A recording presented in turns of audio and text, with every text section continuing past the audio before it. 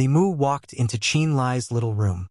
Inside the room, pieces of scrapped spirit tablets were messily placed about. Many spirit tablets had shattered into little pieces. Some were even burnt charcoal black and exuded an unpleasant odor. You? Li Mu grimaced. This place is even dirtier than before you came here. You said you were going to clean the shop for me. So what's this? Qin Lai's face was filled with awkwardness. I was busy, so I didn't manage it properly. It will be better after a while. Li Mu nodded. When one commits all their attention to something, they will not pay attention to other details. Most artificers that are even the slightest bit competent have this exact strange habit you do. Once they begin, they would be fully immersed, miss the other things in life, and be completely unaffected by any other matters. Uncle Li also understands artifact forging? Qin Lai was shocked. Shaking his head, Li Mu continued. No, but I know an artificer. That guy has many bad habits and seems to have an obsession with cleanliness in daily life. He needs to clean everything and bathe many times a day, yet when he starts forging, he would become dirty to a frightening degree. He will not eat or bathe for multiple days and only return to normal once he stops. Then, that senior must be extraordinary. Qin Lai suddenly felt respect. Li Mu smiled but did not confirm or reject the words. You have recently shut yourself in your room to inscribe spirit diagrams, forgetting about food or rest. Your concentration and persistence is no less than that guy's, but this is definitely not the most efficient method. Sometimes, taking breaks appropriately, adjusting your state of mind, and waiting until you are fresh and relaxed before continuing can give you unexpected results. Qin Lai's expression became serious as he said, Uncle Li, please guide me. This isn't guidance. I'm just talking about a habit of my friend in hopes that you can gain a flash of inspiration. Li Mu went silent for a moment and then started once more. My artificer friend, when he encounters a barrier while inscribing spirit diagrams and cannot break through after repeated tries, would put it down completely for a period of time. He looked at Qin Lai and continued. That guy will come out and shout to his heart's content, drink liquor, find a woman to release himself, and completely forget the difficult problem he had. After several days letting go, all his pressure and his exhaustion would be alleviated. His tense nerves would also relax. He would then start again on his artifact and put his full attention back onto the problem he was struggling with. Through this, he would frequently break through the problems he had and find the optimal solution, easily sweeping past his issues. Li Mu smiled slightly and stated, His method is extremely effective. You can try to learn from him and might have unexpected success. Shifting one's attention to temporarily release oneself, completely forgetting anything related to artifact forging. Returning the mind to a normal and peaceful state after releasing all the built-up pressure and then starting over once more. Qin Lai silently thought it over, and his eyes gradually lit up. He felt that Li Mu's guidance was very profound. Thanks, Uncle Li, sincerely thanked Qin Lai. Waving his hand, Li Mu signaled that he did not need to be so polite. He then invited Qin Lai. Come to the courtyard and drink a little wine. A friend will come over soon. You can also accompany me and have a little chit-chat. Great. Qin Lai put down the spirit tablet and walked out with him into the yard. There was a big tree in the middle of the yard with a stone table and some benches beneath it. There were already some side dishes and wine on the table, giving off a fragrant and appetizing scent. Li Mu had Qin Lai to sit down and then raised a wine bowl at him, saying, Come, let's drink and talk. Don't we need to wait for him? Qin Lai asked, surprised. No need. Li Mu smiled faintly and drank a bowl first. He then breathed out the scent of wine in pleasure, saying, Don't be polite, come, drink. This wine is very good. Qin Lai obeyed and gulped some down. With that, he started to cough loudly, his face flushing red. He had never drank such strong wine before. When the gulp of liquid reached his throat, it was like a fiery burning ball of fire sliding down. The next sensation was from his stomach, and it was like molten metal flowing inside him. It was so scorching that he almost cried out. Cough, cough, cough, cough. This wine is so strong. Qianlai's body was burning, his stomach feeling a scorching pain, and his face became as red as blood. It's like this when drinking for the first time. It will be fine when you get used to it. Li Mu snickered. If you can't bear it, you can dilute it with a bit of water. When your stomach gets used to it, you can take small, slow sips. Then, let's dilute it with water. Qianlai was not stubborn and instantly surrendered, turning to find water. After a while, he came back with a big jug of water. Li Mu was shocked still, then smiled at him, but didn't say anything. Qianlai held up the big jug of water and was preparing to dilute his drink when his gaze suddenly filled with astonishment, which made him pause in place. The burning pain in his abdomen had stopped, and a warm and pleasurable feeling gradually spread throughout his body. That thick and strong scent of wine also spread through his esophagus like air and made him savor its indescribable beauty. This feeling when drinking wine, he had never experienced it before. A dizzy and half-intoxicated feeling was a pleasure to him. Good wine. After pausing for a while, he burped and put down the jug of water. His face red, he picked up the bowl of wine again and took a little sip. He instantly closed his eyes, silently feeling the spiciness of the wine entering his throat, the burning heat in his stomach, and savored it. An intoxicated feeling showed on his face. Li Mu showed slight shock and reminded Qianlai with good intentions, "This wine is a bit strong. Your body might not be able to bear it when drinking for the first time. You better add a bit of water so it won't harm your body." "No problem. It's all right. I can still tolerate it," Qianlai said with a dazed drunkenness. It was only just 2 little sips, and he was already slightly drunk. He had gotten intoxicated much faster, and it was much stronger compared to when he drank 10 bowls of liquor back at Lingtown. "Then I won't say any more. You take note of your condition and stay within your limits." Li Mu looked deeply at him, smiled slightly, and said while nodding, "Little ice is coming." Just as Qianlai was astounded, a big wolf dog that was completely snow-white came in from outside. This big wolf dog was about 1 meter long. Its fur as glossy as silk and its eyes almost human-like, flashing with intelligence. When it came over, it headed straight for the other bench and sat on it like a human, its paw grabbing the wine bowl and poured itself a bowl. It quickly finished a big bowl of the strong wine, and its eyes showed great pleasure as it burped. Qianlai looked at the big wolf dog at that suddenly appeared in shock.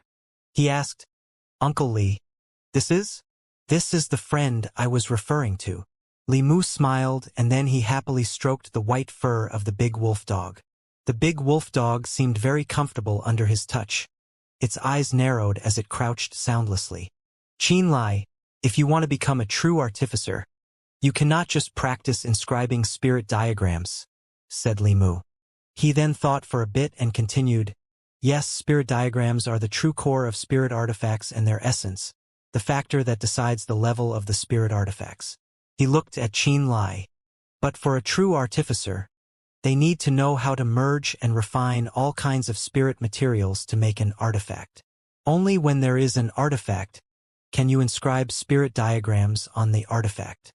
What you are practicing now is the last step of the artifact forging process.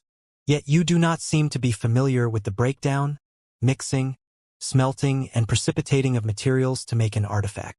"It is just as you said," bitterly replied Qianlai with an honest face. "I'm just dabbling, not a true artificer. I do not have anyone teaching me how to smelt materials to make artifacts. I only know a few spirit diagrams, so I can only start from there." "So that's how it is." Li Mu made a sound and then said, "You should go to Nebula Pavilion and ask to be Yao Tai's assistant. Yao Tai is an artificer of Nebula Pavilion. His skill in spirit diagrams is very normal, but he has some skill in combining materials and smelting them to become artifacts. You can go and learn from him." Qianlai's expression changed slightly. He thought carefully and then asked, "Artificers only pass on their knowledge of artifact forging to their disciples and even occasionally conceals it from them. That Yao Tai, will he teach me? Will he teach me how to smelt materials into artifacts?" Haha, what artificers protect with their life is just the core spirit diagrams. Most of the time, they would not be very careful with the art of smelting. This part only requires observation and experimentation. It does not need a lot of guidance to be gradually mastered. Each artificer's true core secrets are the spirit diagrams that they inscribe. That is what they would not easily divulge, even to their disciples. Li Mu looked at him with a smile. And for this part, you don't need to learn from him, right? Would he be willing to accept me? Qin Lai's eyes grew bright. He had been convinced by Li Mu. Most artificers are very proud, eccentric, and hard to relate to. Furthermore, there are many competing to be assistants. I don't know if that Yao Tai is willing to accept me. You will know when you try.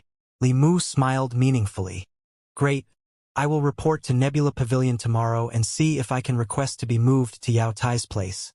Qin Lai said firmly in his drunken stupor. Qin Lai, the world outside is very big and you are just starting out. Youth is really good. Li Mu sighed emotionally. Uncle Li, do you know about the outside world? Can you recount your experiences to me? Qin Lai's thought wandered away. I roamed around when I was young, went to some places, encountered some people, knew of some matters. Li Mu nodded. He took another swallow, his eyes slightly red as he continued in a low voice. Just speaking of this continent under our feet called Scarlet Tide. It has at least 100 limestone rank forces like Nebula Pavilion and Shattered Ice Manor. Forces similar to Dark Azura Hall and Seven Fiends Valley that are Black Iron ranked forces. There are more than 10. And above that, there are only 2 copper ranked forces. These 2 copper ranked forces have dominated the Scarlet Tide continent for centuries and have taken over the best cultivation resources. Not only that, they possess the best quality mines, they rule the multiple Black Iron ranked forces like Dark Azura Hall and Seven Fiends Valley, and they control all the beings on this continent, able to decide whether low-ranking martial practitioners live or die. Li Mu paused, looked deeply at Qin Lai, and then faintly smiled. In Spirit Realm, there are many continents like Scarlet Tide. On the Scarlet Tide continent, those at the highest rank are only at the copper rank, but on other continents, there are silver-ranked forces and even gold-ranked forces. Those continents are even vaster than Scarlet Tide, more prosperous, and even possess wonders you cannot even dream of or imagine. Qin Lai's blood surged while he listened as though he saw a vast picture, his mind floating to the other beautiful continents. Uncle Li, since you know this much, then shouldn't you have traveled to many places? Qin Lai inquired in admiration. Yes, I went to many places, roamed and stumbled for half of my life. But in the end, I still sigh. Li Mu's face was lonely. He did not finish speaking and sighed. He gulped down the strong wine in the bowl and seemed to be in reminiscence. The next day, at dawn, after Qin Lai woke up, he discovered that he was lying in that little room with spirit tablets piled up everywhere. He didn't remember when he got knocked out cold and only faintly remembered that Li Mu had said many interesting things about the outside world. He didn't seem to have drank much either, yet he was thoroughly drunk. Li's shop was very quiet. There were no clamorous noises around the perimeter. After he washed up and took a stroll in the courtyard, he found that Li Mu and that big wolf dog named Little Ice were both gone, unbeknownst to him where they went. Incredibly, even though he drank to the point of being dead drunk, he unexpectedly did not feel his head pounding away ready to burst open at any moment this morning. On the contrary, he felt extremely clear-headed, and his eyes were also glowing with health and vigor. Scarlet Tide Continent, the boundlessly vast spirit realm, the numerous valiant powers, the super-powerful continents who proudly stands. In the little courtyard, Qin Lai stood below a tree and recalled Li Mu's words from last night as his thoughts wandered. So the level of existences such as the Dark Azura Hall and Seven Fiends Valley aren't the absolute strongest powers either. They also needed to adhere to the other 2 copper-ranked powers. He felt his own minusculity. Everything will have to begin from here. Looking in the direction of Nebula Pavilion, Qin Lai uttered a low roar, the expression in his eyes resolute and firm. Soon after, he exited Li's shop, heeding Li Mu's suggestion, and went towards Nebula Pavilion in the southern part of the city over 2 hours later. He arrived at Nebula Pavilion and explained the situation to the guardhouse in front of the gate, saying that he was Qin Lai and had come to Nebula Pavilion to check in. Please wait for a moment. I will go inform young Master Kongji. He has instructed us to let him know if you came, respectfully spoke a guard. Qin Lai nodded. The gate guard hurriedly left. Soon enough, little fatty Kongji as well as Han Feng arrived together and happily laughed the moment he saw Qin Lai. Damn guy, you are finally willing to come report in at Nebula Pavilion. I really can't figure you out. What were you doing at Li's shop? That's only a spirit material shop. What can it give you? Qin Lai, I'll take you to my father, cordially said Han Feng. All right. Side by side, Qin Lai and the two entered Nebula Pavilion. Tall and lofty complexes of stone buildings towered within Nebula Pavilion. There were martial practitioners entering and exiting from many of the stone buildings.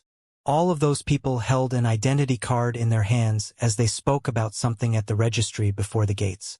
Look, that is the training ground. There are many rooms inside.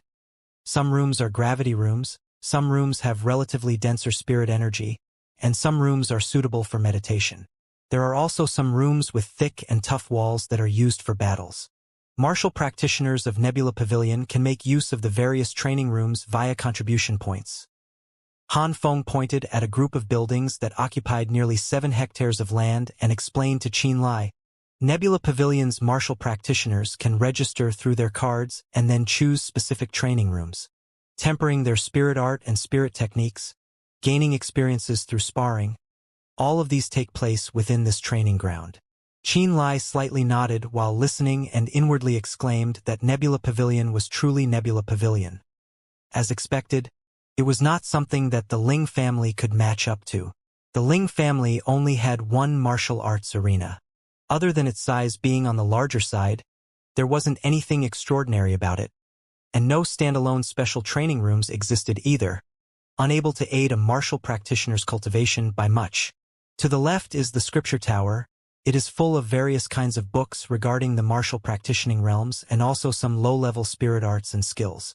To the many who have recently entered the martial way, they will be able to obtain a rough understanding about cultivation through the books inside. MN. Respective scriptures with detailed explanations regarding the partitioning of realms, as well as the level of spirit artifacts, spirit stones, and spirit arts can all be found there.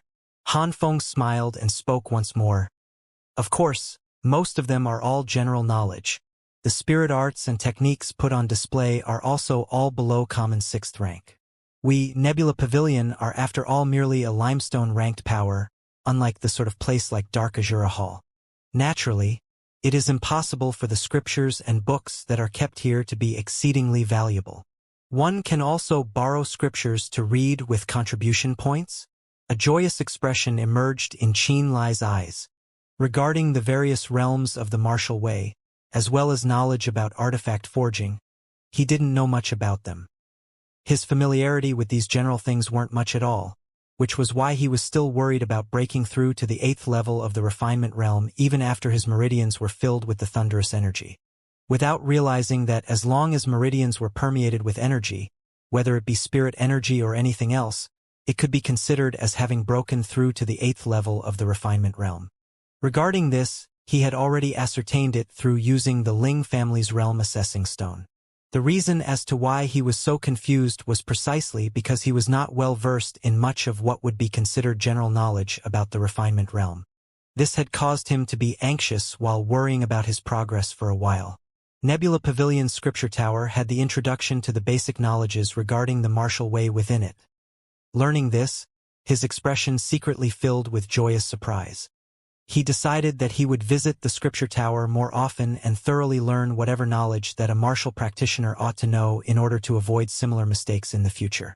Of course, all texts in the scripture tower can be borrowed using contribution points. Han Feng affirmed that first and then added on.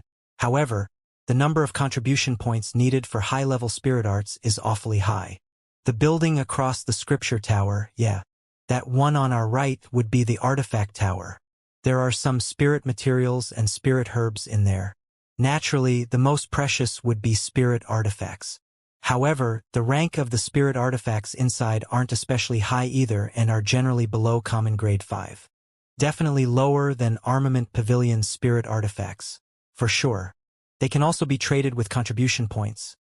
Along the way, Kangji and Han Feng explained things about Nebula Pavilion in detail, putting emphasis on the training ground, scripture tower, armament tower, and such places where martial practitioners would often visit, giving Qin Lai a very direct understanding of Nebula Pavilion.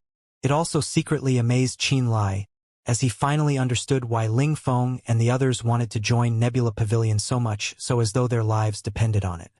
As long as they became one of Nebula Pavilion's members, those training grounds, scripture tower, and armament tower could all be used whenever they wanted through the means of contribution points, benefiting from Nebula Pavilion's resources and strengthening their cultivation realm. This was clearly much, much better than staying in Lingtown to cultivate. The three chatted as Qin Lai was given a tour, and very soon, they arrived at Elder Han Qingrui's place. Han Feng hollered before even entering the door, "Dad, I brought Qin Lai here to register." "Haha. Come in, come in." Han Qingrui smiled. "Uncle Han." Kangji intimately greeted, squinting his little eyes, and then pulled Qin Lai and said, "Qin Lai, call Uncle Han." "Uncle Han," Qin Lai spoke. Han Qingrui nodded with a smile and sized up Qin Lai with a glance as he said with gentle laughter, "Not bad, young man. Machem, not bad at all. Even though you've just arrived at Nebula Pavilion, this Uncle Han has revered your distinguished name for a long time." "Uncle Han flatters me," Qin Lai said humbly. "I had already finished setting up your identity card a long time ago. Here, take this." Han Qingrui handed over a greenish-brown iron plate. The front side of the plate had the insignia of a nebula, while the back was inscribed with Qin Lai's name. At first, Ling Lai was inscribed on it, but then we found that you, brat, had used an alias, even wasting an extra plate for us. You damn chump. To even conceal your name to us back then. How surly. Kangji snorted. "This is the Nebula token." Qin Lai smiled and took another plate out, handing it over to Han Qingrui. The Nebula token was specially made for 2MO and 2Z by Nebula Pavilion's 2 Xixiang. It was a symbol of status and also a voucher to enter Nebula Pavilion. It was just that he no longer needed the Nebula token anymore. Moreover, this token was also extremely important to 2Z. Thus, he took it out. Han Qingrui nodded, took the Nebula token, and then pondered for a bit and said, "Qin Lai, normally speaking, members who have just joined Nebula Pavilion can all choose to follow an elder and decide the general direction of their future based on that. Of the 5 elders of Nebula Pavilion, I am responsible for the management within the pavilion, the distribution of missions, and levying vassal powers tributes. There is also the arranging of spirit materials and enumerating the contribution points of members. Xianxia, or Elder Yi, is responsible for discipline. Within the pavilion, regardless of who it is that interferes with Nebula Pavilion's interests or disobeys Nebula Pavilion's rules, will all be subjected to punishment by Xianxia. Elder Du Haitian is usually in charge of external matters, such as the gathering of spirit materials, capturing of spirit beasts, and assisting Nebula Pavilion in search for new ores and mines. Elder Chu Yen and Elder Wei Xing are mainly in charge of external battles, stifling shattered ice manor, and infiltration of other powers. Han Qingrui looked at him and explained, "Us 5 elders are responsible for our own duties and are respectively in charge of different affairs. Of them, my affairs are relatively safe and relaxed, so normally there wouldn't be any injuries or deaths. Naturally, gaining large amounts of contribution points will also be relatively difficult. Elder Xianxia isn't too different from me either. The casualties are relatively few. There is not usually a need for manpower to be replenished, and contribution points aren't easy to come by either." Pausing for a bit, he once again spoke.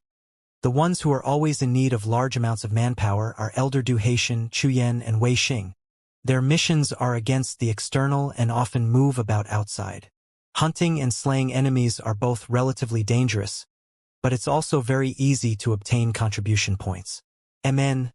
Newcomers to the pavilion can freely choose to hold a position under the wings of any of the 5 elders. Have you made a decision before arriving?" Qin Lai blankly stared for a bit. Through Han Qingrui's explanations, he once again gained a new understanding about Nebula Pavilion. He muttered in his heart that this truly is Nebula Pavilion. The rules are clear-cut, and every single elder takes charge of their duties and is responsible for different affairs. so that Nebula Pavilion is managed in a neat and tidy fashion. This is what a power ought to be like. Qinlai, you definitely can't choose Du Haitian or Wei Xing. Du Haitian has grievances with the Ling family, while Wei Xing is also Lu Yuntao's underling alongside Du Haitian. Neither of them are in the same camp as my father. The eyes of little fatty Kong Ji flickered with a glint at this time as he said, "My dad is in the same camp as Uncle Han and Chu Peng's father, Uncle Chu." Last night, Li Mu had also roughly talked about Nebula Pavilion's state of affairs. Li Mu told him that Tu Zhe's elder brother, Tu Mo, was currently at the late stage of the natal opening realm, reportedly having almost crossed into the manifestation realm. Tu Mo had also both openly declared and hinted that once he breaks through to the manifestation realm, he will go to Dark Azura Hall to seek his father Tu Shixiang. Tu Mo and Tu Zhe's parents were both currently at Dark Azura Hall. Furthermore, Tu Shixiang was a commander of Dark Azura Hall. Tu Mo's transition would be easy and clearly planned out. As for Tu Zhe, his realm was still too low and tentatively insufficient to manage Nebula Pavilion. He will follow his father's wishes, which was for him stay in Nebula Pavilion and continue to improve himself. Only after he reaches a sufficiently high realm would it be possible for him to assume control of Nebula Pavilion.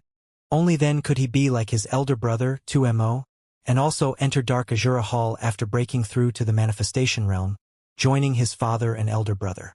Once Tu Mo leaves, the empty position of Nebula Pavilion's Pavilion Master must be filled by one of the two Vice Pavilion Masters, either Kong Hui or Lu Yuntao. Kong Hui was Kong Ji's father and was very good friends with Chu Peng's father, Chu Yan, as well as Han Feng's father, Han Qingrui.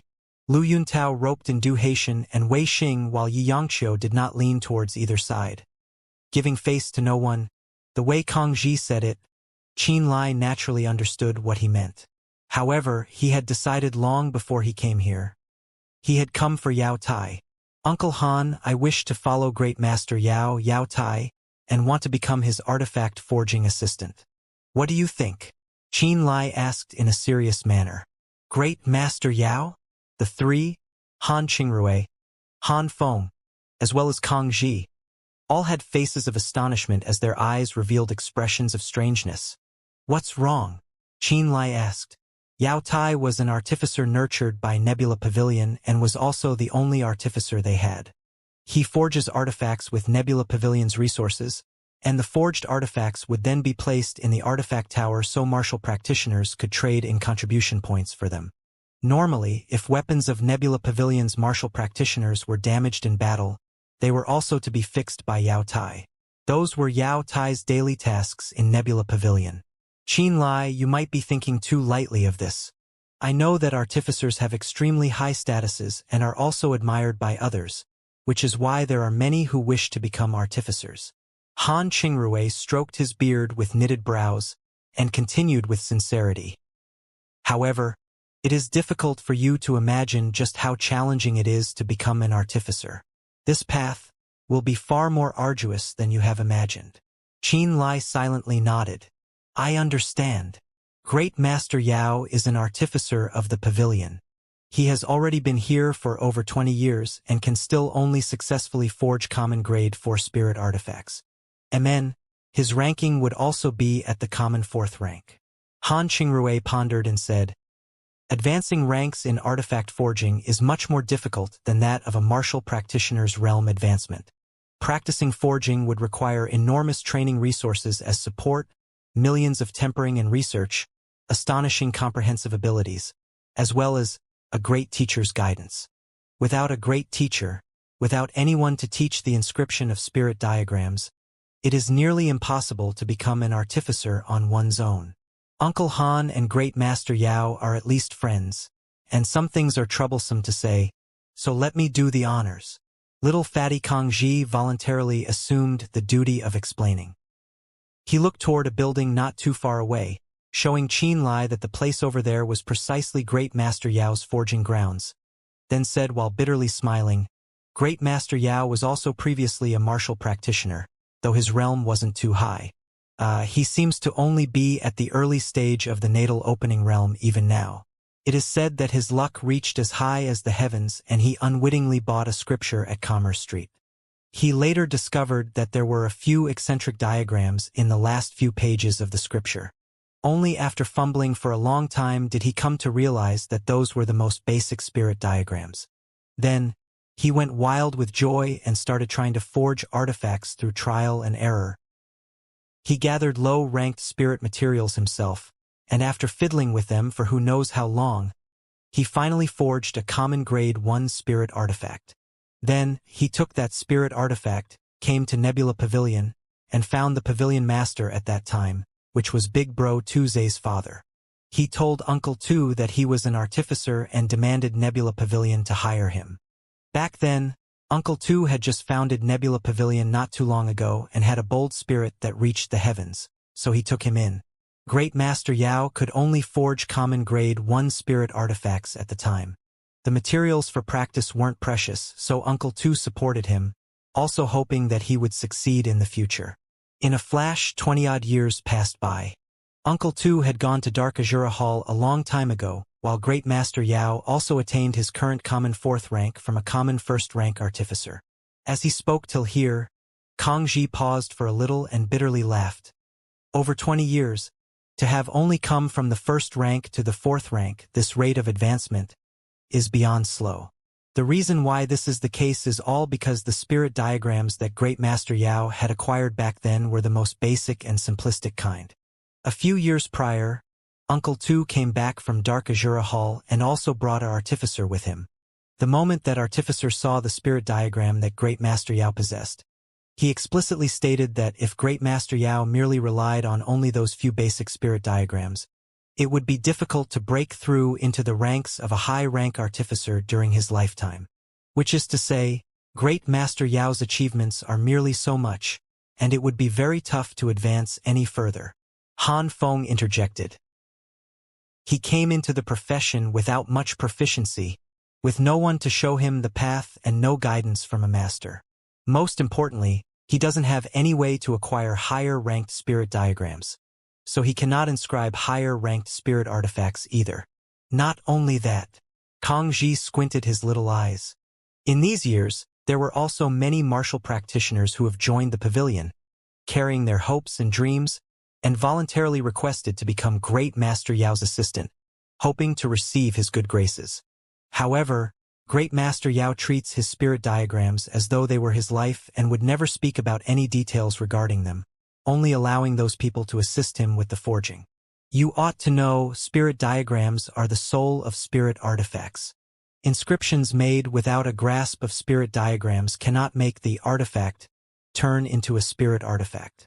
This was also why when those people, who had come for Great Master Yao, realized that he had not taught them anything about spirit diagram inscription after a few years had passed, they all left his side while cursing him in rage.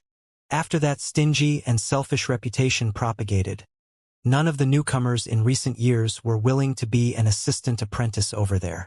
Nowadays, he is doing all the artifact forging entirely by himself.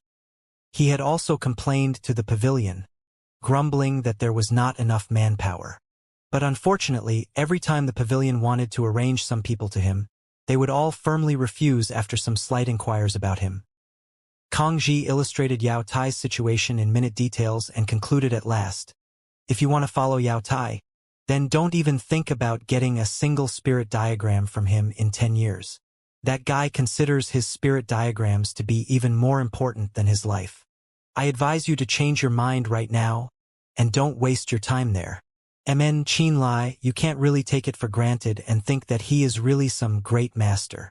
That guy, even though he isn't very capable, if he was willing to impart spirit diagrams to others, there'd still be many who would be willing to learn from him. Unfortunately, he blankets those spirit diagrams so tightly that no one could attain anything. Who would still be so foolish to help him work? Han Feng too offered his opinion. Through Kang Ji and Han Feng's explanations, Qin Lai roughly understood what kind of person Yao Tai was. However, the reason why he applied to be assigned to Yao Tai's side just happened to not be for spirit diagrams. Uncle Han, please arrange me under Yao Tai. I wish to become his assistant. Under the three shocked and confused gazes, Qin Lai said, I'm not going there for his spirit diagrams, and I won't stay over there for too long either, about a year or so at most. Trust me, I am not a fool. I have my own plans and reasons for this, so there's no need for you to dissuade me any longer. The moment he said that, the three all became puzzled as they looked at each other's faces, wondering what goal he could possibly have. They had explained Yao Tai's situation very clearly and thoroughly without any covering up. But since Qin Lai still insisted, there was nothing they could do either. All right, I'll arrange it for you. Han Qingrui nodded at last. Holding a writing brush with his head lowered, he very quickly wrote an introduction letter on the paper, explaining Qin Lai's identity and status. He stamped it and then passed it to Qin Lai. Take this letter and just go directly report to Yao Tai over there. Amen. Before that, let Han Feng take you to the warehouse, pick up your garments, and arrange your lodgings. Uncle Han, is it already possible for me to go train in the cultivation rooms and borrow books to read from the scripture tower now? Naturally, you still have 1,000 contribution points that can be used. As long as you have contribution points on you, you can take advantage of any facility within the pavilion, Han Qingrui said as a matter of fact. Inwardly rejoiced, Qin Lai thanked him. Then, under the lead of Han Feng and Kang Ji, he fetched 4 sets of martial practitioner uniforms specially made by Nebula Pavilion and was even assigned to a small house. Through Han Feng and Kang Ji's connections, the location of that house was quiet and peaceful, the facilities inside were complete as well, and it was even near Zhuoqian's pavilion. Zhuoqian isn't our Nebula Pavilion's personnel. She was born in Dark Azura Hall, and her father was also a commander like Uncle Tu. Her father's ideology was similar to Uncle Tu's as they both thought that juniors ought to be grinded and sharpened from powers at a lower level, letting the junior generations feel the rigidity in different levels of powers. Through their own efforts and struggles they will advance without being entirely reliant on their parents' generation. So, she was sent to our Nebula Pavilion at a young age. High hopes were also placed on her by her parents, hoping that she would mature independently through the experiences in a lower-leveled power. Amen, she is the same as Big Brother 2 and have also broken through to the natal opening realm. Currently, she is stabilizing her realm and ought to come out soon enough. Kang Ji took Qin Lai to that little house and explained as he pointed at a 3-story pavilion beside the rock garden and bamboo forest. That pavilion was very elegantly constructed. There were many designs of spirit beasts on the wall, appearing secluded in good taste amidst the rock gardens and bamboo forest. This little flat of Qin Lai's had 3 rooms, and rubbing off the good fortunes of Zhuoqian, the surrounding environment was pretty good and also exceptionally quiet, very suitable for quietly cultivating. Usually Han Feng, Chu Peng, and I will be in the pavilion and we only go out at night to play around. If you need any help, you can come and seek us out. Oh, right. Let's go take a stroll tonight. We'll hold a welcoming reception for you. Kang Ji's eyes brightened as his chubby face revealed a hint of ambiguity. I'll take you to a good place. Qin Lai was astounded. Let's pass on that today. I'm also tired after walking for an entire day, and in a little while I will go to borrow a few books to read at the scripture tower. My understanding of the martial ways basics is much too lacking, so I need to properly cram for a bit. Tomorrow I still need to go report at Great Master Yao's place. I don't have time, man. Maybe another day. Another day. Alright then, after Big Brother 2 comes out, we are gonna go there and play together. That's settled. Okay? You can't keep shrinking down when that time comes. Kang Ji said as he pretended to be angry. All right. Qin Lai agreed for the lack of a better option. Shortly, Kang Ji and Han Feng said their goodbyes and left while he alone proceeded in the direction of Scripture Tower by himself. Isn't that the Ling Town's brat? On the way, a cold voice suddenly came through. A martial practitioner around 30 years old looked at Qin Lai with creased brows. Qin Lai turned around and gave him a glance, and he found that a group of people had walked out from the armament tower to the side. These people were all subordinates of Du Haitian. They had gone to Ling Town with Du Haitian before and pressed the Ling family to the brink of total destruction. In the end, however, because he displayed the Nebula token, those people had to retreat from Ling Town in defeat with their heads drooping and faces ashen. That kid was engaged to the Ling family's first miss. But too bad the marriage promise was broken. One of them mocked with a cold face. The Ling family has really grappled onto some high-hanging fruit. Those two girls reached the heavens with a single leap and were directly chosen by Seven Fiends Valley's Granny Jiao as disciples. How can that Ling Xianxia allow such a kid affect his daughter's future prospects? Right, if I were Ling Xianxia, I would also have immediately rescinded the engagement. Continued someone else. The Scripture Tower and Armament Tower were situated across from each other. Around this area, there were many martial practitioners who come and go. Hearing the ridicule those few spouted, many others stopped and revealed expressions of interest, and even inquired further to ask about just what were the circumstances.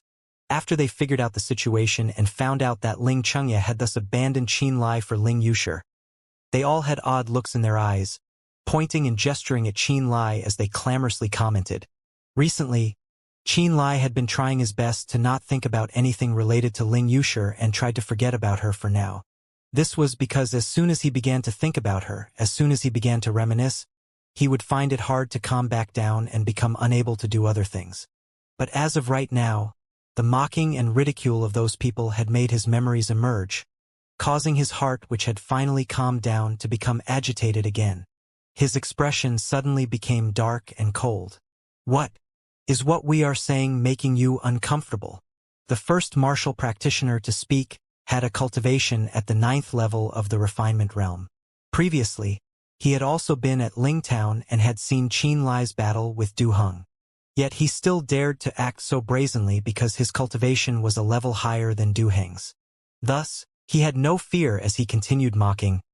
Nebula Pavilion doesn't restrict people from having personal duels. As long as no one dies or becomes severely crippled, the pavilion generally doesn't care.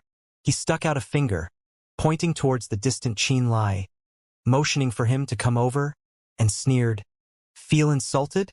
Then come make a move." Boom! As soon as his remark was made, the sound of thunder rumbling immediately emanated over from within Qin Lai's body. In a moment, Qin Lai, who had seemed so weak, delicate, and skinny, seemed to have become another person. A violent, intent surged out of his eyes as strand after strand of fine, blue electric current wrapped around his arm like a fine rope. Under the surprised gazes of all of the spectators, Qin Lai suddenly launched an explosive attack.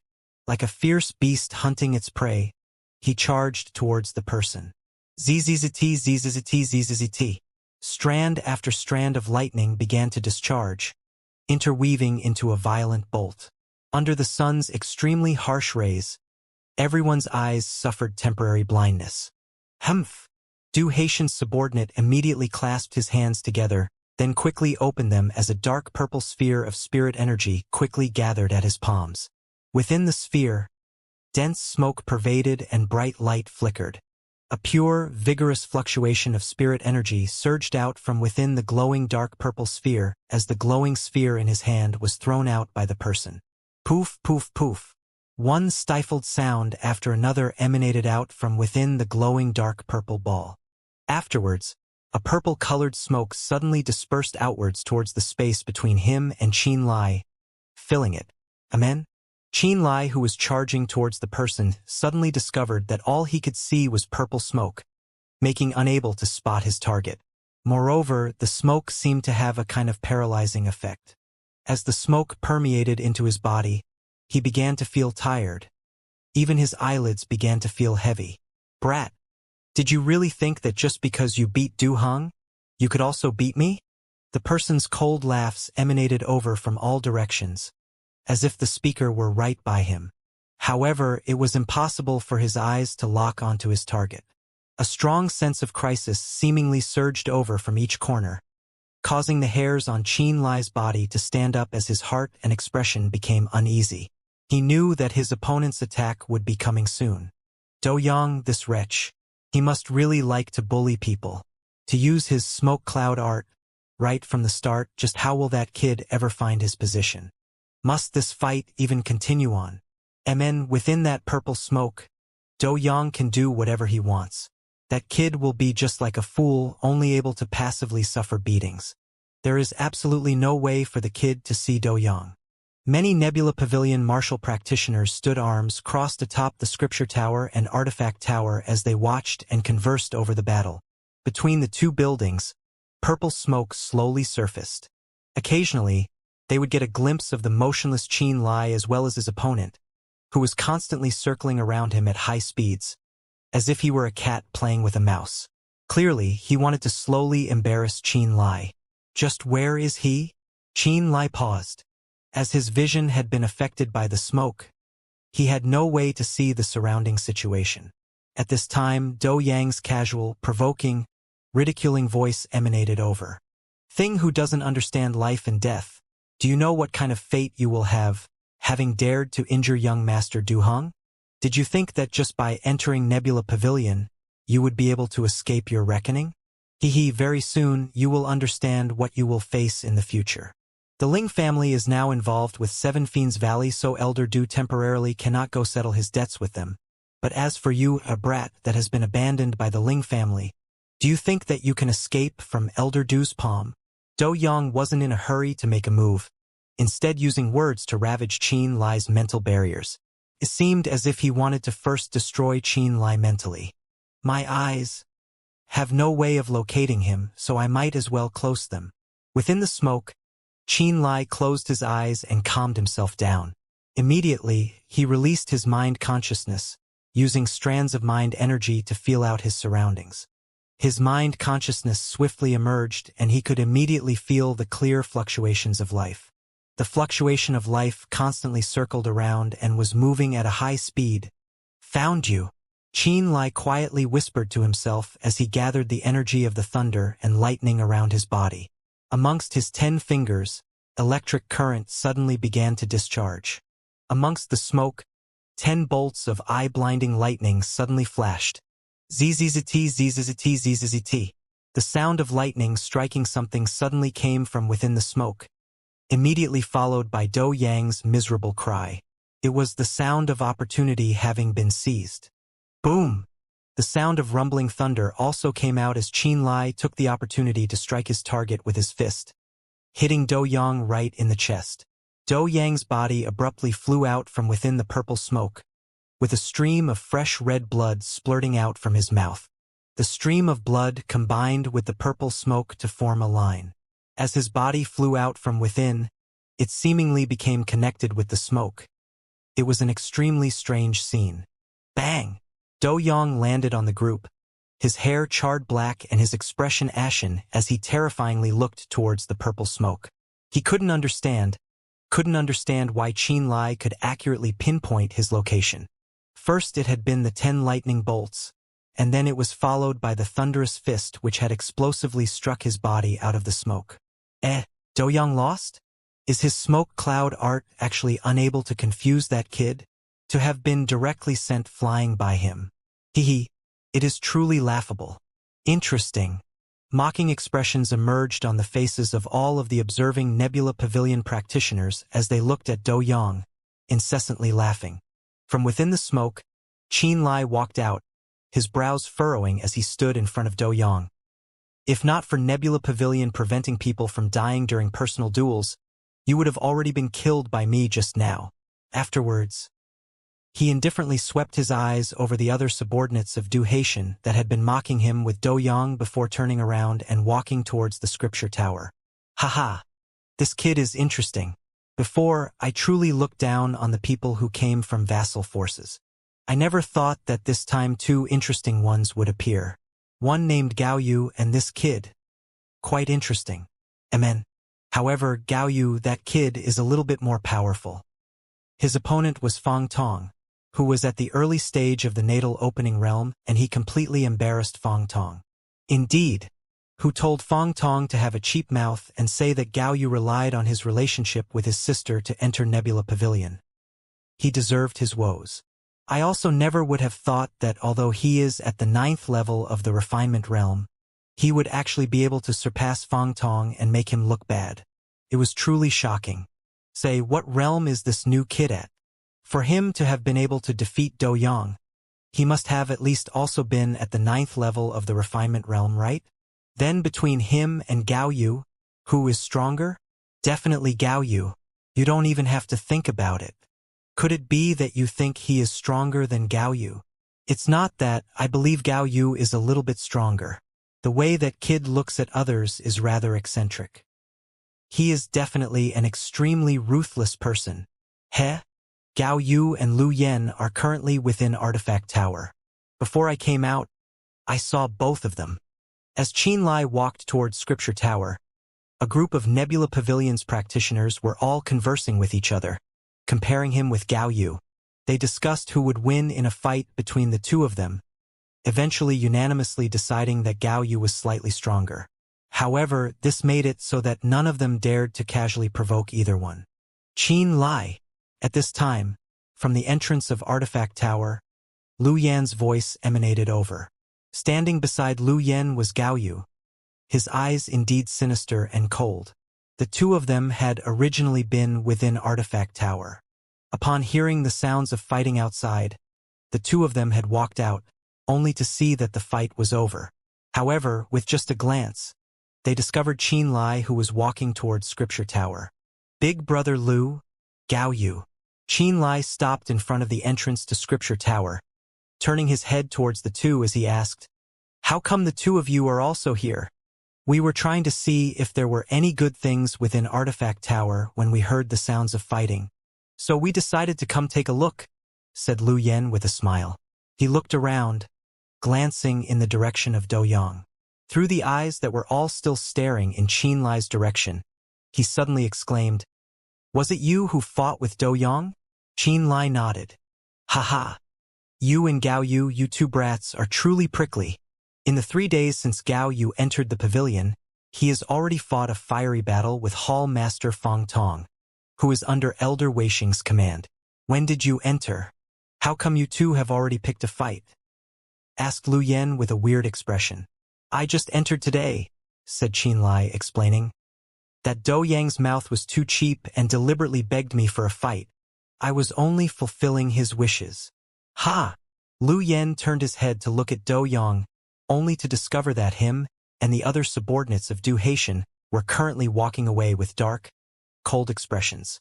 "You and Gao Yu are truly of the same caliber, causing trouble as soon as you arrive. Compared with others who came here with their own power, you two are a little bit too conspicuous. Some people's mouths are just too smelly and it causes my skin to itch unbearably. If I don't teach them a lesson, I will feel uncomfortable," said Gao Yu with a cold expression, his eyes dark. What Qin Lai did was right.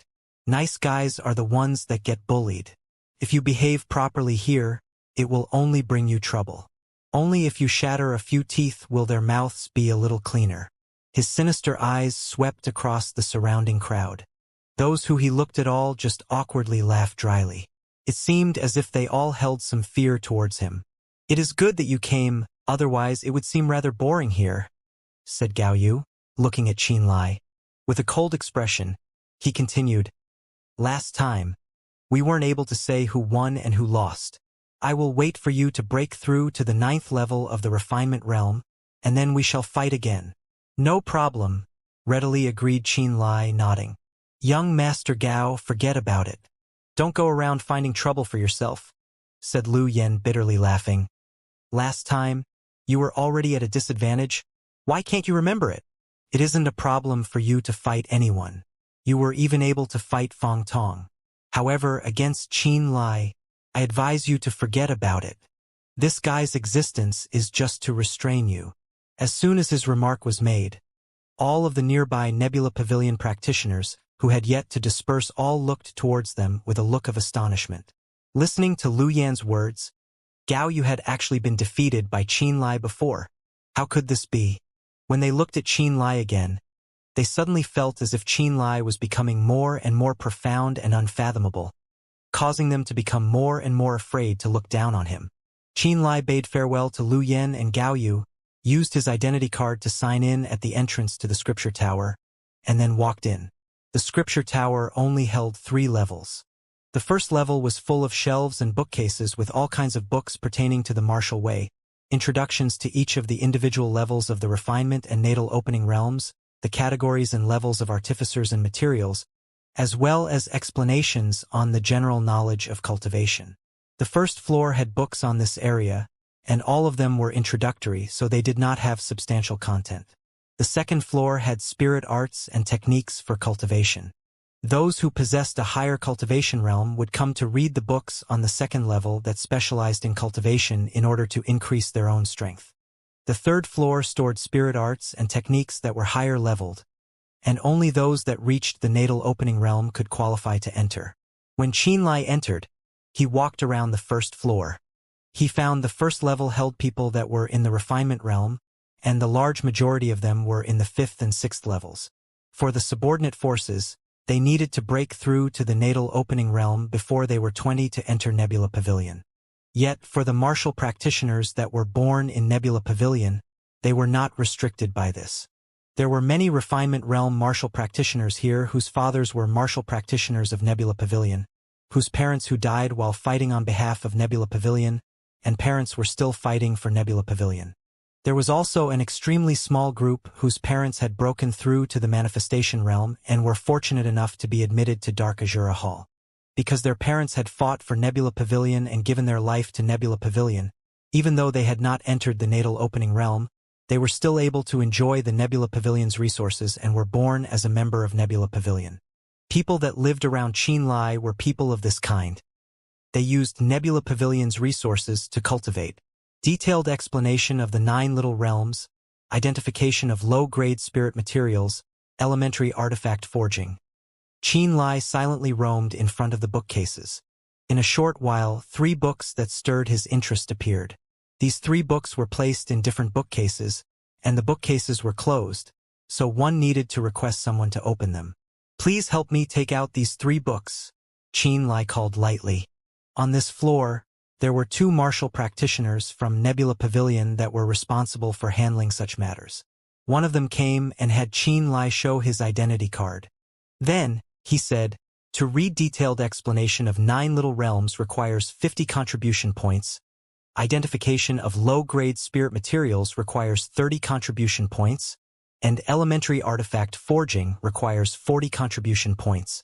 In total, that will be 120 contribution points. And then you can borrow them for 1 month. If you cannot return them in time, there will be an increase in contribution points. Do you have any questions?" 3 books, requiring 120 contribution points in total, caused Qianlai to be slightly shocked. He had not expected that the 3 books on common knowledge in the martial realms would require so many contribution points. He silently rejoiced that he hadn't used all his contribution points back when he was in Ling Town. Otherwise, he would be stuck now. "Amen, then these 3 first." Qianlai handed over the identity card. That person helped him deduct it and then took out a key to open the bookcases, retrieving and passing on the books Qianlai wanted to him. He then said, "If the books are damaged or lost, you will need to compensate 10 times the cost to borrow them. Remember this." "Amen, I understand." Taking the 3 books, he looked in the direction of the Scripture Tower's 2nd floor, decided against going up and left the Scripture Tower. 3 very ordinary books on the 1st level had taken 120 contribution points. One could imagine the fee for renting valuable spirit arts and techniques on the upper levels would require many times the number of contribution points the books on the 1st level required. It was something he temporarily could not fund, so he did not need to waste his time. It was evening by the time he came out with the 3 books. He went straight to the little room that Han Feng had arranged for him. Detailed explanation of the 9 little realms. Inside the room, he picked up the first book and started to read. This book only introduced the situation of the 9 little realms in the refinement realm. It stated the tricks to breaking through to the 7th, 8th, and 9th levels, including what kind of state of the body would need to be in order to reach its corresponding realm. In accordance with what he knew, the 7th level was only satisfactory when spirit energy could be channeled externally. The 8th level was where the acupuncture points could be filled with spirit energy and where energy could be released through them. As for the 9th level, the spirit sea in the Dantian had to form a whirlpool. When the whirlpool formed, that was the sign of the breakthrough. Of the 9 levels of the refinement realm, the first 6 were the accumulation of spirit energy, the refinement of the body. The 7th level was the beginning of the difficulty, and the breakthrough to each level had a very precise method. This detailed explanation of the 9 little realms explained the 9 levels of the refinement realm in detail. The 8th level only needed the acupuncture points to be filled with energy. A breakthrough would be true no matter what kind of energy it was. This point was said explicitly. If he had read this book a long time ago, the difficult problems that he had struggled with when breaking through to the 8th level would have been solved much earlier. 9th level, need to form a whirlpool. The whirlpool would appear in the spirit sea of the Dantian and can gradually purify spirit energy. Qianlai pondered and gradually felt a direction to train in. It seems that I need to put some time into cultivation and try to form a whirlpool. The 9th level is a threshold that I need to cross as soon as possible. He did not continue to read the 2 books on spirit materials and artifacts and instead concentrated on forming the whirlpool of the 9th level. He gave in-depth thought to it and then started to put it into practice. Concentrating and calming his mind, he closed his eyes and channeled spirit energy. He used his mind to detect and look at the spirit sea in the Dantian. He could feel the field of spirit energy in the spirit sea. The spirit energy was like a sea that covered everything. He tried to manipulate it to form a whirlpool.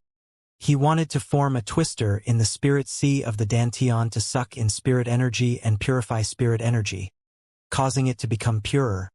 His mind focused, and his consciousness floated in the vast spirit sea in the Dantian like a slight gust of wind. The slight wind blew the spirit energy, and the spirit energy moved like the wind. It spun as it gusted and gathered more around it. His soul easily entered the spirit sea of the Dantian and seemed to see a field of white clouds. That was a cloud sea made from spirit energy. In here, the spirit energy he gathered were also clouds. It needed to form a hurricane that twisted the spirit clouds together and spin according to his thoughts to form a whirlpool. Yet, while the spirit energy that turned to clouds was condensed together and was also spinning, its spirit energy gradually dissipated in its revolutions. The clouds formed from spirit energy dissipated as though they were diluted by water and could not be gathered for long periods of time. This way, it naturally was impossible to form the whirlpool, and since he could not create a whirlpool in the spirit sea, he could not purify spirit energy. A long while later, Qianlai woke up, tired. It was deep in the night. The silver moon hung high in the sky outside. It's natural that I cannot succeed in one try. I have to work at it slowly. Amen, at least I found the direction I needed through detailed explanation of 9 little realms and know what to work towards. Qianlai said to himself, but the spirit energy in the spirit sea of the Dantian is extremely thick. This means that inscribing spirit diagrams also increases mind energy and spirit energy. In this period of time, his attention had been placed on inscribing spirit diagrams. From the spirit gathering diagram to the amplification diagram, he did not slack off one bit. Inscribing the spirit diagrams consumed great amounts of mind energy and spirit energy. He would only stop practicing when he used up his spirit energy and mind energy. Then, he would proceed to use spirit pills to slowly recover. When his Dantian was full again, he noticed that the spirit energy had grown. Practicing to inscribe spirit diagrams can increase mind energy and spirit energy, but cannot directly help me to break through a level. It seems that I need to rationally divide my time between martial practice and artifact forging. I need to find an equilibrium so the two can complement each other to allow me to improve quickly in both areas. His eyes were bright and had a new insight into progressing in realm and artifact forging. This night, he continued to work on forming a whirlpool in the Dantian Spirit Sea, and only napped a little while when the sun was about to up.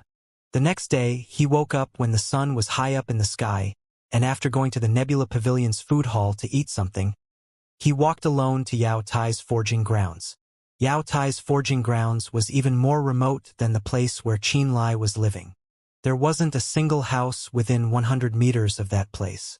The reason was that Yao Tai had caused a few accidents in the past when forging and created large explosions, so he was ordered to move to such a place to prevent him from wounding the martial practitioners that were cultivating nearby. In front of the stone hall were 2 great copper cauldrons made from limestone.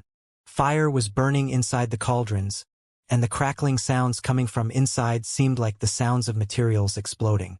Inside the hall came the sound of cursing, as though someone was speaking to themselves and venting their anger to the heavens. Qin Lai stilled at the door and shouted, "Great Master Yao, I am Qin Lai and have come to report to you today to be your assistant." Assistant? The person inside the hall stopped cursing and greeted. "The door isn't closed. Come in." Qin Lai stepped into the hall.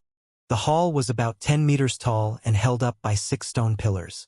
The interior of the hall was vast, and the walls were lined with large stone cabinets. The cabinets were filled with all kinds of materials, stones of different colors, unnameable wood, many beast bones, special ores, strange scales, the teeth, claws and furs of spirit beasts, and so on. A large crimson smelting furnace was in the middle of the hall. Scarlet-red fire crystals had been placed under the furnace. A middle-aged man that was slightly plump stood next to the large smelting furnace. His clothes were dirty and his hair like a bird's nest as he looked at Qin Lai. "What benefits did they give you?" 3 years, I've asked many times in the past over the last 3 years, but they didn't arrange a single person for me. "What did they promise you?" "I requested to come." Qin Lai was shocked. "I admire Great Master, so I asked to specifically become your assistant. I wasn't promised any benefits." "Really?" Yao Tai narrowed his eyes and examined Qin Lai. He nodded and said, "No matter what goal you came with, no matter if you are dumb or if you were promised benefits, since you have come, you have to listen to my orders. What I tell you to do, you will do, understand?" "Understood," Qin Lai had prepared and said with a nod and smile. "Understand artifact forging?" "Not really." "Then learn from the beginning. Learn to recognize basic spirit materials to prevent yourself from putting in the wrong spirit materials in your duties in the future and wasting all my previous efforts." "I will listen to Great Master about everything." "Amen, your attitude isn't bad." And so, Qin Lai stayed at Nebula Pavilion. During the day, he would learn to recognize all sorts of low-ranked spirit materials and paid attention to the steps taken by Yao Tai to smelt the spirit materials in his hall. At night, he would study the artifact forging books, identification of low-grade spirit materials, and elementary artifact forging to deepen his knowledge and continue in his attempts to form a whirlpool so he could break through to the 9th level of the refinement realm. During this period, he had returned once to Li's shop and found that it was actually closed. The person in question was also nowhere to be found. Li Mu only left behind a letter, informing him that he was going out and would only return after 2 months. "Qin Lai, how many spirit materials have you committed to memory in my artifact forging hall?" Today, Yao Tai, wearing the appearance of a bird nest hair and an unshaven beard, asked. "It's been a month now, and I've told you to remember all the ranks of the spirit materials and categorize them properly. So how is it?" For the past month, Yao Tai was just busy with his own stuff and frowning every day. Most of the time he would leave Qin Lai alone and focus on drawing spirit diagrams. He simply passed Qin Lai a few thick stacks of paper. Written on those papers were countless tiny words densely packed together, describing the in-depth knowledge of all kinds of spirit materials. Dragon Bone Jade, common grade 3 spirit material. Shaped like dragon bones and very solid. When assimilated with an artifact after refinement, it can increase the toughness of said artifact, making it hard to break. Ground crystal, common grade for spirit material. Yellowish-brown in color, able to connect with earth energy, suitable for spirit artifacts that are used to cultivate earth-type powers. Needs to be complemented with a special spirit diagram to function properly.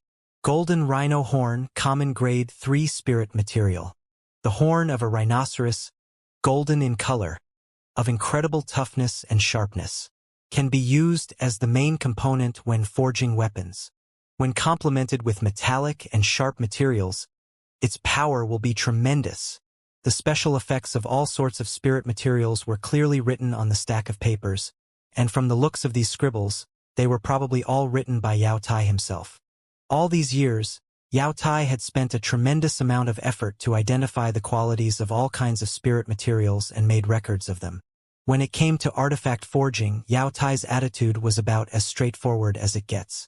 The detailed explanation of the characteristics of spirit materials were all inside those thick stacks of paper. It was the accumulation of over 20 years of his experience. The identification of low-grade spirit materials Qin Lai borrowed from Scripture Tower, had only simple drawings of the spirit materials. It was just enough for people to recognize dragon bone jade, ground crystals, golden rhino horns, and other spirit materials on sight, but there were no detailed explanations or details of their purposes for an artificer. Therefore, this identification of low-grade spirit materials had almost no value in comparison to the thick stacks of paper Yao Tai gave him. I've almost memorized all of them. I should be able to recognize all the spirit materials in the hall and roughly understand their characteristics. Qin Lai put down the last stack of paper in his hands as a sincere smile appeared on his face. It is thanks to your deep love and concern, great master, that I was able to have a real in-depth understanding of these spirit materials. He knew very well that those thick stacks of papers were the accumulation of Yao Tai's 20-odd years of artifact forging experience, and they were invaluable to him. If he were to learn artifact forging without these notes and without a teacher to guide him, then he would have to experiment again and again to confirm the characteristics of each and every spirit material. That was to say that he would have to repeat the years Yao Tai had spent on this path. It's nothing. Yao Tai waved his hands and carelessly said, even if I didn't tell you about their characteristics, if you were to slowly test them out, given a few years you would eventually be able to figure all that out anyway. However, if no one is to teach or guide you on the drawings of spirit diagrams, then it will be nigh impossible to master just with basic understanding and experimentation alone. Spirit diagrams are the true essence and core of artifact forging. An artifact without a spirit diagram can only be called an artifact, and not a spirit artifact. You must understand this. If you want to become a true artificer, the process of smelting an artifact itself is just the foundation. Spirit diagrams are the key. I'm not in a hurry. Qin Lai chuckled. In the first place, he hadn't gone to Yao Tai for spirit diagrams at all. What he wanted to learn was the process of smelting artifacts and not the process of turning an artifact into a spirit artifact. Today, you will continue to memorize all the characteristics of every spirit material. I will be forging artifacts tomorrow, and when that happens, you must bring over any spirit materials that I ask for at first notice. You must also make sure that the measurements are precise, and there cannot be even the slightest error. A distinctively serious look surfaced on Yao Tai's slightly chubby face. No problem. Qin Lai nodded in agreement. He was also looking forward to it on the inside, hoping to witness the process of Yao Tai forging an artifact. Once Yao Tai was finished, he began to frown in ponderment again, as if he was thinking about the details of tomorrow's artifact forging. On the other hand, Qin Lai was walking back and forth between cupboards which held the spirit materials in the hall, memorizing their respective locations so he could prepare for Yao Tai's artifact forging tomorrow. Fatty Yao, can you help take another look at my mirror of thousand illusions again? It's malfunctioning again after you helped me fix it the last time. Did you really fix it then? In the evening, Qin Lai and Yao Tai were busy with their own affairs in the artifact forging hall when, suddenly, they heard a tender shout. Yao Tai was still calculating the precise number of spirit materials he needed to gather for tomorrow. The moment he heard the voice, his chubby face soured, and he muttered quietly, "What an annoying little girl." During this time, there would be some Nebula Pavilion martial practitioners who would look for Yao Tai to repair their broken spirit artifacts. Every single time these visitors would act respectful and be very careful with their words. They were afraid that if they offended Yao Tai, he would break their spirit artifacts. So this really was the first person he knew who would insultingly and openly address Yao Tai as Fatty Yao. Qin Lai himself was inwardly surprised. He wondered who the newcomer was to cause even Yao Tai a headache. Very soon, an unruly 17 to 18-year-old girl, in tight orange clothing, arrived. Her hair was tied in a pair of twin tails, her face was cone-shaped, and her body was shapely and curvaceous. She held a mirror in her hand, and held an accusatory expression as she exclaimed loudly, "Are you capable of fixing this or not? If you really can't, then I'd rather spend some spirit stones to let the artificers at Armament Pavilion fix this. Every time I use it there's always a problem. How troublesome. My great-grand aunt, Lu Ting, would you please give me a break? When you forged that mirror of thousand illusions, There were a few materials that were inherently incompatible with each other, so it's naturally going to malfunction more often than usual. Yao Tai continued with a look of distress. If you're looking to fix it at Armament Pavilion, then just go. Even if I fix it again for you, next time you use it, it will break just as easily, and when that happens, you will just put the blame on me yet again. Lu Ting? Qin Lai's face flickered, and he couldn't help but examine this girl who had walked in closely. So she's Lu Ting. As of late, he interacted quite a bit with Kang Ji, Han Feng, and the others, and he had heard them utter the name Lu Ting several times. Lu Ting was the daughter of the Vice Pavilion Master Lu Yuntao. Her talents were extraordinary, and she was already at the 9th level of the refinement realm, close to breaking through to the natal opening realm. Kang Ji's father, Kang Hui, would often compare him to Lu Ting, and every time he spoke of them, he would complain in an exasperated tone that Kang Ji could not even compare to another's girl. As long as Lu Ting's realm improved, then Kang Hui would lecture Kang Ji, claiming that he had embarrassed him.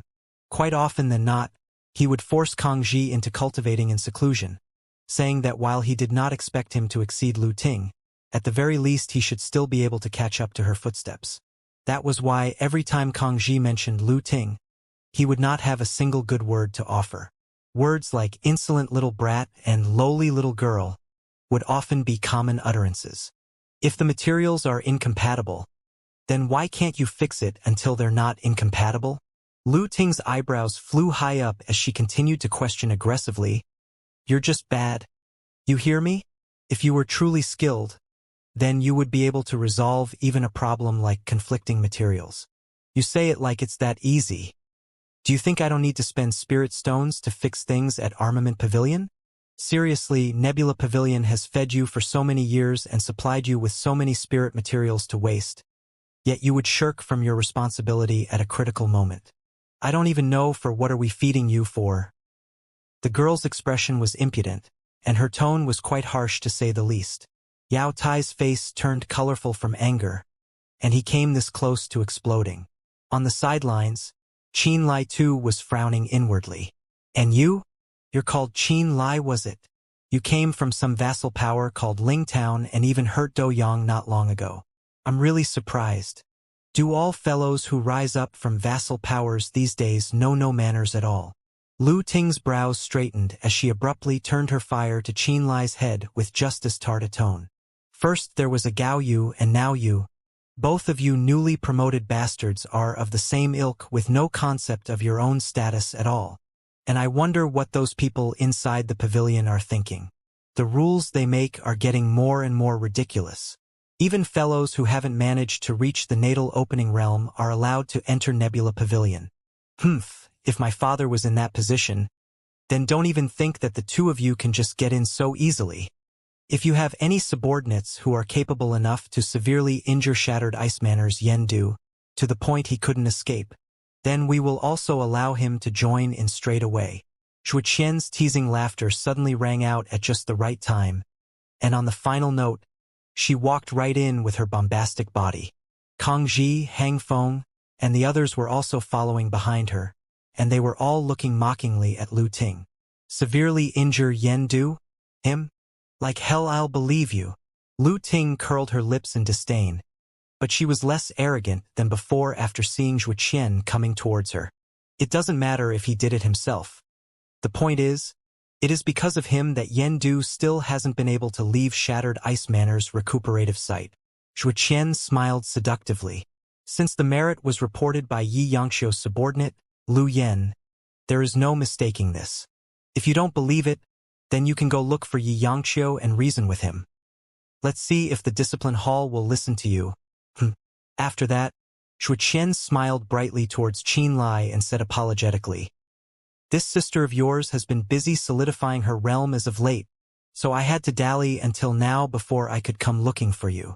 I really hope you don't blame me." Qin Lai chuckled. "Congratulations, Sister Qian, for breaking through to the natal opening realm. And you are late. I thought you would have come to Nebula Pavilion a year ago, but who knew you would have taken this long to arrive?" Zhuqian walked forward and, without any regard for the opposite sex, gave Qin Lai a powerful hug. She didn't mind it at all, even when her swollen breasts were pressed tightly against Qin Lai's chest. After letting go, she looked deeply at Qin Lai and said, "About that matter of yours, I've heard about it. You can say that your fiancé's luck has turned around to be able to enter Granny Joe's sect. You have nothing to be depressed about. Seven Fiends Valley is at the same rank as Dark Azura Hall. With your talent and hard work, as long as you are alive, I am sure that one day you will be able to honorably reunite with her again and take her in your arms once more." A warm feeling bloomed inside Qin Lai's heart as he smiled and nodded towards her. "Humph, the only reason you entered Nebula Pavilion was because you used your connections, and now you wish to enter Dark Azura Hall. Dream on, you fool." Lu Ting let out a snort with a face full of ridicule. Then, she placed the Mirror of Thousand Illusions on top of a table before rolling her eyes at Yao Tai, saying, "I'll be coming back for this in 7 days. If there are any more problems, then sooner or later, I'll have my dad fire you." And with that, she walked out of the hall. Zhilioyu is the Valley Master of Dark Fiend Valley. She is at the middle stage of the Nether Passage realm, and her status in Seven Fiends Valley is pretty high. Even her apprentice Lu Li was rumored to have reached the middle stage of the Natal Opening realm. Granny Zhou is usually very picky with her apprentices, so it can be regarded as the Ling family's luck that she took a fancy to the Ling sisters, Xue Qian said while holding a porcelain cup, drinking and speaking in her elegant multi-leveled house at Nebula Pavilion. Qin Lai, Kang Ji, Zhu Peng, Han Feng, and the others were all having their meal inside the house, surrounding a table full of dishes. Everyone was present except for Tu Zhe, who was still in seclusion. The day gradually turned dark. Crystal gems were embedded on the walls and pillars, illuminating the interior of the room with bright lights. Xue Qian wore loose silk pajamas, and a large amount of white skin was showing at the collar area, causing everyone else to feel incredibly restless. They had shifty eyes that wanted to get a better glimpse yet were afraid of the repercussions. Xue Qian didn't mind them. She simply looked towards Qin Lai and consoled, "Granny Zhou has always been a proud person. She treats the cultivation of her apprentices with great care, so the Ling sisters are lucky to be able to enter her tutelage. Qin Lai, you're still young, and although you may not be able to rank among forces like Seven Fiends Valley or Dark Azura Hall right now, it doesn't mean that you don't have a chance in the future." Her beautiful face was riddled with seriousness. "To be honest, I don't know you very well, but I feel that there's something special about you. Qin Lai, Seven Fiends Valley isn't as unattainable as it looks. If you give it your all, then one day you'll be able to enter that kind of force as well." "That's right, Qin Lai, you're in Nebula Pavilion right now, aren't you? If you go one step higher, then it'll be Dark Azura Hall already. Dark Azura Hall and Seven Fiends Valleys are friendly with each other, and there are always opportunities for them to get together for missions. If you enter Dark Azura Hall, then you will have the chance to reunite with your fiancé." Kang Ji also consoled. Zhu Peng, Han Feng, and the rest too took their turns to serve him a drink and console him. Qin Lai never stopped smiling, and every time he accepted a cup, he would down the entire contents in a single gulp without a drop left behind. He knew that the reason Xue Qian set up a feast here was all for his sake, hoping that she could help untie the knots in his heart, and that the incident with the Ling family would not affect his cultivation on the martial way. He saw it all with his eyes, and felt warmed inside his heart. The liquor feast lasted until midnight before they finally dispersed. Qin Lai too said his goodbyes and returned to his little house close to Xue Qian's. He sat by the window inside the dark room. Not only was his mind not affected by the alcohol, he was growing more and more sober. He wondered if it was because he drank Li Mu's strong wine and was gradually affected by it. Today's fine liquor tasted as bland as water and completely tasteless. Completely failed to intoxicate him at all. Lu Li of the middle stage of the Natal Opening realm, Zhilioyu of the middle stage of the Nether Passage realm, Valley Master of Dark Fiend Valley, Black Iron rank force. Gazing at the mottled moonlight beneath a tree outside the window, he whispered while lifting a frown. Then he settled himself, focused his mind into a state of meditation, and slowly closed his eyes. He began focusing on gathering a whirlpool inside his Dantian spirit sea. After an hour, His attempt had failed yet again as his spirit sea clustered and spirit clouds dissipated. It's been over a month. I've been trying to gather a whirlpool every night, and yet I could not succeed even a single time. The ascension from the 8th level of refinement to the 9th level of the refinement realm is, as expected, far more difficult than it was before. The main problem is that there isn't a clue or even a ray of hope to be found. Have I made a mistake somewhere? He was beginning to suspect that it was indeed the case and sat there pondering, trying to find a new direction to head towards. The 9th level of the refinement realm. Gather a whirlpool in my Dantian's spirit sea. Whirlpool, whirlpool. The moment Xianxia's heart was disturbed, his mind became jumbled with all kinds of thoughts. He then thought of his spirit diagram inscriptions and started considering if he should set the current matter aside and refocus his energy on inscribing instead.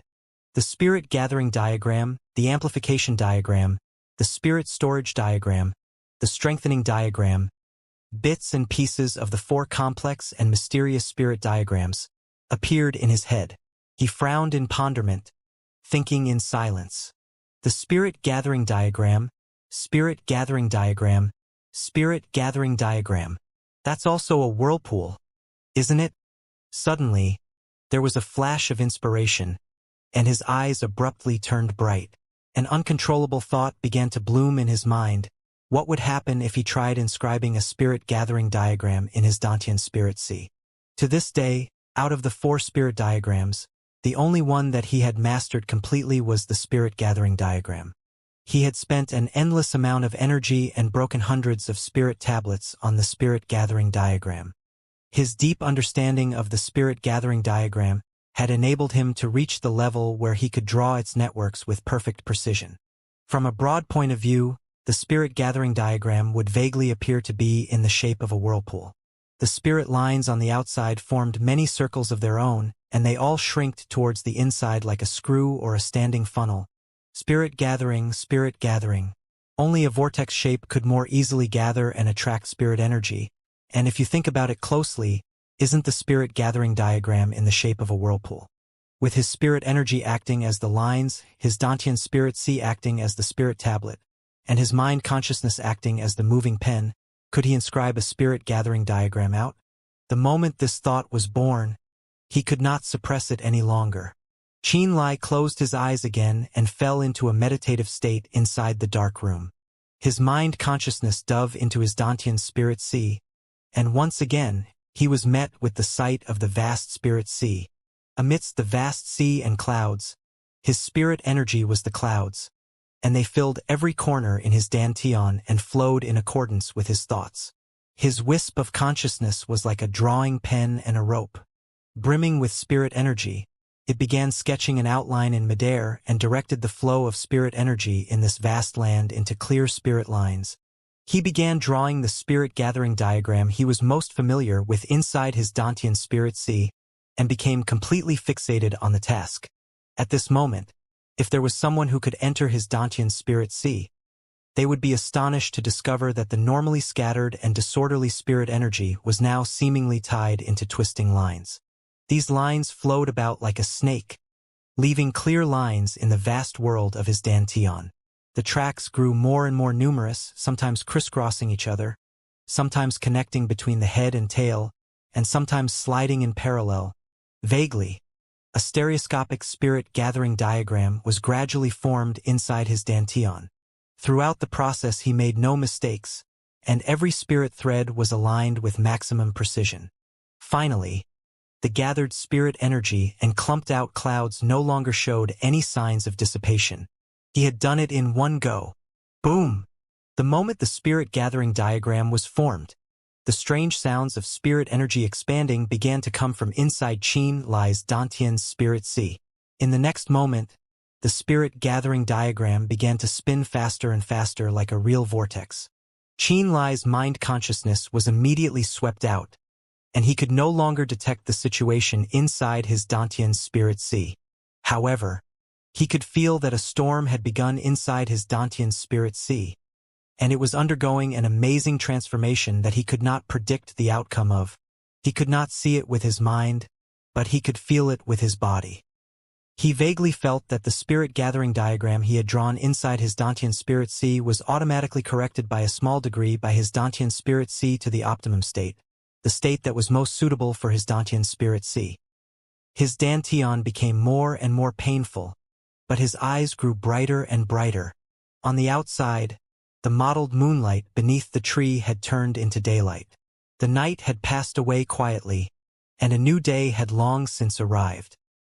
He was not bothered by the passage of time at all, and he continued to concentrate and slowly experience even the slightest changes inside his Dantian Spirit Sea. When the sun hung high in the sky, his mind consciousness that had been swept away was finally allowed to enter his Dantian Spirit Sea once more. He could finally see what had happened inside. There was a hurricane-like whirlpool that was situated inside the spirit clouds within his Dantian Spirit Sea. The vortex's structure appeared similar to the spirit gathering diagram, yet it had a few differences of its own. It was as if it was corrected by the natural guidance of his Dantian Spirit Sea, so that it would turn into a state most suitable for it. The vortex sat in the center of his Dantian Spirit Sea. The moment he gathered his strength, the vortex would spin and suck in the clusters of spirit clouds. Through continuous spinning and continuous tempering, the vortex caused the spirit energy to turn impossibly refined and even more condensed than before. Qianlai's eyes were incomparably bright, and his body was also slightly shuddering. A look of ecstasy appeared on his face. He suddenly remembered his grandfather's words many years ago. A spirit diagram is the core of artifacts. But do you know where spirit diagrams come from? It is rumored that the very first spirit diagram was the result of a strong expert perceiving the laws of the world, capturing nature's network, polishing, and inscribing upon his own experiences. After billions of attempts, it slowly evolved to what it is right now. The strongest and most mysterious spirit diagrams were not created out of thin air. They were cultivated from the hands of heaven by following the laws of nature and observing the world's supreme principles. Everything in the world, from the famous mountains and great rivers to the vast and endless galaxy, are actually all filled with spirit diagrams. The celestial bodies in the sky are spirit diagrams, and their orbits are the flow of the spirit lines. When you look at this world from the sky, you will realize that the rivers are spirit lines, the mountain ranges are also spirit lines, and the earth itself is a spirit diagram. The meridians in a martial practitioner's body is also a spirit diagram, and the nerves in our brains is the most complex and mysterious spirit diagram of them all. If you look carefully, then you will see that spirit diagrams exist everywhere in the world. If someone could completely grasp the world's natural laws and its changes, then artificers would be able to create a completely new spirit diagram that contains the supreme principles themselves. Now that is the truth zenith of spirit diagrams. The ancient sages of the past, the very first artificers, the most complex and wondrous spirit diagrams, they all exist because of this. True spirit diagrams are the supreme principles and the laws of the world. This was simply the same with the cultivation of the martial way. Back in those days, Xianxia would often talk about some ridiculously convoluted topics while he was cultivating until he was completely confused, and no matter how hard he tried, he just could not make heads or tails of it. A few years had passed, and when he recalled Xianxia's words once more, they had finally played their due role. At this moment, Qianlai finally realized why Xianxia would often soliloquize and say all those things that sounded completely alien to him when he was cultivating. Xianxia was forcefully implanting the essence of his deepest experiences right into his head. And it was only on this day, this very moment, that he finally realized it. All things are diagrams, and the supreme principles are interconnected, Qianlai exclaimed in a low tone, and his face radiated with a kind of newfound glory. It was as if he had suddenly understood a deep truth. It's not that Grandpa didn't teach me anything. It's just that he had already told me the most important things since a long time ago. How laughable I am to not have understood this until now. Qianlai, 3 ounces of quicksand gold. Quick. Qianlai, 3 ground crystals. Qianlai, mystical cold jade. 2 sticks. Qianlai. In the artifact forging hall, Yao Tai sweated up a storm as he hurried around the smelting furnace and continuously shouted. The flame formed by dozens of fire crystals in the smelting furnace blazed a crimson red, and waves of the inferno rose high up into the air, causing the temperature inside the hall to become astoundingly high. Yao Tai continuously broke apart spirit materials as his eyes locked onto the smelting furnace, keeping track of how long each material had been inside for. He kept watch over the changes in spirit materials inside and put spirit materials into the furnace as he continuously directed Qin Lai to fetch the spirit materials he needed. In the hall, Qin Lai's clothing was soaked as he flew from corner to corner and collected the materials Yao Tai specified. The floor was covered with spirit materials beside the furnace. Many of the materials had been broken up and ground into powder to mix with other spirit materials on the outside. As the interior of the furnace changed, the materials needed would also change, and the amount of each spirit material needed would need to be readjusted accordingly. When using the furnace, every slight change would cause the steps after it to change, and this would directly affect the spirit materials. The heat of the fire crystals, the surface area of the furnace, how much the spirit materials merged, the conflict between spirit materials, how intense the fire was. There were too many factors to be considered when an artifact was being smelted, and all of them had to be considered as a minuscule mistake could cause the smelting to fail and render all previous efforts worthless. Qin Lai continuously moved about and acquired the exact amount of every spirit material that Yao Tai called out. Each time he handed spirit materials over to Yao Tai, they were the exact amount that Yao Tai had requested, not off in the slightest. The inscribing of spirit diagrams were even stricter in their requirements of accuracy than smelting artifacts. If any spirit lines varied in width by even a hair's breadth, they could cause the entire spirit diagram to crumble and cause the inscription of the rest of the spirit diagram to fail. Due to this, Qin Lai had practiced his precision to an extreme degree. Earlier today, by relying on inscribing a spirit gathering diagram in his spirit sea, he successfully formed a whirlpool and broke through to the 9th level of the refinement realm. Now that the spirit sea whirlpool had formed, if he channeled spirit energy to cultivate, the whirlpool would also start to spin and assist him in purifying spirit energy. Through the breakthrough in his cultivation this time, he had gained a new understanding on artifact forging and the martial way. His mind, which had been wavering all this time, also steadied itself. Before, he had always been uncertain between the martial way and artifact forging. There were several times where he wanted to give up on pursuing artifact forging and throw himself completely into growing his martial abilities to break through into higher realms as soon as possible, in hopes that he could enter Dark Azura Hall faster and reunite with Ling Yushi. He had originally presumed his immersion into artifact forging would affect his cultivation and slow his progression.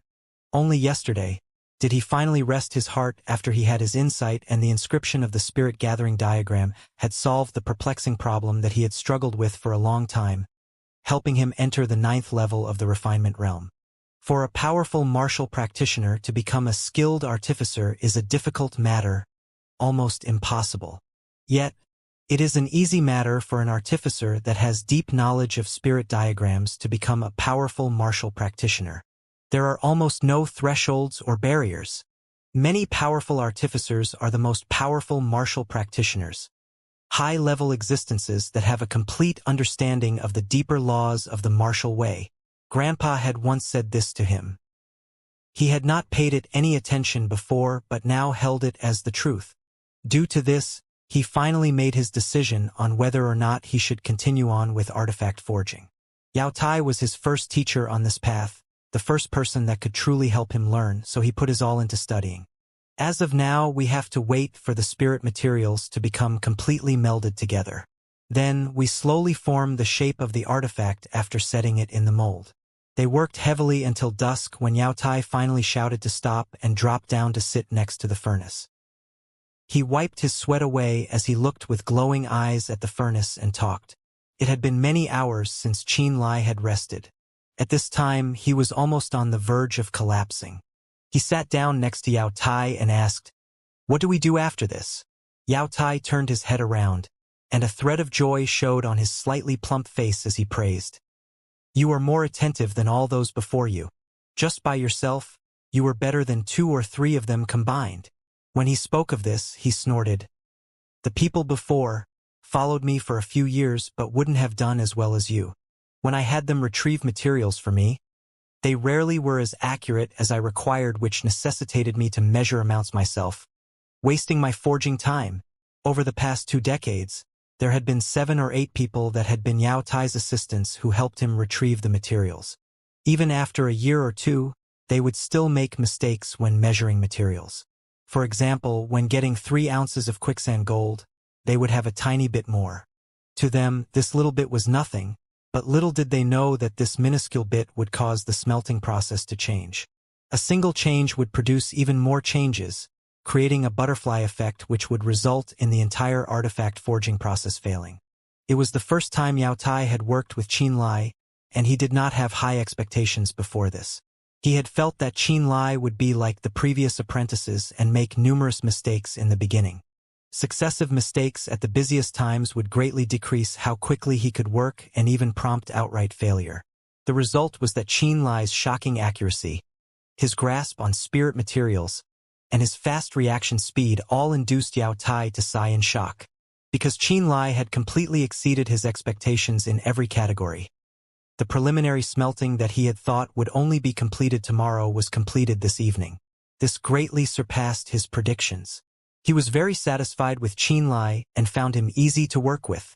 This boy is definitely a genius. Yao Tai narrowed his eyes and examined Qin Lai as he thought. What do we do after this? Qin Lai asked again. There is a mold under the furnace. When the substance slowly settles, it will form the preliminary form of the artifact. Yao Tai had a slight smile as he explained seriously. After it cools, it will become a rough artifact, and then it is time to polish the artifact to make it look more exquisite.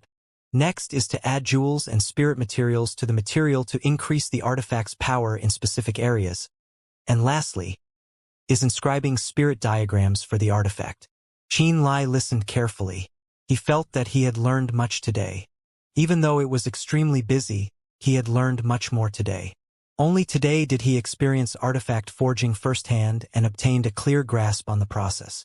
When he came to the artifact forging hall on the second day, he saw that the furnace fire had been extinguished long ago.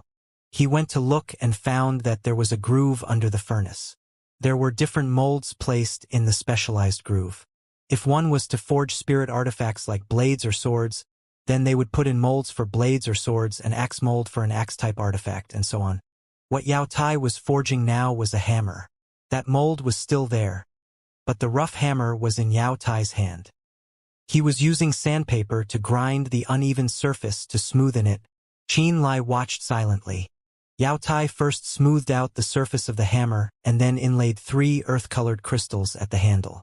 He said, "This is a heavenly cloud crystal, a common grade 6 spirit material. This is the finishing touch. Can turn spirit energy into cloud. When used with the spirit diagram, it can cause this hammer to create gray clouds when it is swung and is very suitable for people who cultivate the great wave art." Yao Tai introduced each step to Qin Lai as he worked. He only seemed to be finishing up when the sky was turning dark and he had inlaid the 3 heavenly cloud crystals into the hammer. The last step is also the most important step. Naturally, it is inscribing spirit diagrams and actually setting down the artifact's grade and level. Yao Tai's plump face smiled as he said, "This step is too far away for you and too profound. It is not something you can learn in a short period of time. Starting tomorrow, I need to inscribe spirit diagrams and need it to be quiet, so you do not need to come in for the next 5 days. You can rest." Okay. Qin Lai was not chatty and nodded to show his understanding. From the mouths of Kongji, Han Feng, and the others, he already knew that Yao Tai thought of his spirit diagrams as his life and definitely would not easily pass them to others. So when it was time to inscribe spirit diagrams for artifacts, he would habitually let his assistants go on holiday and would not allow anyone to enter the artifact forging hall or disturb him. Qin Lai had been prepared for this, so he openly accepted it and left the hall easily. Yao Tai was slightly surprised. After Qin Lai left, his brow creased as he muttered, "Strange boy, he didn't even ask once, and didn't even show any intention of requesting to stay. It might just be because he is starting out and can suppress it for now. I wonder if he will remain the same in the future." He gazed at the doorway and thoughtfully rubbed his chin as he said, "I hope this one can stay a bit longer. Even if he is more cunning, even if he came for the spirit diagrams, at the very least, this boy is really easy to use." Sent on holiday by Yao Tai, Qin Lai suddenly relaxed and had thought about going to Li's shop. When he went to Li's shop the next day, it was still as empty as usual, and Li Mu didn't seem to have returned. That was fine with him since he had the key. He went to the little room and silently sat down. Presently, he had reached the 9th level of the refinement realm. If he cultivated, the whirlpool inside the spirit sea of his dantian would spin and help him refine spirit energy. When all of the spirit energy in his dantian was refined, he could then start preparing to break through to the natal opening realm. He had put down the inscribing of the amplification diagram for a long time. That was the reason why he had come to Li's shop, to take his days off as a chance to continue his practice of the amplification diagram. "It has been so long since I could finally calm down. I hope that this time is better and that I succeed in the next 5 days." He took out the first spirit tablet and studied the amplification diagram in his mind before taking a deep breath and putting his finger on the tablet. The moment his finger landed, he completely became silent and was unable to hear any sound. It was as though the only things left in this world was him, the spirit tablet in his hand, and the world inside the spirit tablet. Commerce Street. Inside Li's shop, Qin Lai had one finger pressed against the spirit tablet. His mind and consciousness floated listless, and his spirit energy shot around like electric currents. It had been more than a month since he last practiced inscribing spirit diagrams. Yet the moment he started, not only did he not feel rusty at all, he even felt a kind of unspeakable joy. The practiced coordination of his mind and spirit energy worked with had actually reached a completely new level as the spirit line was inscribed. The entire world even felt silent. In his eyes, the only world he could sense was the amplification spirit diagram inside the spirit tablet. There was nothing else. Now this was infatuation. This was his infatuation towards spirit diagrams. Only by being obsessed to the point of insanity would it allow an artificer to enter this wondrous state. It was as if his mind and consciousness, his soul, his 5 senses, and his emotions were all pinned into the world inside the spirit diagram, causing him to forget the real world itself. At this moment, it was as if he had become a ghost inside the spirit diagram. Whenever his soul made a move, the spirit lines responded in kind and surged forward. The amplification spirit diagrams network was undergoing a distinct/clear change. Without almost any pauses or taking notice of the passage of time, forgetting oneself completely, the amplification spirit diagram began to rapidly form. Mustering his strength, he controlled his spirit energy with his mind and soul, and drew a perfect amplification spirit diagram within the spirit tablet's world. All in one go. Suddenly, the tablet in his hands glowed with a misty blue light. The tablet itself had become as clear as crystal, its textures translucent, almost as if the material itself had undergone a change. Qin Lai withdrew the tablet, performed a slight check, and discovered that he had expended only about half of his mind and spirit energy. He felt hungry and, at the same time, saw that it was already dark outside. He did not know how long he had spent on drawing the amplification spirit diagram, but felt really comfortable all the way to the bones. For the first time, he realized that inscribing spirit diagrams could actually be such an enjoyable matter. He felt joy and obtained mental satisfaction from the process, both his body and heart feeling delighted. This was in itself a kind of ascension in realm. From the moment his finger touched the spirit diagram, he clearly realized that as he resumed practicing spirit diagram inscription after a month and a half's gap, not only did he not regress at all, he had even miraculously improved in the art of inscribing spirit diagrams. Sometimes, by setting something aside first and calming your heart, diverting your attention somewhere else, and forgetting it momentarily, you'll often find some unexpected rewards when you pick it up again and resume. He suddenly remembered Li Mu's words from before, as his eyes gradually turned brighter. More than a month ago, he was not able to break through in his attempts to draw the amplification spirit diagram no matter what, and had encountered a bottleneck. He had practiced again and again, yet his attempts were met with repeated failures. He slowly became irritated, and it caused even more frequent mistakes in his future attempts to the point where even a lot of beginner mistakes were starting to crop up, making him even more agitated. While he stubbornly continued on his task, Li Mu had come over and told him that he could transfer his attention elsewhere, to try and take a break for the moment and focus his efforts somewhere else. Li Mu had shown him the path, directing him to Nebula Pavilion to apply to be assigned under Yao Ta, to first learn the most basic parts of artifact forging. He put down his drawings and listened to his words. At Nebula Pavilion, not only had he successfully broken through to the 9th level of the refinement realm, he had also truly grasped all the steps of smelting artifacts into shape, learning to recognize many of the characteristics and effects of numerous low-level spirit materials. Now that he had returned to Li's shop and restarted his practice on inscribing amplification spirit diagrams, to his surprise, he realized that after more than a month's break, that not only had his drawings not turned rusty, he instead made a most delightful improvement. Even completing the amplification spirit diagram, he had repeatedly failed to inscribe in one go. Uncle Li's advice was actually unbelievably effective. It resolved the many problems that confounded me all in one go. Within the small room, surprise flowed out of Qianlai's eyes, and while rubbing the spirit tablet with one hand, he thought, if Uncle Li's outlooks are so unique, then he probably is a lot more than he looks. Creak! Suddenly, there was the sound of the door opening from the front yard, and Qianlai abruptly woke up from his dormancy. Who is it? Qianlai exclaimed in a low tone. Who else? Of course it's me, your Uncle Li. Li Mu's lazy voice rang over from the courtyard. When I came back earlier, you were absorbed in drawing spirit diagrams. So I didn't disturb you and went to take a short nap. The moment he recognized Li Mu's voice, Qianlai relaxed and went out of the small room while holding his newly inscribed spirit tablet. It was already night, and under the bright moonlight, with his hands behind his back, Li Mu stood at the courtyard together with that snow-white wolf dog. Its beastly eyes seemed to be richly filled with wisdom, shone with a strange glow that was akin to moonlight. It caused one to feel that it was even more intelligent than humans. Thank you, Uncle Li. The moment he got out, Qianlai immediately bowed with respect towards Li Mu and sincerely thanked him. Thanks to Uncle Li's advice from before, I've gained quite a lot. Because I have listened to your words, not only I have broken through to the 9th level of the refinement realm, I have also successfully inscribed the amplification spirit diagram. Furthermore, I have learned from Yao Tai valuable knowledge on artifact smelting.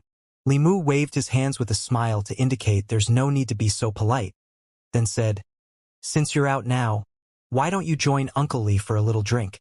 Oh, there are no dishes today, so we'll have to make do. Look, the moonlight is quite good today. We'll be taking it as our drinking dish for the night. Haha. He gestured Qianlai to sit down at a stone bench. From his bosom, he took out an exquisitely made shot cup and poured one for Qianlai and one more for that big wolf dog. Ever since I've drank Uncle Li's liquor, I wonder why anything else I drink all felt tasteless to me. Qianlai did not act modest either, as he sat down with a smile and immediately took a small sip from the cup. As he tasted the burning sensation in his mouth, he could not help but exclaim in pleasure. Ha ha, you little fella. Was actually a little drunkard too. Uncle Li laughed heartily before saying in half-jest, still, it is better if you cast away this idea. To drink, you are drinking a kind of mood, and doesn't have much to do with the alcohol itself. Besides, Uncle Li's liquor isn't something that you can find anywhere on the streets. So if you came to love my liquor and only mine, then all future alcoholic drinks will seem tasteless to you. You will never be able to experience the joy of drinking again. I have received your guidance, Qianlai answered in thought. Come, let me see your newly forged spirit tablet. Li Mu extended his hands. Qianlai handed it over. After receiving the spirit tablet with the amplification spirit diagram inscribed in it, Li Mu narrowed his eyes slightly, as though closely examining it. After a while, he nodded to himself before returning the spirit tablet to Qianlai, saying, amplification spirit diagrams are usually used to complement other spirit diagrams. A single amplification spirit diagram alone will not be able to display its true wonders. MN, you can try drawing a spirit gathering spirit diagram and an amplification spirit diagram on the same tablet. Only then will you know the true effects of the amplification spirit diagram. Uncle Li must know artifact forging, right? Qin Lai asked in surprise. Shaking his head, Li Mu amusedly said, I really do not know how to forge artifacts. I am not an artificer, but the things that go through my hands are often somewhat diverse, and I have used some spirit artifacts and thus have a bit of knowledge in this area. But if you really want me to draw a spirit diagram, I won't be able to inscribe even the simplest diagram. Every field has a master, and since I have never studied this particular field seriously, I really am not as knowledgeable as you think I am in artifact forging. You said that every field has a master, so which field do you specialize in, Uncle Li? Qin Lai asked tentatively. Opening a store and doing business, of course. Uncle Li laughed. Seeing that he wasn't willing to talk more on this subject, Qin Lai curled his lips and did not pursue it any further. Come, let's drink some more. It doesn't matter if you get drunk. You'll recover after a good night of sleep anyway. Uncle Li personally served him a full cup and said smilingly, Tomorrow, try inscribing both a spirit gathering and an amplification spirit diagram together, and see if it can enhance that spirit gathering board's effect to gather the spirit energy of the world. I believe your amplification spirit diagram should be able to create quite the effect too. Even Uncle Li here is looking forward to it a little. Okay. Qin Lai let himself go and began drinking, and before long, he had drank himself into a mush and lay on the stone table unconscious. He was entirely out cold, but Uncle Li and that big wolf dog continued to drink freely, as if they were completely unaffected by that liquor's killer effects. It was at this moment that the big wolf dog's intelligent eyes glanced at Qin Lai, then suddenly at Li Mu with doubt leaking out of its eyes. It was as if it was asking Li Mu why he would bother wasting energy on someone like Qin Lai. I may not know how to forge an artifact, but I have come across quite a lot of spirit artifacts in the past and naturally just as many spirit diagrams. The two basic spirit diagrams he possesses, spirit gathering and amplification, are the most complex ones I've ever seen. They are at least 10 times more complicated than any other spirit gathering and amplification spirit diagram, or even a little more than that. Li Mu smiled while slowly shaking his glass, narrowing his eyes as he lazily said, Perhaps an extraordinary artificer has come into existence right before my very eyes, and under my tutelage too. This is actually quite the interesting and accomplishing matter. If this artificer can grow up to become a great martial practitioner in the end, then that will make me even happier. Blue lights flashed repeatedly on top of the spirit tablet, illuminating the small house with blurry lights. Qin Lai's expression was focused, and it was as if there were many tiny arcs of electricity flashing across his eyes. The tip of his finger was as white as the gleam of a needle while he drew a complex and delicate diagram inside the spirit tablet. Sweat drops were slowly appearing on his forehead, and the veins on his neck were incredibly distinct. But at the same time, he was also incredibly excited. To combine a spirit diagram and inscribe the spirit gathering spirit diagram and amplification spirit diagram on top of a spirit tablet, and to use the amplification spirit diagram to enhance the effects of the spirit gathering. He was really looking forward to the results. Tiny gleams like electricity swam all about the world inside the spirit diagram, and they drew many lines of beautiful orbits to form the network of a spirit diagram. The amplification spirit diagram was shrunk several times its original size and embedded inside the spirit gathering spirit diagram. A few hub-like spirit lines began connecting the two spirit diagrams together. Boom! Abruptly, the two spirit diagrams glowed and released a brilliant light simultaneously. As the final stroke was completed, the originally two separate spirit diagrams merged together in perfect unison. Perfect whole. A stream of spirit energy was poured into it. At first, it spun rapidly inside the spirit gathering spirit diagram. Then it was directed towards the amplification spirit diagram and activated it as well, causing both spirit diagrams to instantly come to life and emit a magnificent radiance. Whoosh, whoosh, whoosh. An extremely focused Qin Lai caught hold of the natural spirit artifact's silent fluctuations. He suddenly felt that the air he was breathing had turned fresh and clean, and it even seemed to smell of forest nature. Inside the shop, Li Mu had lazily curled on a recliner and narrowed his eyes at the sunlight shining in from outside, passively conducting business. Suddenly, his brows jumped as if he had found something interesting. Throwing the thought of business out of his mind, he immediately got off the recliner and turned towards the backyard. When he arrived at Xianxia's small door, he asked loudly, "How is it? Did it work?" "I think it did." Xianxia scratched his head and answered uncertainly, "Uncle Li, why don't you take a look and see if it works?" Li Mu was inwardly surprised, because merging two spirit diagrams together was a task easier said than done. Xianxia had begun experimenting when he gave his advice on that night 3 days ago. Just as Li Mu had predicted, during the early stages Xianxia had failed repeatedly and wasted many spirit tablets. He did not manage to put them together even a single time. The merging of two spirit diagrams challenges an artificer's creativity to its limits. It was incredibly difficult to find the right focal point. In his mind, Li Mu predicted that Xianxia would take at least 10 days to half a month before he eventually discovered the key to success. He had never expected him to successfully merge the two spirit diagrams so quickly. "Let me see." Li Mu extended his palm and accepted the shining, crystal-clear spirit tablet before focusing his mind to examine it.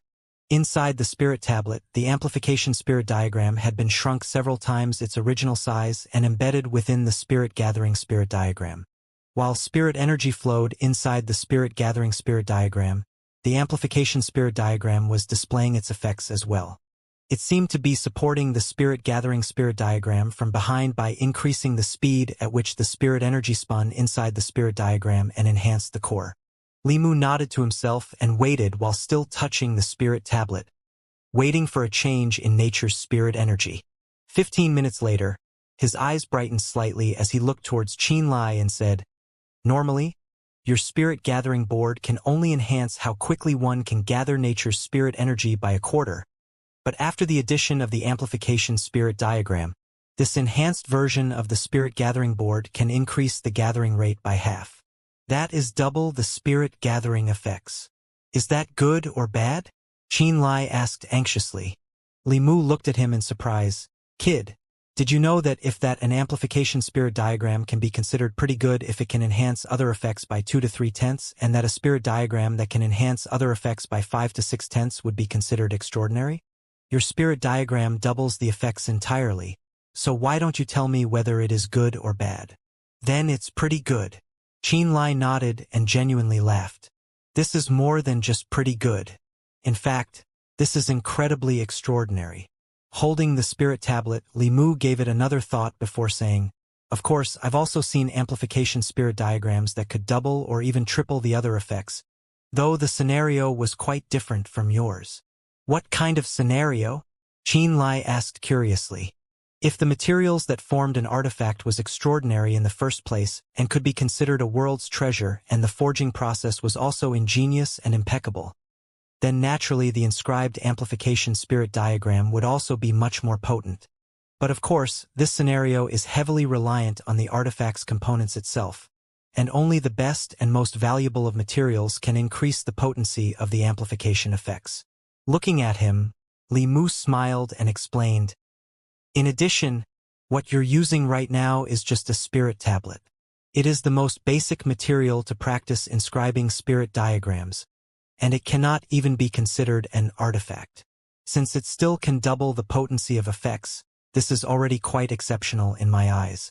Yes, if we exclude the materials and talk about the amplification spirit diagram alone, the one you've mastered now is probably the most amazing diagram I've ever seen." After a pause, Li Mu then continued, "Let me put it this way. If you are able to draw your amplification spirit diagram on a spirit artifact that's tempered by a worldly treasure, then it is likely that the amplification effects of your amplification spirit diagram will probably reach up to 3 or even 4 times its potency and exceed even those spirit artifacts that I've seen. In short, I did a great job?" Xianxia smiled cheerfully. "All right, that's it. Just how else do you want me to praise you, kid?" Li Mu scoffed once before continuing, It's about time you returned to Nebula Pavilion. You can continue to stay and learn from Yao Tai. It will be very beneficial for you. This Yao Tai fellow improved very slowly because he did not have a good spirit diagram, but even then his foundation is incredibly solid. He has been smelting artifacts for over 20 years, so his understanding and mastery on heating and mixing low-level spirit materials is incredibly seasoned and skillful. You won't go wrong studying under him. Uncle Li, you seem to be quite close with Yao Tai? Qin Lai asked in surprise. Not at all. It's just that I've heard quite a bit about him. So it doesn't take much to guess his situation. Li Mu smiled a little. I will be around the shop as of late, so you can come any time to practice drawing spirit diagrams when you're free. Yes, when you're at Nebula Pavilion, you should also spend more time cultivating martial arts.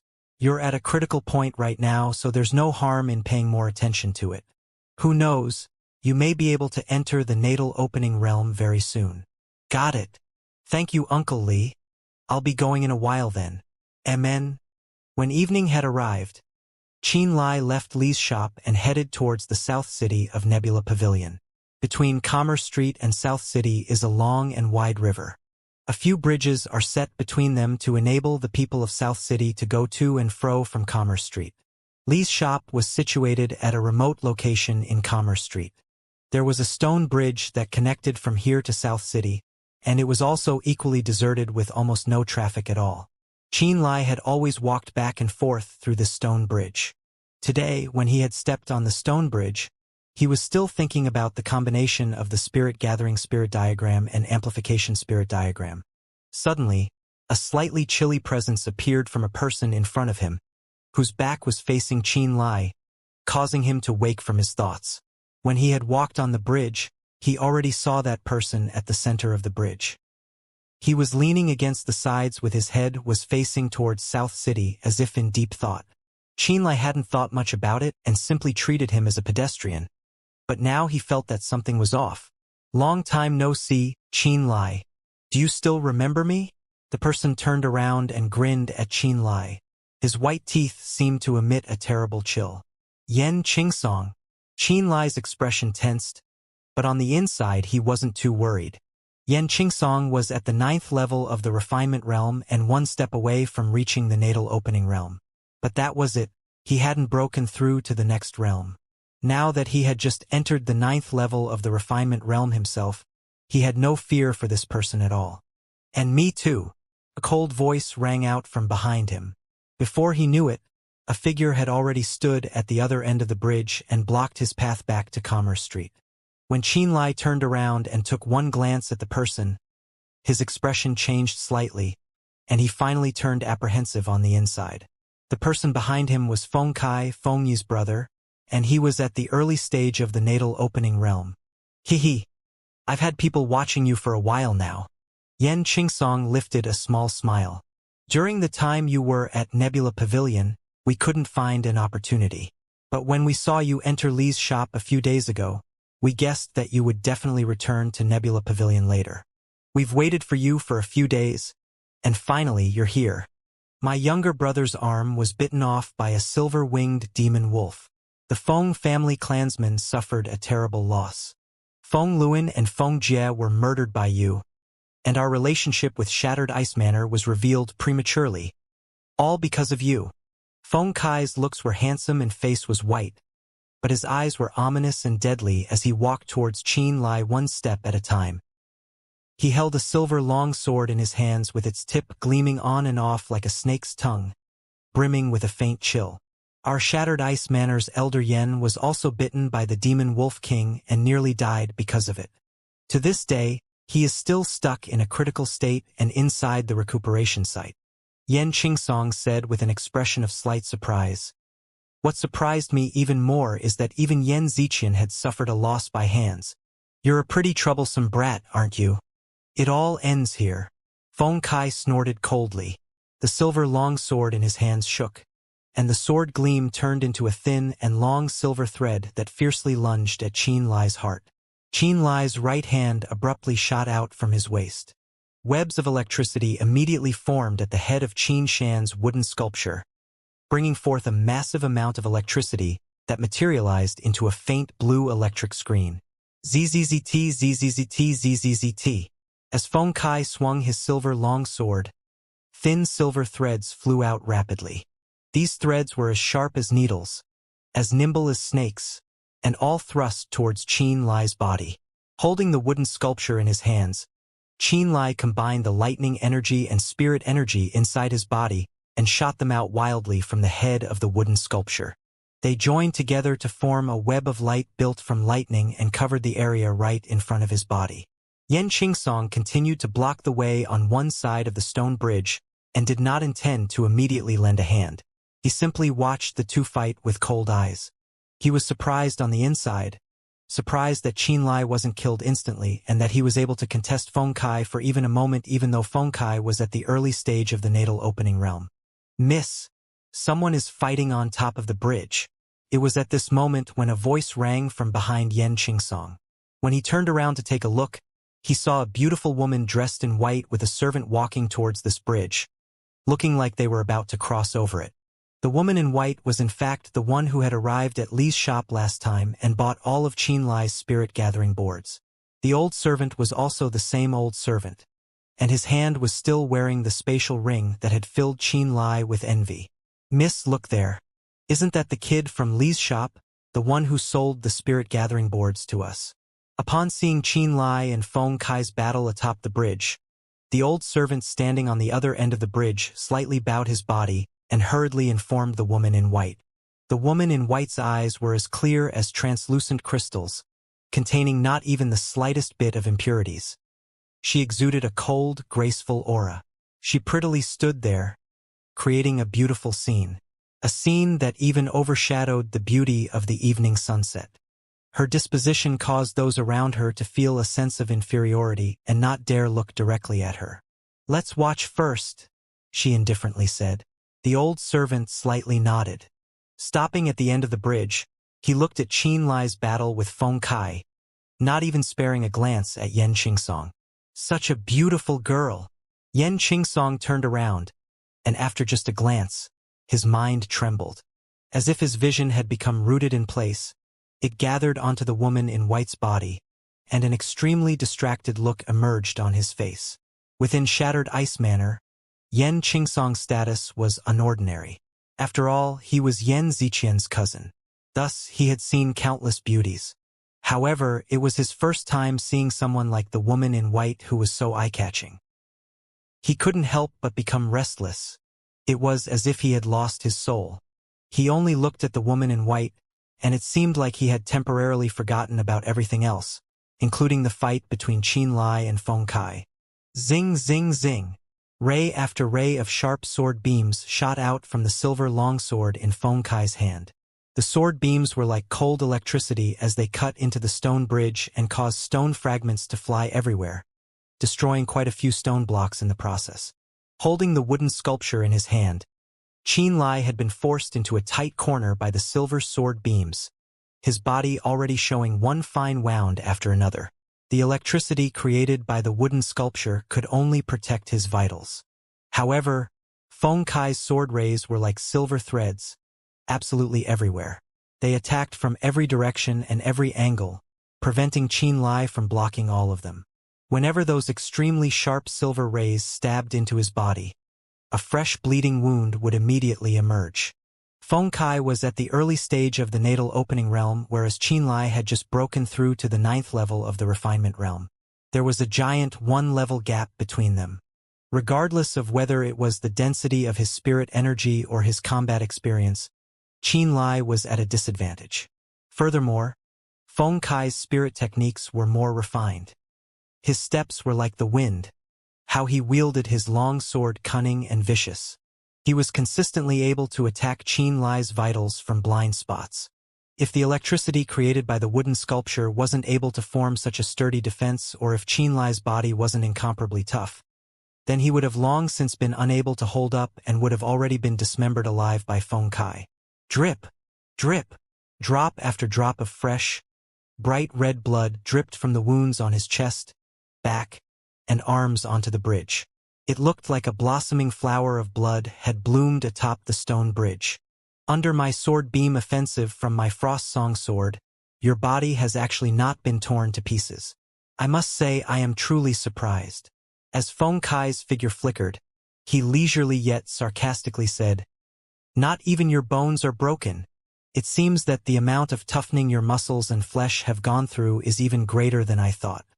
However, you will still not be able to escape dying." Qin Lai remained silent as he had no extra energy to utter anything. His mind was completely focused on infusing spirit energy with the energy of thunder and lightning within his body and wildly circulating. Boom!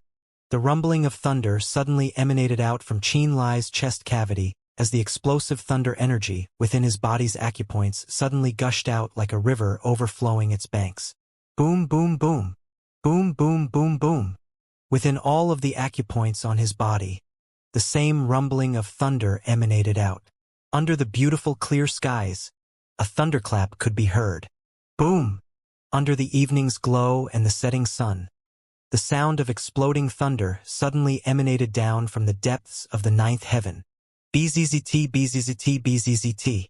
A blazing, dragon-like bolt of lightning immediately appeared from the glowing sky, spiraling as it surged down and explosively shot into the stone bridge. Bang! The stone bridge, which connected Commerce Street with South City, instantly exploded. The hard stone had been shattered into hundreds of flying stone chips. Qin Lai, Feng Kai, and Yen Qingsong, who had been atop the stone bridge, seemed to have all been bombarded by the dragon-like lighting simultaneously and were sent flying into the rock and dust-filled sky. The three of them all let out miserable cries as they fell together into the long, wide river below. An extremely shocked light emerged within the translucent eyes of the woman in white. She suddenly raised her head and looked up at the void in the glowing red sky, then lowered her head to look at the broken stone bridge, and lastly, at the flowing river below it. Within the currents of the river, Qin Lai, Feng Kai, and Yen Qingsong were nowhere to be seen, as if they had sunk into the bottom or the river and then swept away by the current. With how the sky currently is, how could there be thunder and lightning? Asked the old servant with a look of surprise. So peculiar, so very peculiar. And how was that lightning so accurate for it to strike the stone bridge right in front of us? Thunder and lightning from the ninth heaven is not naturally formed, but something caused by a person. Suddenly replied the woman in white after thinking for a moment. Something caused by a person? Miss, do you mean? Asked the old servant, terrified.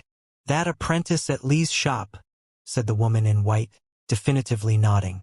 Before the lightning of the ninth heaven shot down from the void, the sound of rumbling thunder emanated out from within his body. I don't know what strange art he has cultivated, but I can confirm that a change within his body is what brought down the thunder and lightning from the depths of the ninth heaven. The shocked old servant said, Young miss, you are indeed experienced and knowledgeable. On our scarlet-tide continent, do you know of any lightning spirit art that is as overbearing? The woman in white furrowed her brows, carefully thinking for a while before gently shaking her head. He hasn't even reached the natal opening realm, but he can already incite the ninth heaven's godly thunder. I have never heard of such an overbearing and violent art formula. After her remark, the old servant became increasingly shocked. After pondering for a moment, he then said, If the thunder and lightning from the heavens instantly shattered the stone bridge, then just how will those three have ended up? That apprentice who called down the thunder and lightning should be fine, but for the other two, it's hard to say. Even if they didn't die, they'd at least shed a layer of skin. Faintly replied the woman in white. As the two talked, more and more practitioners were attracted over to this remote area from the earlier sounds of explosions.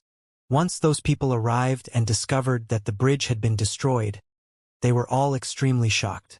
They all began to converse with each other, trying to figure out what had happened. At this time, the woman in white and her old servant changed their direction, crossing onto Commerce Street from another stone bridge. The two directly went straight to Li's shop. Within the shop, Li Mu sat in his rocking chair, rocking back and forth as he lazily looked outside with narrow eyes.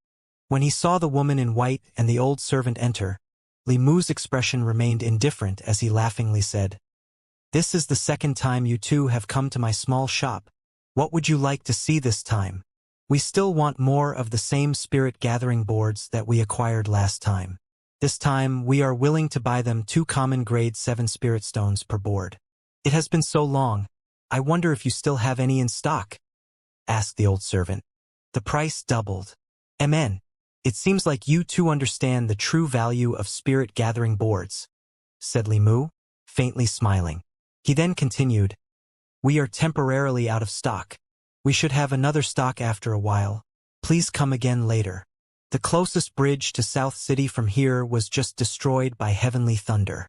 You must have heard it, suddenly said the woman in white. I heard it, said Li Mu, nodding. Confused, he asked, but what's it have to do with me? That apprentice from your store was on that exact bridge just now. When we were coming over just now, we coincidentally saw him, explained the old servant. Li Mu's pupils shrank, his expression suddenly becoming serious as he stopped rocking in his chair. The woman in white and her old servant profoundly looked at Li Mu as if they had hoped to learn something through him. Qin Lai, who was able to incite the thunder and lightning of the 9th heaven to descend, had clearly piqued their interest. They thought Li Mu might know something, so they silently observed him. Li Mu suddenly closed his eyes. The woman in white and the old servant both looked at him with dazzling eyes, but they weren't able to see even the slightest sign of abnormality on Li Mu's body after he closed his eyes. Please come again after a while. Farewell, politely said Li Mu, sending off his customers with his eyes still closed. The eyes of the woman in white and the old servant showed surprise as they began to feel bewildered. Nodding their heads, they walked out of Li's shop with furrowed brows. Not long after they left, that large, completely snow-white wolf dog quietly walked over from the small courtyard in the back. It strangely looked at Li Mu, who had closed his eyes. It seemed as if it had felt some activity from Li Mu's body and came to check out the situation.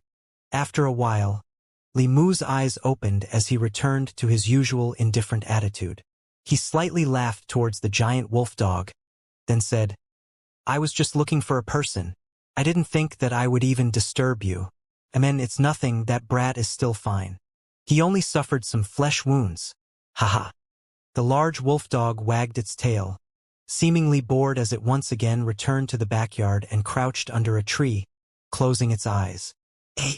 Within an alley which headed towards Nebula Pavilion, Qin Lai suddenly appeared, his body drenched with water. His back, chest, and arms were all covered in obvious, bloody wounds. His face was sullen as he endured the piercing pain, as he stood within a secluded alley to avoid the crowds.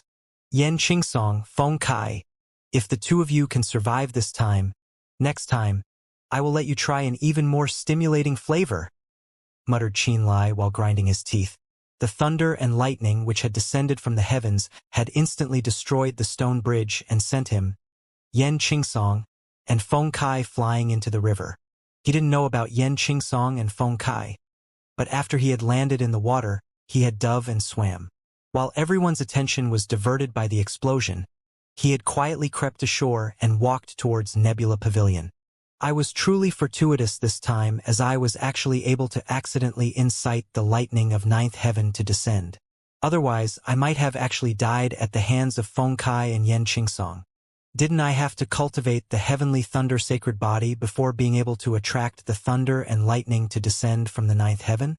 With my body's current state, it shouldn't have reached the stage of the heavenly thunder sacred body, yet why did it turn out like this? Within the alley, Qin Lai furrowed his brows as he silently thought to himself, his expression becoming increasingly puzzled. Why is there such a strong scent of alcohol on me? I didn't drink any alcohol, so just where did this scent come from? Qin Lai suddenly smelled the fragrance of alcohol, causing his expression to become strange as he looked at his body. My wounds. The scent of alcohol is coming from my wounds. What's happening? This alcohol smells like Li Mu's extremely strong wine. Qin Lai's face showed a strong look of surprise. A strong scent of concentrated alcohol emanated out from the open wounds on Qin Lai's body and filled the entire secluded alley, leaving behind an intoxicating fragrance which completely astounded Qin Lai. Some kind of tingling feeling pervaded the fine wounds on his arms, chest, abdomen, and back. When he gathered his mind to carefully examine himself, he discovered to his great surprise that his wounds, which had previously been bleeding, had not only stopped, but seemed to be clotting into scabs as well. The several relatively lighter wounds, after clotting, had actually quickly healed. Within the alley, Qianlai looked at his wounds in bewilderment, his face filled with disbelief. Uncle Li's strong wine actually has this kind of strange effect. After quite a while, his body trembled somewhat as he suddenly looked in the direction of Li's shop. His eyes lit up. As he wasn't in a hurry to return to Nebula Pavilion and was instead looking for a secluded place nearby, he simply sat down and waited a while in silence. Before the skies began to darken, all of the wounds on his body had stopped bleeding. The tingling feeling which had pervaded his entire body, along with the smell of alcohol, had gradually disappeared as each wound scabbed.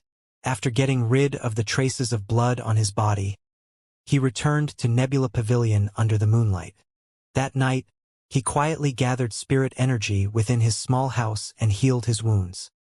He discovered that all wounds that had been inflicted by Feng Kai healed very quickly and weren't able to leave him injured for several days. Uncle Li, you are indeed an odd person. The next morning, he continued going to Yao Tai's artifact forging hall, learning about the unique characteristics of the various spirit materials beside Yao Tai. He also tried to figure out the steps for smelting spirit artifacts as he assisted Yao Tai in making them. With the news spreading throughout Nebula Pavilion, he knew that after being stricken by the lightning bolt, Feng Kai and Yan Qingsong had seemingly been severely injured. As of today, they were both stuck in the Shattered Ice Manor's only recuperating manor to accompany Yen Du. The lightning bolt actually didn't kill the two of you. Your 2 lives can be considered tenacious. Qianlai knew that there definitely wouldn't be any reconciliation between him, Feng Kai, and Yan Qingsong. Once those 2 recovered, they would definitely continue looking for opportunities for revenge. Next time, you 2 might not be so fortunate. Time flew by and half a year passed. During this half-a-year period, Qianlai had spent his days learning about artifact forging with Yao Tai, and the nights bitterly cultivating by either using the whirlpool in his Dantian Spirit Sea to temper spirit energy, or by practicing inscribing spirit diagrams on spirit tablets. By shadowing Yao Tai, he gradually became accustomed to the steps for refining a spirit artifact. He also memorized all of the unique characteristics of various spirit materials by heart. Other than having tried to refine a spirit artifact, he had completed all of the other steps. With every circulation, the whirlpool within his Dantian Spirit Sea would purify spirit energy, refining the spirit energy within his Spirit Sea as he prepared to break into the natal opening realm. Of the 4 spirit diagram types, amplification, spirit gathering, spirit storage, and strengthening, he had mastered yet another one, spirit storage. The spirit storage diagrams which he inscribed were able to create something similar to the small world in his Dantian Spirit Sea within the center of the spirit tablet and could also absorb the spirit energy of the world, storing them for later use. He had once tried to infuse all of his spirit energy into the spirit storage diagram and discovered that it was actually able to absorb it all. This discovery caused him to become greatly excited. If a portion of spirit energy was stored within a spirit storage board, could they replenish themselves using the spirit storage board and instantly recover their ability to fight when they ran out of spirit energy mid-fight? Once this question arose within his mind, he was in high spirits and prepared to try it out.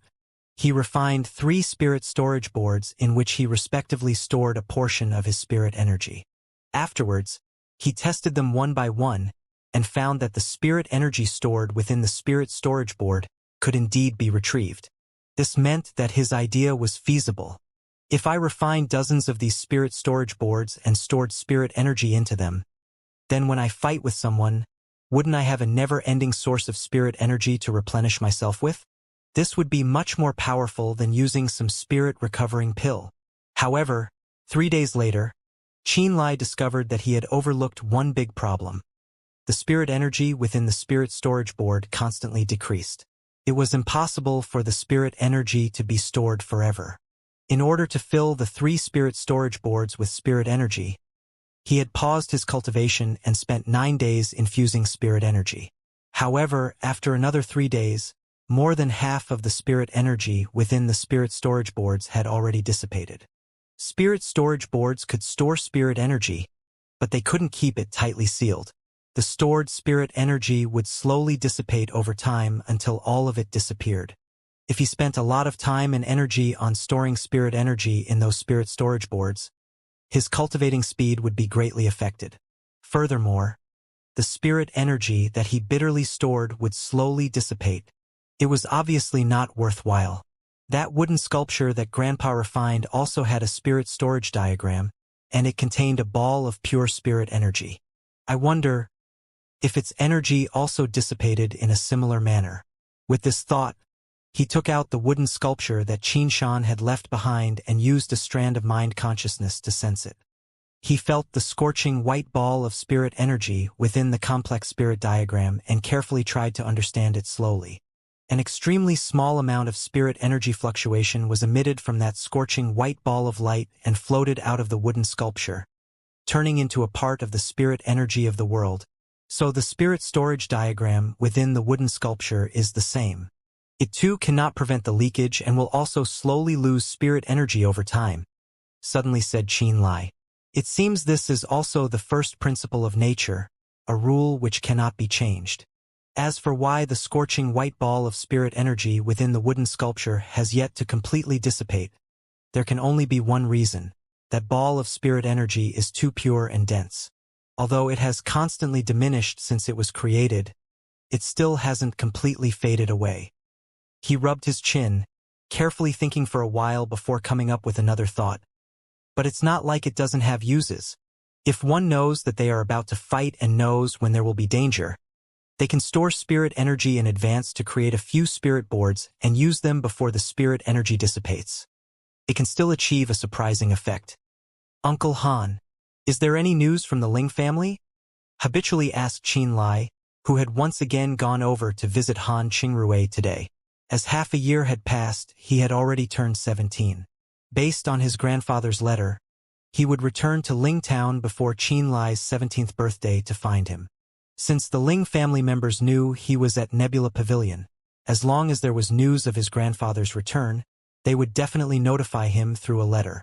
Han Qingrui was the person in charge of collecting and organizing all the letters. If the Ling family sent any, it would definitely be sent to him. Still none, said Han Qingrui, shaking his head. Xianxia, just this last month you have come 5 times. Honestly, you don't need to come over at all. If they send any news about your grandfather, I will naturally go over and notify you. You don't have to constantly worry over this matter and repeatedly run here. There's still no news. He didn't even listen to the rest of Han Qingrui's words as his mood suddenly sunk and his head dropped. He silently thought, I'm already 17, but Grandpa still hasn't returned. Seeing these circumstances, it seems something really did happen. Grandpa did say that if he hadn't returned before my 17th birthday that I shouldn't worry about him and don't need to bother finding him. He wanted me to cultivate instead, wait until I reached a certain level and break through the seal on the soul-suppressing orb. Once I regain my memories, I would also be able to understand what had happened. Xianxia, gently said Han Qingrui. What? Asked Xianxia with a depressed expression, his eyes soulless as he raised his head. Uncle Han, what is it? Although there is no news concerning your grandfather, there is a letter for you from Dark Azura Hall. Take a look. Han Qingrui handed him a light yellow envelope, his eyes expressing shock as he said, I never thought that you would even have people that you know within Dark Azura Hall. I don't. Xianxia also had a puzzled expression. After opening the letter, he read it with furrowed brows for quite a while before he finally came to a realization. The letter had come from Ling Yushi, who had requested a friend in Dark Azura Hall to send it. Seven Fiends Valley had a great relationship with Dark Azura Hall. Thus, those within their younger generation would frequently work together and become acquainted with each other. As Nebula Pavilion was a vassal force of Dark Azura Hall, it was very convenient for people to pass information to Nebula Pavilion through Dark Azura Hall. Ling Yushi's letter was very long and touched on many things, such as her cultivation progress within Seven Fiends Valley and the amount of attention the two sisters received from Granny Jo. Not only could they condition their body with precious spirit pills, they were also able to temper their bodies by soaking in the liquid of rare crushed herbs. Thus, their cultivation had risen quickly. Currently, she had already broken through to the natal opening realm while her sister Ling Xianxia was at the 9th level of the refinement realm, seemingly about to break through. Ling Wuxia indirectly touched on the things she longed for, saying that after a period of time, she would try to politely ask Granny Jiu if she would let her return to Ling Town. She also spoke about how she was secretly in possession of a few pills which she had found within some of the body refinement rooms and how she would give them to him when she returned. "It's not from Dark Azura Hall, it's from Seven Fiends Valley," said Qin Lai, putting away the letter, his heart warm.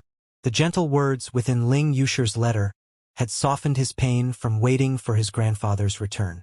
This kind of feeling where he was constantly being missed by someone, where someone was constantly thinking about him, caused him to feel a little joy and made him feel better. "Haha! It seems like it must have been that young miss from the Ling family." Han Qingrui laughed as he patted Qin Lai's shoulder, gently saying, "Seven Fiends Valley is the same rank as Dark Azura Hall and is a bit stronger than Nebula Pavilion. However, it's not like you have no chance of entering. You are still young, and that youth is your potential. Uncle Han believes you will be able to see the young miss of the Ling family again." "Emin, thanks Uncle Han." Qin Lai nodded. "If you receive news of my grandpa, you must remember to notify me." He turned around and left. The missing Qin Shan and Ling Wuxia's longing for him had become the driving force of his efforts. During the next period of time, he put his entire heart into it, whether it was practicing spirit diagrams, refining his martial art, or even analyzing fighting skills. He could frequently be found in the scripture tower, the practice grounds of the cultivation grounds, the meditation room, and the combat room. Nebula Pavilion's contribution points that he had accumulated rapidly declined as his knowledge on the various aspects of the martial way became increasingly profound. His combat experience had also rapidly increased.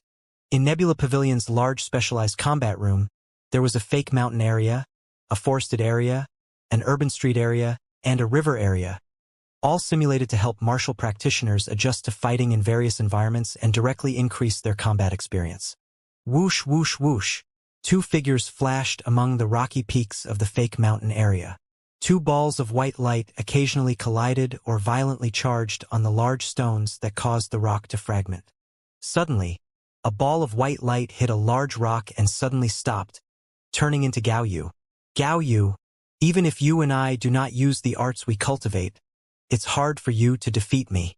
The other ball of white light also landed and turned into a heavily sweating Qin Lai.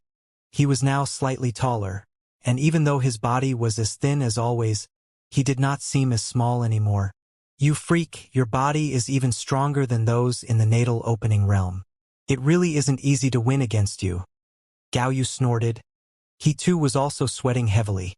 After fighting, his complexion seemed even more pale, as though he was a seriously ill patient that left his sickbed and made people worry that he would quickly collapse and never get back up.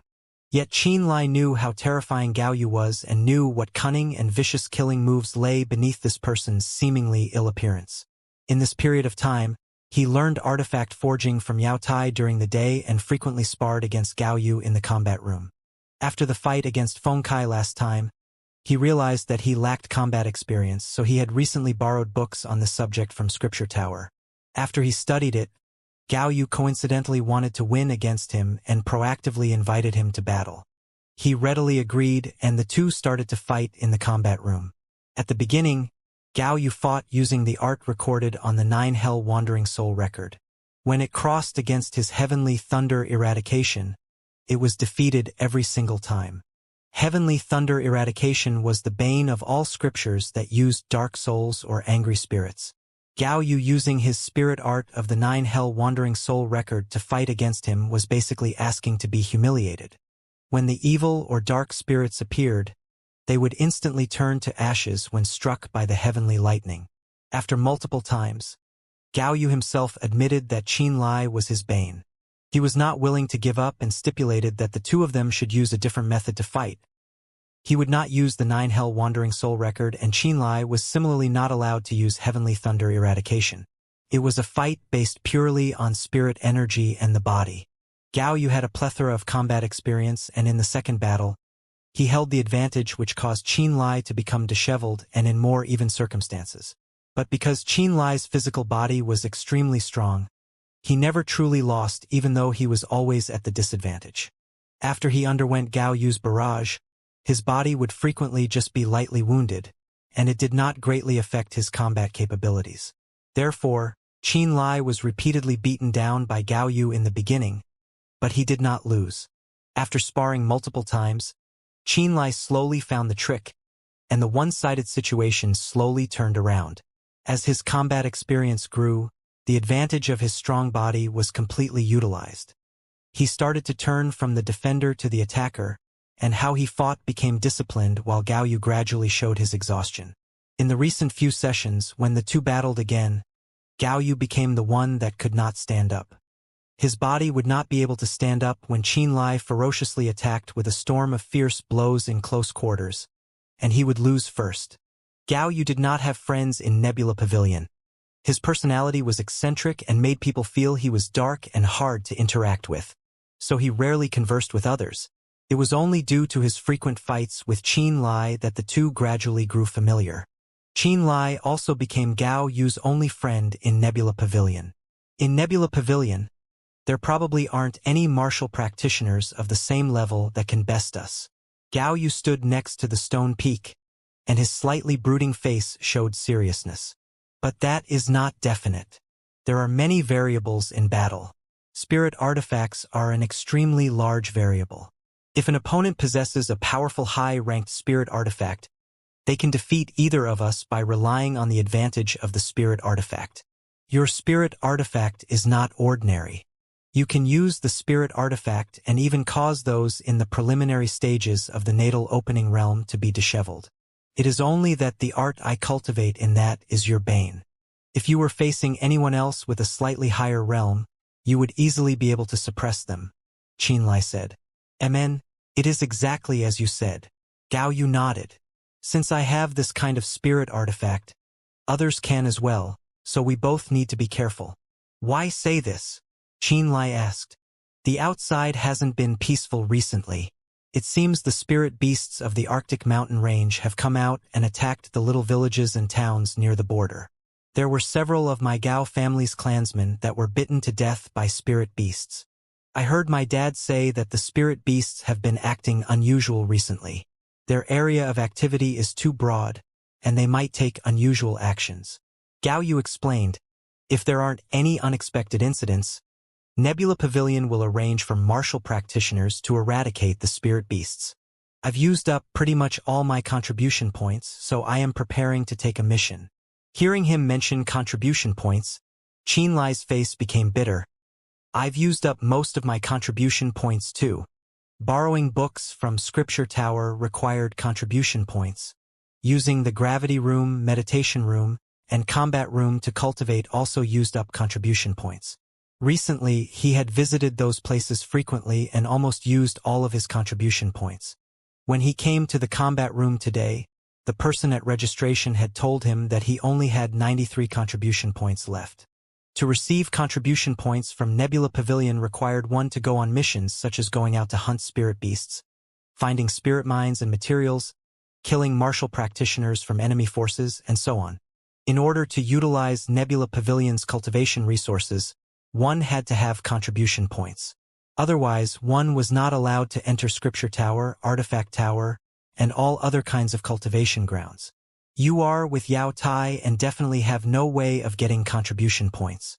You've also been very diligent in cultivating recently, and I guess that you have pretty much used up all of your contribution points.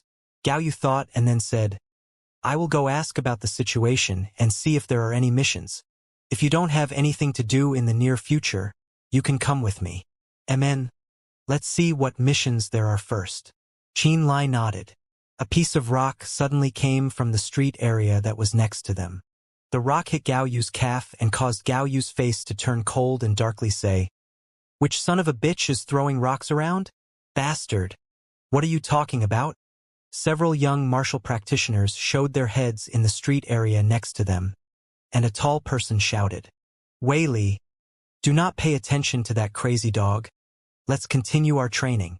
Lu Ting was clad in rose-red attire as she valiantly stood at the corner of the street and prettily said that as she wrinkled her nose.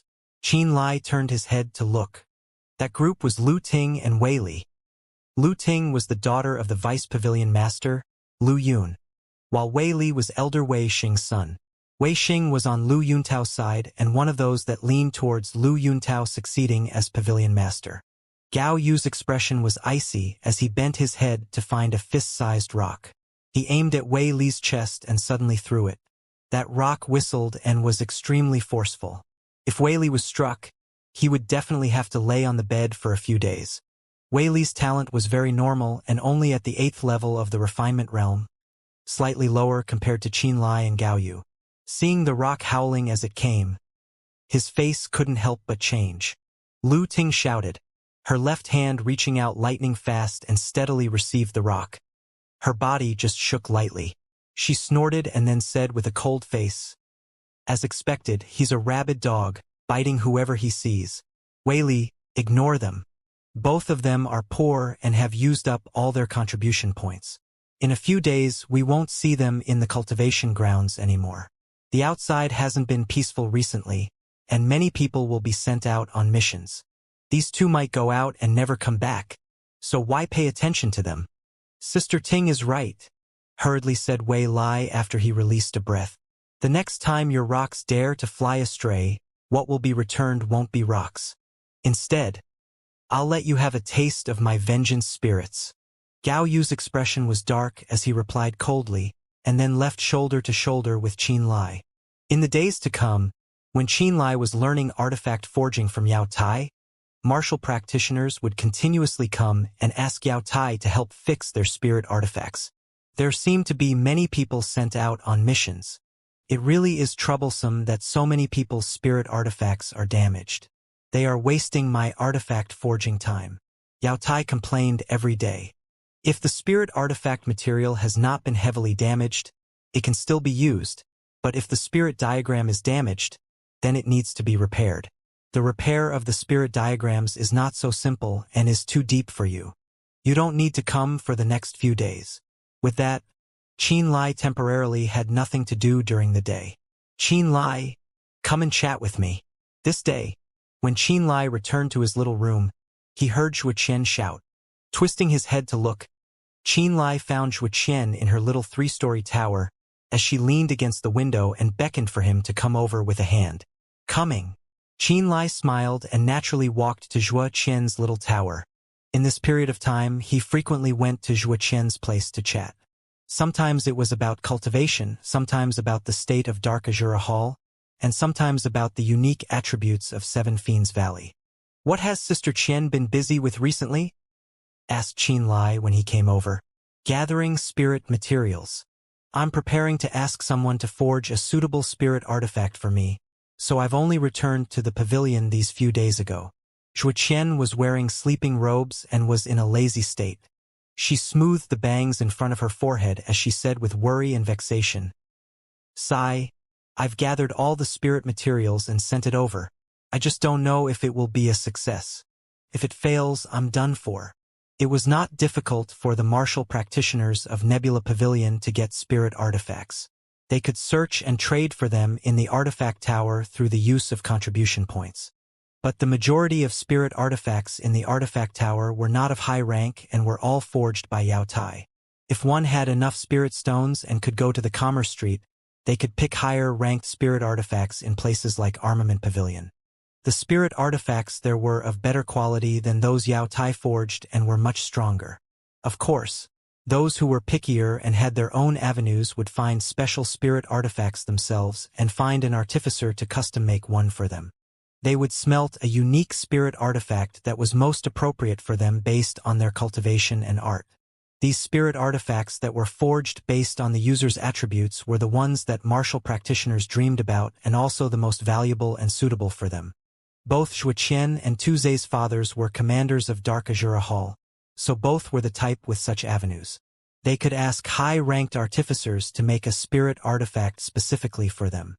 Zhe has gone to Dark Azura Hall with his spirit materials and also the spirit materials I've gathered. He knows my situation very well and will tell everything to the artificer there. As to whether a suitable spirit artifact can be made for me, no one can say for sure. Zhuqian's face was full of worry. This is the third time. If it fails again, I'm afraid I won't be able to bear it. It's failed twice. Qinlai was shocked. What did you think? Zhuqian grimaced. The failure rate of artifact forging far surpasses the rate of success. The higher the rank of the spirit artifact, the higher the rate of failure. Yet, for the uniqueness, for it to be completely complementary with the art, sometimes one must swallow the bitter pill of failure. He looked at Qinlai and forced a smile. This is actually not bad. If Zhe fails this time, it is his fourth time. He's worse off than I am. After failure, does the artificer need to take responsibility? Qinlai was astounded inside. What responsibility does the artificer need to take? Zhuqian's face was puzzled. Even the top artificers do not dare to guarantee 100% success rate. Failure is a normal event, nothing to wonder at. Even if the forging fails, we still need to pay a portion of the fee. Did you assume that the artificer would work for free? You need to pay even if it fails? Qinlai's eyebrows rose. Of course. Even though the fee is slightly lower than if it succeeds, the fee is still definitely something that has to be paid. Zhuqian nodded and said in a matter-of-fact manner, there is no artificer that forges for free. Success or failure, they will take their fee. This is a basic rule of the artificer world. The artificer did not have to take on any of the risk. Regardless of whether it succeeded or not, the artificer would still take their payment. They would not forge for nothing. This was the fundamental rule of the artificer world. I followed Great Master Yao for some time. His success rate is very high, and he rarely fails, said Qinlai. Great Master Yao? Zhuqian's expression was strange. Forget about it. In the eyes of true artificers, he is unacceptable. How so? The reason his success rate is very high is that he always forges the way he wants instead of taking into account a martial practitioner's requirements, rank, and physique as well as the art they cultivate. For example, if a tailor makes an article of clothing, but they do not measure, and instead make it according to their own wishes, rather than meeting the customer's requirements. This kind of clothing is definitely easy to make, right? Yes. The clothing that is made is clothing. But if the customer doesn't feel comfortable wearing it, they wouldn't wear it, right? Amen. A true artificer will not forge however they wish, but will consider everything about a martial practitioner. Their rank, the art they cultivate in, the strength of their body, their height, the size of their hands, and even the thickness of their fingers. Zhuqian's expression was stern. Only through this can the artifact produced feel comfortable when touched by a martial practitioner and, when used, will it feel like a part of the user's body and greatly increase the power of the martial practitioner. Zhuqian smiled faintly. This is true artifact forging and the process that a high-ranked artificer must go through. Of course, the probability of failure is higher like this. However, the spirit artifact produced is one of a kind and the most suitable for the intended person. It can unlock a martial practitioner's true power. After what you have said, I finally understand. Qinlai nodded and showed a thoughtful expression. Zhe and I did not go to Great Master Yao because, first, his artificer level is not high, and the other reason is that he will not make a spirit artifact tailored to us. Zhuqian's brow creased slightly and sincerely said, Qinlai, I know you are very interested in artifact forging, but that Great Master Yao can't really be said to be a famed master. He also keeps the spirit diagrams extremely close to his chest. You can't learn anything. No problem.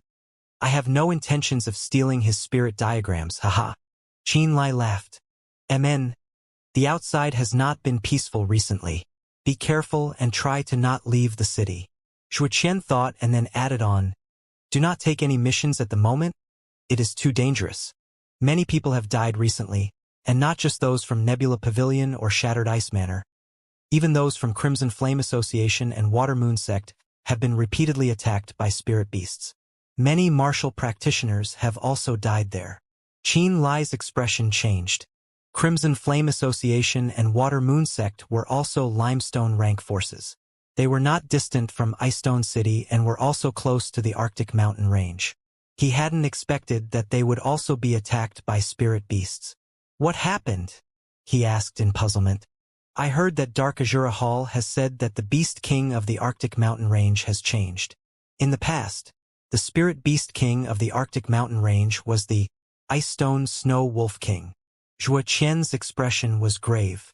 After it left, the spirit beasts of the Arctic mountain range underwent a bloody conflict, and the purple-eyed Flame Lion King has ascended to the seat of the Beast King. After this violent and vicious spirit beast ascended, he directly destroyed the past agreement the Icestone Snow Wolf King had made with the martial practitioners nearby. Large numbers of spirit beasts that live in the Arctic mountain range have come out of the mountains and have directed their fangs at the low-ranking forces nearby. This conflict will most likely not end that quickly. That purple-eyed Flame Lion King needs to make a display of his power to force the neighboring martial forces to make a new agreement with it. I heard that high-ranking martial practitioners from Dark Azura Hall and Seven Fiends Valley have been deployed. They will soon go to the Arctic mountain range to kill the spirit beasts. They need to create an advantage in the battle and put pressure on that purple-eyed Flame Lion King, so they have the initiative when making a new agreement. So it won't be peaceful in the near future, and there will be many people who will die. The spirit beasts will become even more lawless. Before the new agreement is made, the battle between the two sides will continue. Shattered Ice Manor, Nebula Pavilion, Crimson Flame Association, Water Moon Sect, and the other limestone forces around the mountain range will be pulled into this conflict. They will be organized by black iron powers like Dark Azura Hall and Seven Fiends Valley to wage a large-scale conflict against the spirit beasts. Zhuo Qian explained the details and told him the reason it would not be peaceful in the near future, so he would be careful and not take missions unless it was necessary. Qin Lai noted it down. A fortnight later, the conflict between the spirit beasts and martial practitioners did not seem to subside and instead became even more heated. The state of the battle gradually intensified. Dozens of people from Nebula Pavilion alone had died, and even more were wounded.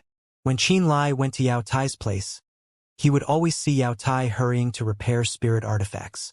He did not have the free time to work on artifact forging any longer. The three elders, Du Haitian, Wei Xing, and Chu Yan, seemed to be constantly roaming the outsides with their subordinates and hunting the spirit beasts that appeared near Icestone City. They would occasionally return to Nebula Pavilion to replenish their food supply and spirit stones. Each of them had heavy expressions. Many had visible wounds, and there were people that did not return.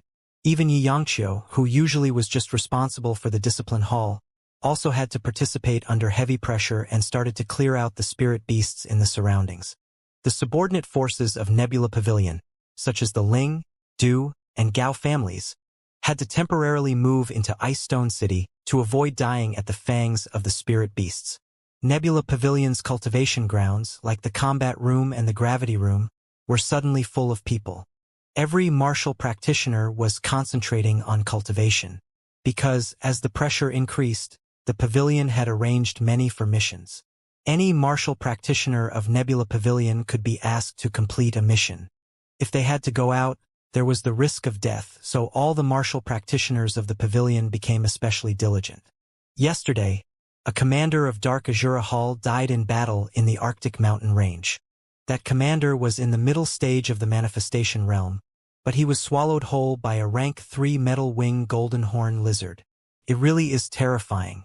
The fact that a powerful warrior whose cultivation was at the middle stage of the manifestation realm was eaten alive by a spirit beast is frightening to think about. There is a martial practitioner in the late stage of the manifestation realm from Seven Fiends Valley called Qiu Sudong. Didn't he kill 2 rank 3 blue-eyed toads?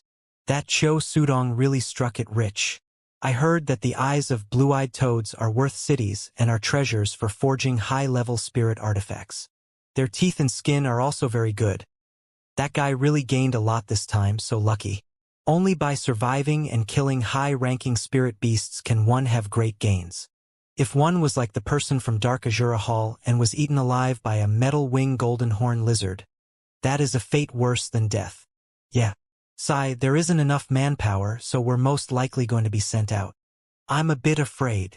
In the direction of the combat room street area, a group of martial practitioners had stopped and were discussing the current situation with troubled faces. It was Wei Li and Lu Ting's group. Wei Li and Lu Ting had both rank and status in Nebula Pavilion, and in normal circumstances they would not be sent out on missions. But if the pavilion really lacked manpower, they could not escape and would be forced to complete missions. All sorts of news had traveled to Icestone City recently, which caused many of the young generation that had not been baptized in blood to panic and worry, fearful they would be sent out by the pavilion.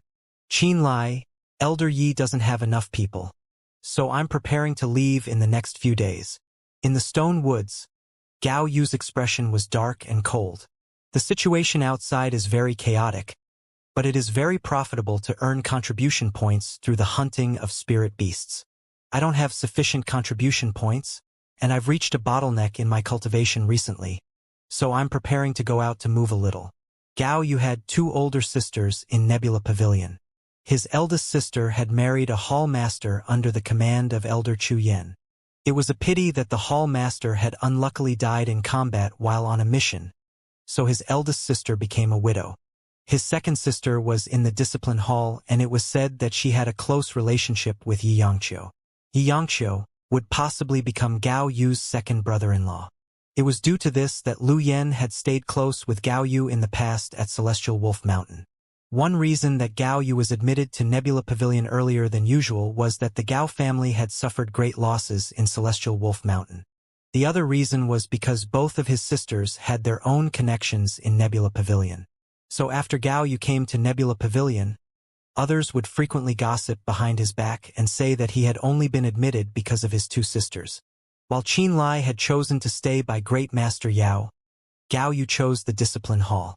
His position was in Discipline Hall, and he was thought of highly by Xianxia. But right now, even Xianxia had to go out to hunt spirit beasts. As a member of the Discipline Hall, he also lacked contribution points, and he also liked to fight, so there was no reason for him to stay in the pavilion. Be careful, Qin Lai said. Don't worry, when I return, I will receive a ton of contribution points. At that point of time, we can use my contribution points to stay in the combat room. Recently, we've used your contribution points, Gao Yu said with a creased brow. Haha, I only have 10 contribution points left. I've almost used all of them, Qin Lai said helplessly. And then wait for me to return. By then, there will be more than enough contribution points, Gao Yu said confidently. Qin Lai, come over and accompany Big Brother to drink.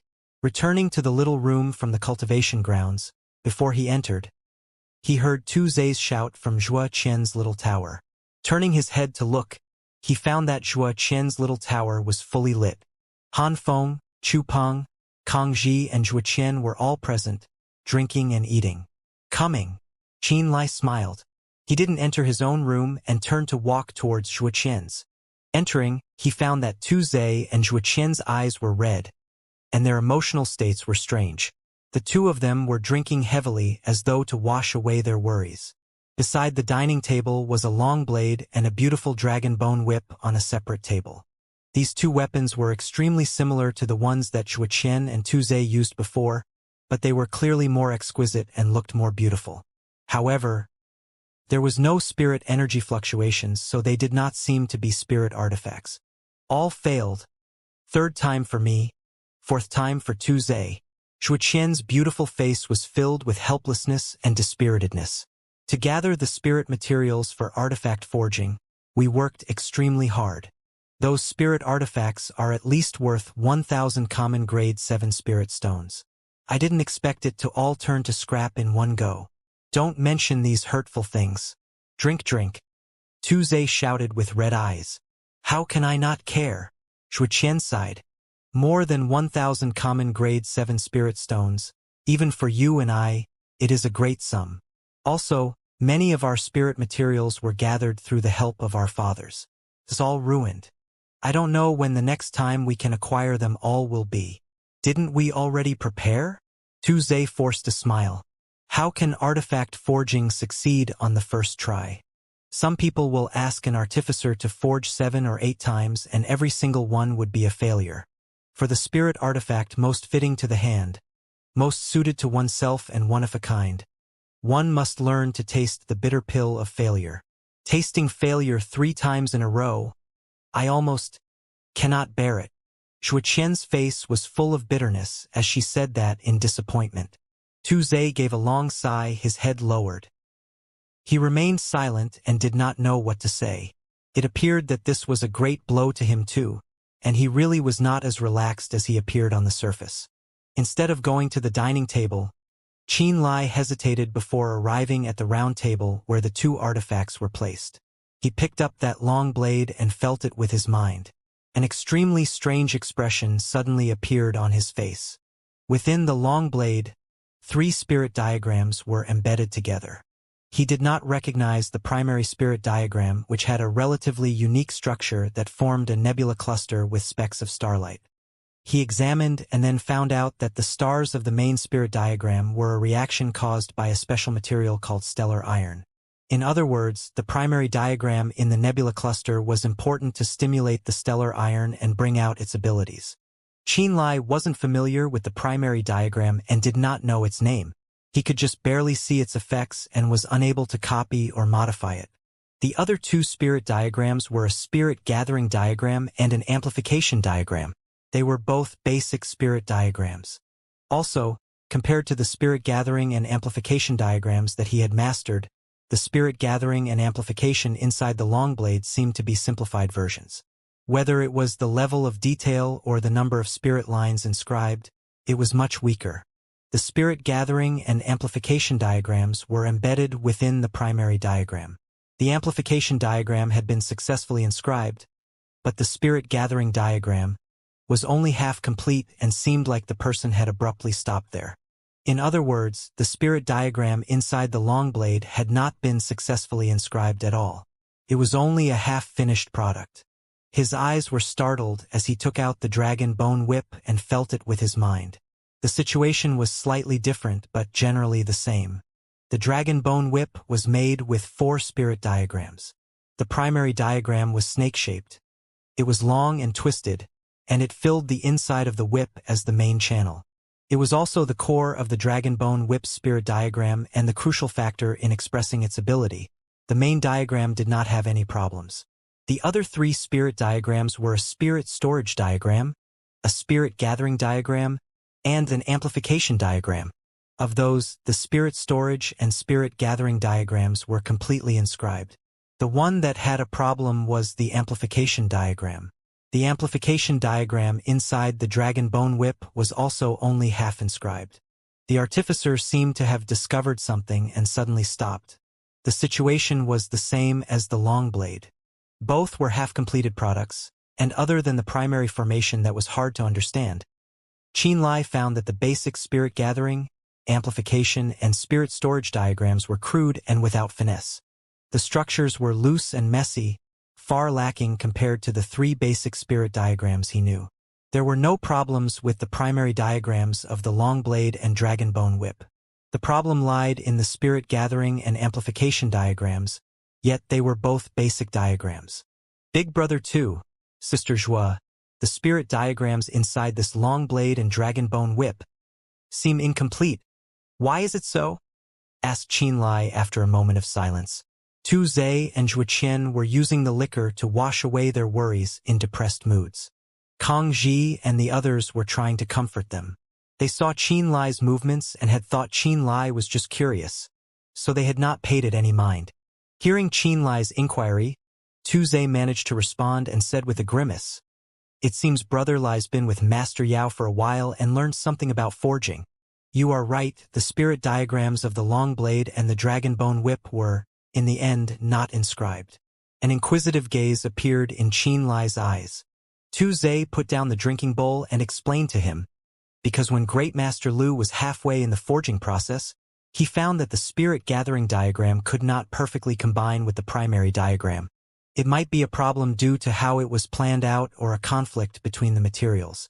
In any case, even if the spirit gathering diagram was inscribed completely, It cannot fully take advantage of the unique attributes of the primary diagram, nor can it completely rouse the stellar iron, so this spirit artifact cannot surpass the common grade 4 rank. In his eyes, this is a defective product. It is the same with Xueqian's whip. The amplification diagram cannot truly combine with the primary diagram and cannot channel the full power of the material. This way, even if the amplification diagram is inscribed, the level of the whip will be greatly lowered and cannot reach his predicted goal. Tu Zhe shook his head and helplessly said, "Great Master Lu can accept failed products, but not defective ones. So when he saw it was unable to succeed, he was not willing to continue, and will not allow low-level defective products to appear. For him, spirit artifacts below common grade 4 is a humiliation to him. He definitely will not allow them to appear. Great Master Lu is a profound second-rank artificer. The spirit artifacts he forges needs to be at least common grade 6. Any spirit artifacts that are lower than common grade 6 will cause him to lose face, so he can accept failure but not the creation of low-grade spirit artifacts." Added on Xueqian and then helplessly finished, "Do you understand now?" Qin Lai silently nodded. He had followed Master Yao for a period of time and understood the artificer world. He knew that artificers had an eccentric habit. They could accept failure but not defective works. The great majority of artificers were perfectionists. Rare were those that would make do. He also knew that an artificer would usually have a plan before they inscribed spirit diagrams for the artifact. They would design a compound diagram with basic diagrams and a primary diagram that was suited for the artifact. They would also first experiment on different kinds of spirit tablets. Only when there were no problems during testing would they finally inscribe them onto the spirit artifact itself. While the compound diagrams that were specifically designed for spirit artifacts would not have problems on the spirit tablets, when they were actually used on the spirit artifact, there would be many unpredictable variables. The material of the spirit diagram was made from many spirit materials smelted together and were more complex than spirit tablets. There were also special powers that could exist inside high-level spirit materials. With all this, the compound spirit diagram that had no problems on the spirit tablets had a high possibility of accidents on the spirit artifact. Spirit diagrams collapsing in the process was an extremely common occurrence. There were also many artificers that were wounded in the process. Not only were conflicts between spirit diagrams and materials common situations, the incompatibility between diagrams were also common. These variations would cause the entire forging process to fail.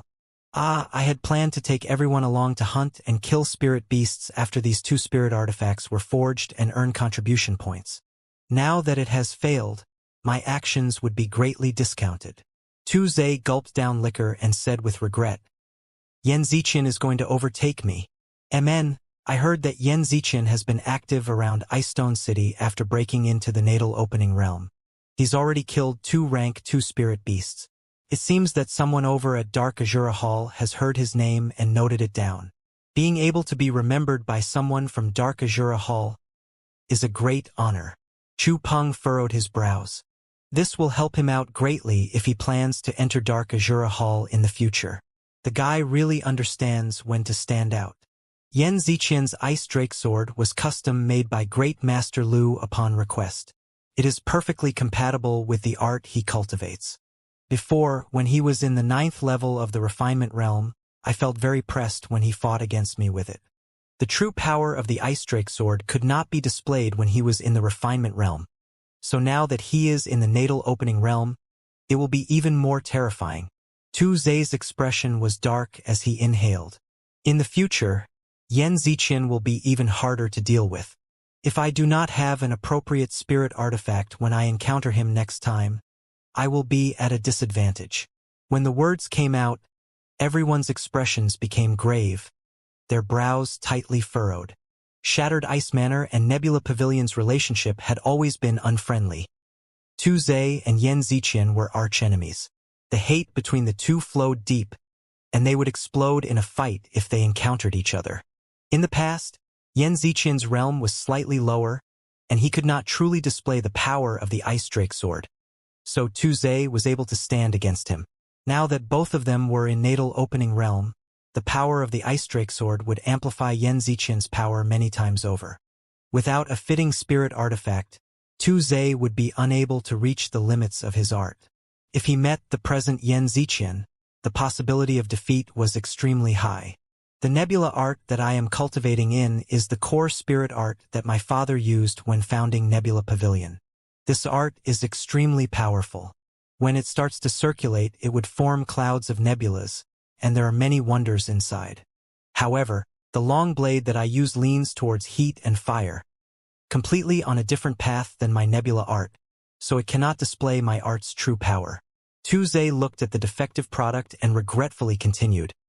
There is stellar iron mixed into this long blade. It is said that stellar iron is from the fragments of stellar explosions. This is something that can truly help me show the true power of my nebula art. If this blade could be forged, I would be completely confident if I had to face Yan Qiqian. But now, Big Brother 2, Sister Qian, I'm curious about artifact forging. Can you let me examine this blade and this whip for a period of time? Requested Qin Lai after being silent for a while.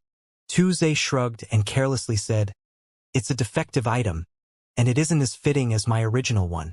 It's fine if you want to play with it. The spirit diagrams have not been completely inscribed, so it isn't really a spirit artifact. Take it, since it is scrap, you can do whatever." Zhuo Qian also expressed her attitude. "Thanks." The next day, because Yao Tai was busy repairing spirit artifacts and did not have the time to teach him how to smelt artifacts, his days were very idle. His contribution points were almost all used up. He could not borrow books from the scripture tower or refine his techniques in the cultivation room. Because of this, there was nothing suitable for him to do at Nebula Pavilion lately. He used an oilcloth to wrap the dragon bone whip and the long blade before he quietly left Nebula Pavilion and walked towards Li's shop on Commerce Street.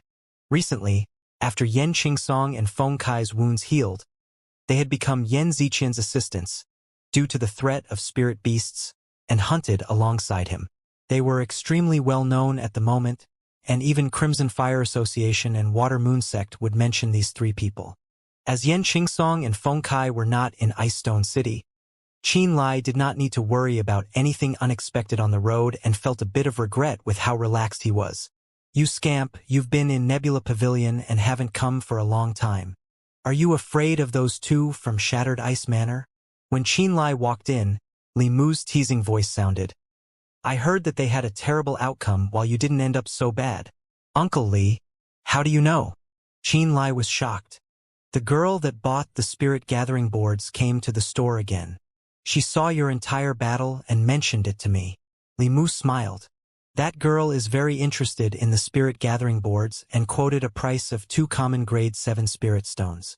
Do you have any interest in getting some spirit stones?" How many spirit tablets are there that are usable?" Qin Lai asked. Before he left last time, he had taken many spirit tablets to Nebula Pavilion to practice inscribing the spirit storage diagram. The practice of a new spirit diagram consumed great amounts of materials, so he had already used lots of spirit tablets. Now that Uncle Li mentioned it, he recalled there might not be enough spirit tablets remaining. Not many left, just 35 spirit tablets. If you are going to keep practicing inscribing spirit diagrams, you need to replenish your spirit tablets, Li Mu said with a smile. "It seems that I need to earn some more spirit stones." Qin Lai rubbed his head. He thought and then said, "If I add an amplification diagram inside the spirit gathering board, the rate at which the energy of the world is being gathered can be doubled. A stronger spirit gather board should be more expensive, right?" "You scamp," Li Mu snickered. "Practice as you want. I promise to take care of that and give you a satisfactory price." "Thanks, Uncle Li. I'm going back to my room to think about a problem." Qin Lai's smile was bright. Taking the oilcloth bundle with the long blade and the dragon bone whip, he walked towards the backyard. Just as he was going to leave the shop, he suddenly thought of something. He stopped in his steps and turned his head to look at Li Mu lazing on the chair. In a serious manner, he said, "I also have to thank Uncle Li for your great liquor." Finished, he walked out and into the little room in the back. Inside the small house, Qin Lai was touching the long blade with his brows locked together. The incomplete spirit gathering spirit diagram inside the long blade kept appearing inside his head. It made him incredibly antsy, and he couldn't help but feel a deep thirst. A thirst to mend that spirit-gathering spirit diagram. Dark Azura Hall's Great Master Lu had already inscribed the main diagram inside the long blade. The main nebula-shaped diagram was located at the core part of the long blade, and it could activate the star power inside the stellar iron to fully grant the long blade a marvelous power. The amplification spirit diagram was located inside the nebula diagram, and it was also finished and would increase the speed at which the main diagram's spirit energy ran. The only problem was that only a very small part of the spirit-gathering spirit diagram was inscribed, so the main diagram inside was unable to draw in spirit energy. This long blade could not even be called a spirit artifact because of this problem. Since the spirit-gathering spirit diagram cannot successfully merge with the main diagram cannot exert its true power. Hence, even if the spirit-gathering spirit diagram was forcefully inscribed inside, the spirit artifact cannot possibly be of high rank. These words came from Tuze, who answered the crux of the problem and explained why Great Master Lu did not finish the spirit diagram. Qianlai pressed a finger against the smooth surface of the long blade, directed a wisp of mind energy and consciousness into its interior, and examined the compound diagram's miraculous designs. From the looks of Great Master Lu's spirit-gathering spirit diagram inside Zhua Qian's dragon-bone whip, it should be the same as the incomplete spirit-gathering spirit diagram inside this long blade. Compared to the spirit-gathering I know of, Great Master Lu's spirit-gathering spirit diagram is simple and friable. Therefore, its spirit-gathering effects are also limited. As Qianlai continued to ponder, a thought floated in his mind. Maybe if I mend this with the spirit-gathering spirit diagram I know of, it may experience a new change? His eyes slowly brightened. He immediately adjusted his breathing and heart rate, cleared out the jumbled thoughts in his head, and slowly sucked in a breath. The finger pressing against the long blade's broadside abruptly glowed with the light of spirit energy. Abruptly, his mind and consciousness connected with the spirit diagram inside the long blade. A tiny spot of light abruptly brightened inside the blade's interior world. The spot of light appeared accurately at the breaking point of the spirit-gathering spirit diagram. The glowing spot slowly shifted, and where it had passed through, a new spirit line had clearly appeared on the surface. Inside the house, Qianlai had his eyes closed. There were obvious fluctuations of spirit energy around him. His fingertips glowed sharp like a needle as it slid across the blade's surface continuously. Time passed slowly. The sweat first appeared on his forehead before it slowly spread all over his entire body. His clothes were quickly drenched, and a trace of sickly white appeared on his ruddy complexion. His spirit and mind energy were both expended at an unbelievable rate. ZZT. As if the lights had gone out, the light on his fingertips suddenly disappeared. His body shuddered slightly as he abruptly opened his eyes. The glowing long blade suddenly dimmed because the light on his fingertips had disappeared, and it now looked no different from common steel. So this is what you call inscribing diagrams on a spirit artifact. Qianlai was shocked on the inside as he collapsed to the floor covered in sweat and stared blankly at the ceiling. This was the first time he recognized the huge difference between inscribing a spirit diagram inside an artifact and on a spirit tablet.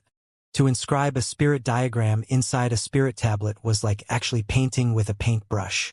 A clear picture could be seen wherever the soft tip of a pen brushed through and ink spilled across the paper. It was an extremely easy and relaxing task that required almost no pause at all, so the person could never get too tired doing it. But to inscribe a diagram inside an artifact was a completely different sensation. Not only was it not easy at all, it also expended a tremendous amount of mind and spirit energy. To inscribe inside an artifact was akin to sculpting or carving on top of wood or stone. Not only did it test one's skill and technique, it was also very demanding on one's strength. The components of an artifact were created through the blending and smelting of spirit materials, and therefore was much, much tougher than a spirit tablet. The spirit and mind energy spent during the process of inscribing a spirit diagram was leagues above inscribing on a spirit tablet. With his current realm and spirit energy, he could very easily inscribe a complete spirit-gathering spirit diagram inside a spirit tablet in one go. However, when he tried inscribing on a real artifact, Not only did he nearly expend all of his spirit and mind energy, he had only managed to inscribe 1/5 of the entire spirit-gathering spirit diagram. No wonder they said that powerful artificers are often superb martial practitioners themselves. I guess I finally learned why that was the case today. Qianlai's expression was visibly moved. Without a deep and refined pool of spirit energy, it would be completely impossible to complete the inscribing of a complex spirit diagram. He had already pushed his body past its limits, so he had no choice but to temporarily stop and recover using spirit-recovering pills. Qianlai, you haven't left your room for a full day, so get out of there right now and make some food. Let's fill up our bellies first. Just when his spirit energy had recovered by more than half, Li Mu's shout came from the outside. Yes, I'm coming. He pushed open the door and walked out. What happened? The sun was high and bright. A few small dishes were placed on the stone table in the shade of the small courtyard. Li Mu slowly sipped his wine as he frowned at Qianlai's appearance. Qianlai gave a simple summary of the situation. Li Mu appeared surprised and also seemed to be more spirited than usual. You want to mend the spirit diagram of a defective artifact? Pretty interesting. This will definitely be quite the test of your skills, all right? It's defective anyway, so even if it fails, it doesn't matter, so sure, go give it a try. He encouraged him. Qianlai sat down, drank some wine with Li Mu, and filled up his belly. He felt that his mood had improved quite a bit. Off you go.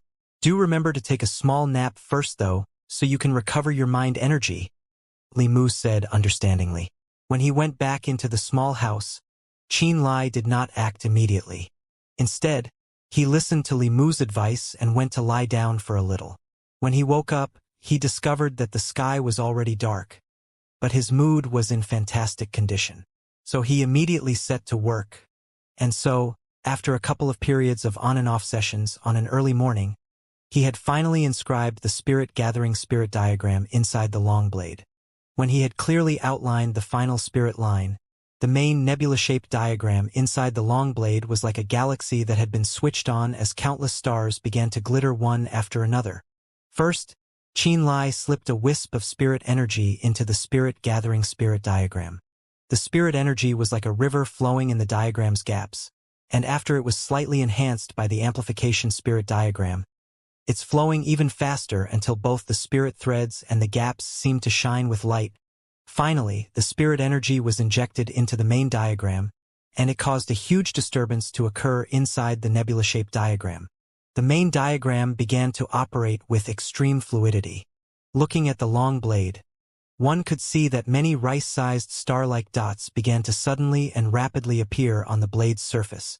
The few hundred star dots clustered together to form a nebula pattern, and the nebula on the surface actually constantly fluctuated and even quietly shifted its position. At this very moment, it was as if the long blade had come to life. Qianlai was absolutely ecstatic. He knew immediately that he had succeeded. This was because he could very clearly sense that the spirit-gathering spirit diagram he had inscribed did not conflict at all with the main nebula-shaped diagram when it directed spirit energy. Not only there was no conflict, it even perfectly merged together and energized the main diagram with incredible effectiveness. Uncle Li, I did it, I did it! He rushed out of the small house with the long blade in hand and began dancing wildly in the courtyard. He couldn't hold back his joy. Li Mu walked in from the front of the shop, and with sharp eyes like thunder, he looked at the long blade, grinned, and extended his hand. Let me have a look. Qianlai subsequently handed the long blade over. Li Mu accepted the long blade and felt it with narrowed eyes. He immediately broke into surprised laughter and yelled at Qianlai, My word, kid, are you trying to dominate the other artificer? Why is that the spirit-gathering spirit diagram you inscribed has taken in the other artificer's main diagram instead? Originally, the spirit-gathering and amplification spirit diagrams were meant to be placed inside the main diagram and act as support. He held a strange expression on his face as he continued. But after you tinkered with it, the spirit-gathering spirit diagram has been expanded at least 7 or 8 times its original size and wrapped in the other party's amplification and main diagram instead. Now it looks like your spirit-gathering spirit diagram is the main diagram, and the rest of his diagrams are just acting as support. Qianlai himself was feeling embarrassed. Even if you add up both that artificer's main and amplification spirit diagrams together, you couldn't even get 700 spirit lines, and they all looked really simple and shoddy. The spirit-gathering spirit diagram I added on later was formed with more than 3,000 spirit threads, and because he had inscribed a rudimentary shape of it later on, I couldn't shrink everything at the early stages and had no choice but to build according to his scale. As a result, it turned out this way. I didn't really have a choice, you know? Normally speaking, a spirit diagram size can be freely controlled by the artificer. Take the spirit-gathering spirit diagram, for example. Qianlai could expand it as wide as 10 acres of land or shrink it completely into the size of a palm. On principle, the power of a spirit diagram had no direct correlation with its size. That was to say, the effects of a 10-acre-wide spirit-gathering spirit diagram and a palm-wide spirit-gathering spirit diagram was exactly the same. They would gather spirit energy only. If the spirit artifact was larger, then the spirit diagram inscribed would also be larger. If it was smaller, then the spirit diagram must also be shrunk down as well, but the effect of the spirit diagram was still the same. It didn't matter if it was enlarged or shrunk. This was all done to perfectly fit it with the spirit artifact. Sometimes, a fine spirit diagram could be harder to inscribe and more testing of the level of an artificer. It was rumored that a powerful artificer could even inscribe a few composite diagrams in the interior of a small needle. If the original artificer knew that you have turned his main diagram into support, then he'll probably be mad enough to spit blood. Li Mu smiled lightly. On the other hand, it isn't necessarily a bad thing for this spirit artifact. Li Mu, can this long blade now be considered a spirit artifact? Qianlai's expression was excited. Of course it counts as one. In fact, this is a spirit artifact with a very specific purpose. As for its ranking, it'll have to be determined through its components and how fast the spirit energy flows, the power it can create, the limits of endurance, and so on. I don't have any tools here, and only places like Armament Pavilion can lend a professional opinion, so I can't tell you what rank it is. Li Mu stroked his chin and thought for a little while before smiling. This is definitely a spirit artifact, all right, but you did not complete this independently. The majority of its merit is not on you because all you did is repair it at a latter stage. Right, if you want to know how well it performs, you will still have to return this to your friend and let him use his corresponding spirit art to test it out. Only then will you know if it truly suits him or not, so you can verify your success. There is still a dragon bone whip with the same problem. The amplification diagram and main diagram are in conflict with each other. Qianlai chuckled. Keep up the good work then, and work faster this time since you've gained a little experience, said Li Mu. I'll help arrange your meals so you don't need to worry about it. Just go. I want to see how big of a success you can achieve this time. Uncle Li, thank you, Qianlai said sincerely. Save it. Li Mu waved his hands nonchalantly. With the experience from mending the Longblade's diagram, Qianlai now had a pretty good idea on what to do when he mended the dragon bone whip. This time, he consciously organized his time and split the process into 5 stages. On each stage, he would mend only 1/5 of the amplification diagram, and after using nearly 7 days of time, he had finally mended the dragon bone whip's amplification diagram completely. The main diagram of this dragon bone whip can condense wind energy, and it should be suitable for people who cultivate wine-type art formulas. Wait, that's not right. There's also a bit of the flexibility of water. It looks like the spirit art your friend cultivates is pretty mixed. To mix water in wind. Yeah, I suppose a custom-made spirit artifact is necessary. No wonder your friend would be looking for someone to have it specially made. Inside the courtyard, Li Mu held the dragon bone whip Qianlai had just mended and gave it a casual wave. There was a sudden gust of wind in the courtyard, and a circle of gray blew over and actually became attached onto the dragon bone whip. When the dragon bone whip was waved, it drove the thick gray wind to form a wind barrier which encircled the body of the whip. At first glance, it would seem as if the dragon bone whip had transformed into a wind dragon, and it even did all sorts of stunning attacking poses. Moreover, Every one of these poses were incredibly lifelike, mimicking the flying jump of a dragon. "Great show there, Uncle Li," Qinlai cheered. "It was only 2 careless swings, nothing to fuss over," Li Mu replied in surprise. Then, he returned the dragon bone whip to him and said, "This is the same situation as the long blade. Your amplification spirit diagram has overtaken the others again. Your one amplification spirit diagram is more complex than the original artificer's main diagram, spirit gathering diagram, and spirit storage diagram put together, so they were all enclosed by your amplification spirit diagram. Let me put it this way. Your amplification spirit diagram has become the core of this dragon bone whip, and it has greatly enhanced its ability to condense the power of wind." The mended dragon bone whip appeared to be grayish-brown in color. It was slippery to the touch and felt like holding a snake in one's hands. Qinlai really disliked the sensation. "This feels really weird. It's so slippery to touch and doesn't really feel comfortable. I wonder if Sister Qian would like it. I sure don't think much of it personally." The master of the dragon bone whip's wine-type art formula has the power of water inside it, and water is slippery, so she should like that sensation a lot. Li Mu smiled a little. The fellow who created this dragon bone whip does have some skill. He had taken the user's every aspect into consideration. This slippery feeling is a flare of originality deliberately made to fit the user, so you don't have to worry that your friend won't like it. Both the long blade and dragon bone whip have had their spirit diagrams mended. But I have to wonder what their ranks are and if Big Brother 2 and Sister Qian could actually use them. I wonder if it could replace the spirit artifacts they're using right now. Qinlai thought silently. "Oh right, while you were mending the whip's diagram, that girl in white and the old servant had come by, and they are still asking about the spirit gathering boards." Li Mu raised his eyebrows and smiled lightly. "That girl seems to be very concerned about the spirit gathering boards. It is probably because of the spirit gathering board's ability to gather the world's spirit energy, and it just so happened that it can help her in some way. She must have a need in this aspect right now, so she came over and offered a price herself." "Oh!" Qinlai's expression shook as he smiled. "What price?" 3 common grade 7 spirit stones. Li Mu chuckled. "I've already told her that I would have new stock in a few days, so she should come again pretty soon." There's no need for you to rush back to Nebula Pavilion right now.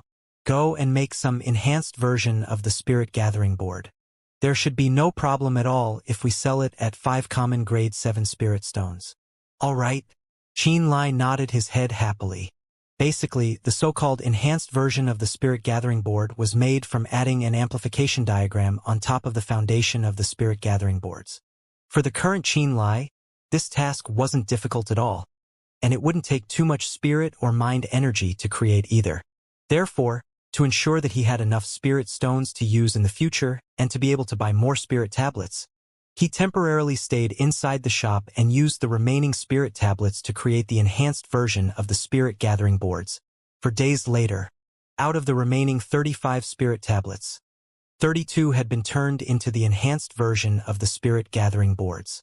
The remaining 3 failed after experiencing some minor mistakes when the spirit gathering diagram and amplification diagram were forcefully mixed together. On the 5th day, the woman in white showed up as expected. The woman whose clothes were whiter than snow prettily stood in front of the shop and drew a beautiful scenery around her. It was as if the world had suddenly become attractive. A trace of anticipation leaked from her crystal-like pupils. "Have the spirit gathering boards arrived yet?" "They've arrived." Li Mu gave a smile and nodded towards the shop at Qinlai, signaling him to come out and present them. Both the eyes of the woman dressed in white and the old servant lit up a little. It seemed that they valued the spirit gathering boards greatly, and they both took the opportunity to look towards Qinlai. This is the enhanced version of the spirit gathering boards. Compared to the original, this one gathers the world's spirit energy 2 times faster. Qinlai gave them each a board, then activated the diagrams inside the spirit boards. As it began to glow with a misty blue luster, the world's spirit energy around them began to flow visibly towards this location. The amount of nature spirit energy gathered by the 2 spirit boards was 2 times faster than what it normally would be in the shop. Previously, This could only be accomplished through the use of 4 spirit gathering boards. Enhanced version. Both the woman dressed in white and the old servant's eyes grew brighter and brighter. They gave each other a look and appeared to be slightly excited. Immediately, they too activated the enhanced version of spirit gathering boards in their hands and carefully felt the changes within. A long time later, the woman in white's expression turned serious as she exclaimed with a cool voice, "How many spirit stones?" 5 common grade 7 spirit stones. Xianxia exclaimed in a low tone and tightened his fists in secret. He was also feeling anxious and was filled with anticipation. If all 32 spirit boards could be sold, then it will amount to 160 common grade 7 spirit stones. A single common grade 7 spirit stone could be exchanged for 25 spirit tablets, and he could exchange 160 common grade 7 spirit stones for a total of 4,000 spirit tablets. 4,000 spirit tablets. When he practiced the spirit gathering, amplification, and spirit storage spirit diagrams, he had only spent over 1,000 spirit tablets. This meant that if this business was successful, he wouldn't have to worry about spirit boards for at least 1 or 2 years. "Okay, I'll take everything." The woman dressed in white barely gave it a thought before she nodded immediately after. She even added, "How much you have equals to how much I want. As long you have them in stock, I'll take them all." Xianxia was so excited that his entire body was shaking. Even his gaze on the lady in white had blazed up all of a sudden. Ahem!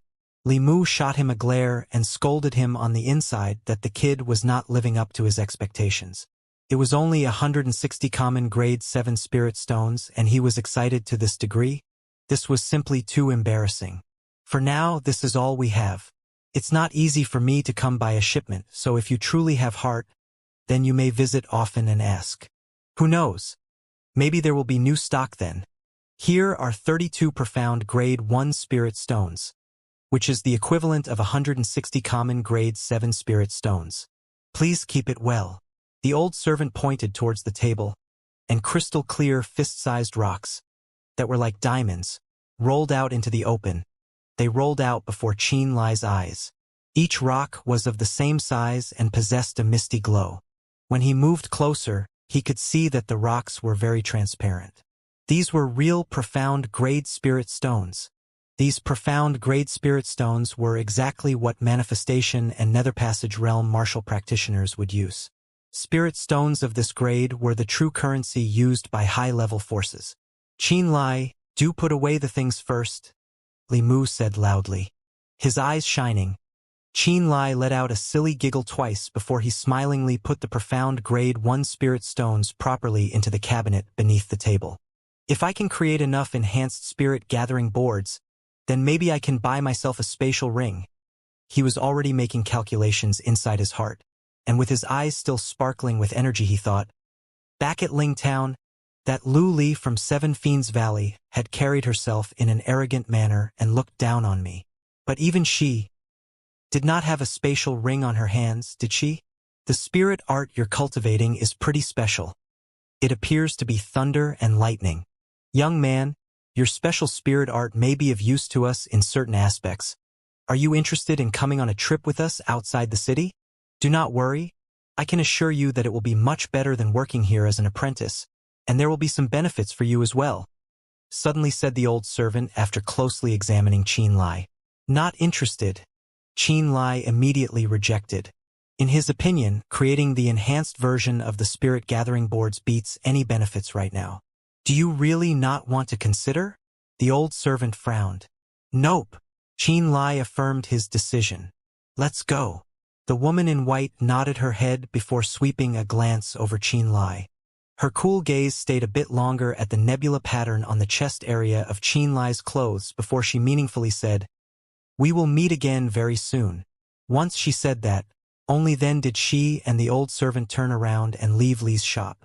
This girl is incredibly beautiful, and her abilities are just as extraordinary. It also seems that she is slightly interested in the art formula you're cultivating. Li Mu proceeded to curl up atop his recliner again, and he spoke while rocking in comfort.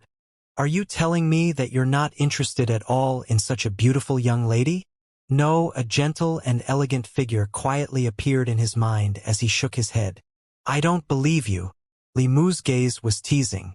There are almost no kids in this world who aren't attracted by the other sex. Either you already have someone in your heart or you're abnormal. When your Uncle Li was about your age, I have zero immunity on this aspect, so I guess I was notorious. Qin Lai's interest was immediately piqued as he said full of energy, Tell me the details. You scamp. You're still telling me you're not interested. Li Mu looked dumbfounded before he waved his hands. Now scram. Uncle Li has so many love debts it'll take forever to finish. Too lazy. Someone who looks so dirty with a year-long smell like Uncle Li can actually have many love debts? Qin Lai marveled with a strange expression. I guess those women who hooked up with Uncle Li should have quite the heavy taste. Cough, cough. Cough, cough. Li Mu suddenly coughed loudly as if he had choked on something. On the same evening, Qin Lai carried the long blade and dragon bone whip in an oilcloth and left Li's shop for Nebula Pavilion. Qin Lai, Elder Han had said to immediately invite you home once you got back. The guard immediately informed him with a serious expression when he saw him return. Qin Lai shuddered once, and his eyes abruptly brightened as he thought to himself. Could it be that there is news of Grandpa? Qin Lai was full of expectation as he hurried to Han Qingrui's side, a sliver of hope appearing between his brows. Qin Lai, you brat, you have finally returned, exclaimed Han Qingrui, who was standing at the door. He seemingly had been waiting specifically for Qin Lai, considering that soon as he saw Qin Lai, he immediately became excited and began to shout loudly. Uncle Han, is it that there is news of my grandpa? No. Then is there mail for me? Nope. Then why were you anxiously looking for me? Asked Qin Lai, extremely crestfallen. Come in first before we talk, said Han Qingrui with a respectful expression. Only after Qin Lai entered did he whisper. The pavilion master is also here. When you speak, you must be careful. Pavilion master? Asked Qin Lai, his expression slightly changing. What happened? There is someone who wanted to meet you. This person is not someone who Nebula Pavilion can slight, and thus the pavilion master personally accompanied them. After Han Qingrui entered the house, he also seemed to have become cautious, as he quietly whispered an explanation while he brought Qin Lai to the inner room. Inside the room, a robust, imposing-looking man, upon seeing Qin Lai walking over, smiled as he said, You must be Qin Lai? I have heard Tu Zhe talking about you a lot. Amen. I am Tu Mo. Well met, Pavilion Master, replied Qin Lai as he bowed his body in salute. You do not need to regard me as a stranger. Come meet our guest from Dark Azura Hall. They specifically wanted to see you. Tu Mo waved his hand. Afterwards, inclining his body to expose the person behind him. I said before that we would quickly meet again, said a clear, cold voice. A lady clothed in clothes whiter than snow was currently sitting atop Han Qingrui's usual spot with an indifferent expression. Her servant with that slouched body, as before, was still standing beside her like a shadow. At this time, he laughed as he observed Qin Lai with relish. Kid, you are wearing the uniform of Nebula Pavilion. How could you possibly escape from the palms of our hands? Qin Lai furrowed his brows. This lady is Xianxia. She hails from Dark Azura Hall, explained Tu Mo. She has some things for which she requires your assistance. Amen, you just follow her around for a while. Come back after you finish your job. Dark Azura Hall, said Qin Lai, pondering over the meaning within Tu Mo's words, looking at the white-clothed lady, who was called Xianxia. Again, he could only helplessly nod. Understood. I shall follow Pavilion Master's instructions and try my best to help her. Tu Mo laughed, nodding as he said, My little brother constantly talks about you and evaluates you highly. Don't let me down. Qin Lai bitterly laughed as he nodded. I heard that you are apprenticed at Li's shop on Commerce Street, and that Li's shop has begun to sell some kind of extremely rare spirit gathering board. Tu Mo deliberately emphasized a few words before he began to laugh loudly, saying, Qin Lai, please also help Nebula Pavilion get some spirit gathering boards. Nebula Pavilion will purchase them at the same price. Qin Lai was stunned. Look, if Nebula Pavilion's cultivating grounds could be completely full of dense spirit energy of the world, wouldn't it be very beneficial towards raising the practitioners within the pavilion? Asked 2MO, his eyes shining. That kind of spirit gathering board doesn't have a great effect towards individuals, but it is extremely suited towards Nebula Pavilion, Shattered Ice Manor, and other forces of the sort. It can allow the cultivating grounds to rise to a new level. Pavilion Master 2. I did not tell you about the matter of the spirit-gathering boards so that you could fight over the goods with me, unhappily said Xianxia, frowning. Haha, I was only casually bringing it up so that Qianlai could watch out for me, embarrassedly said 2MO while laughing loudly. You returned very quickly. Amen, thus I will give you 2 hours of time. After 2 hours, you will leave with us, indifferently said Xianxia as she looked at Qianlai. Okay, I will go now and prepare, tactfully responded Qianlai before once again turning to 2MO and saying, about the matter of spirit-gathering boards, I will pay attention to it. Once I return, I will talk about it with Uncle Li. Only then did Qianlai leave the room. Kid, how come you seem so reluctant? As he had left, Han Qingrui had left with him. Smiling, Han Qingrui patted Qianlai's shoulders, asking, for them to pay attention to you. That is your blessing. You should be happy. What is there to be happy about? Muttered Qianlai.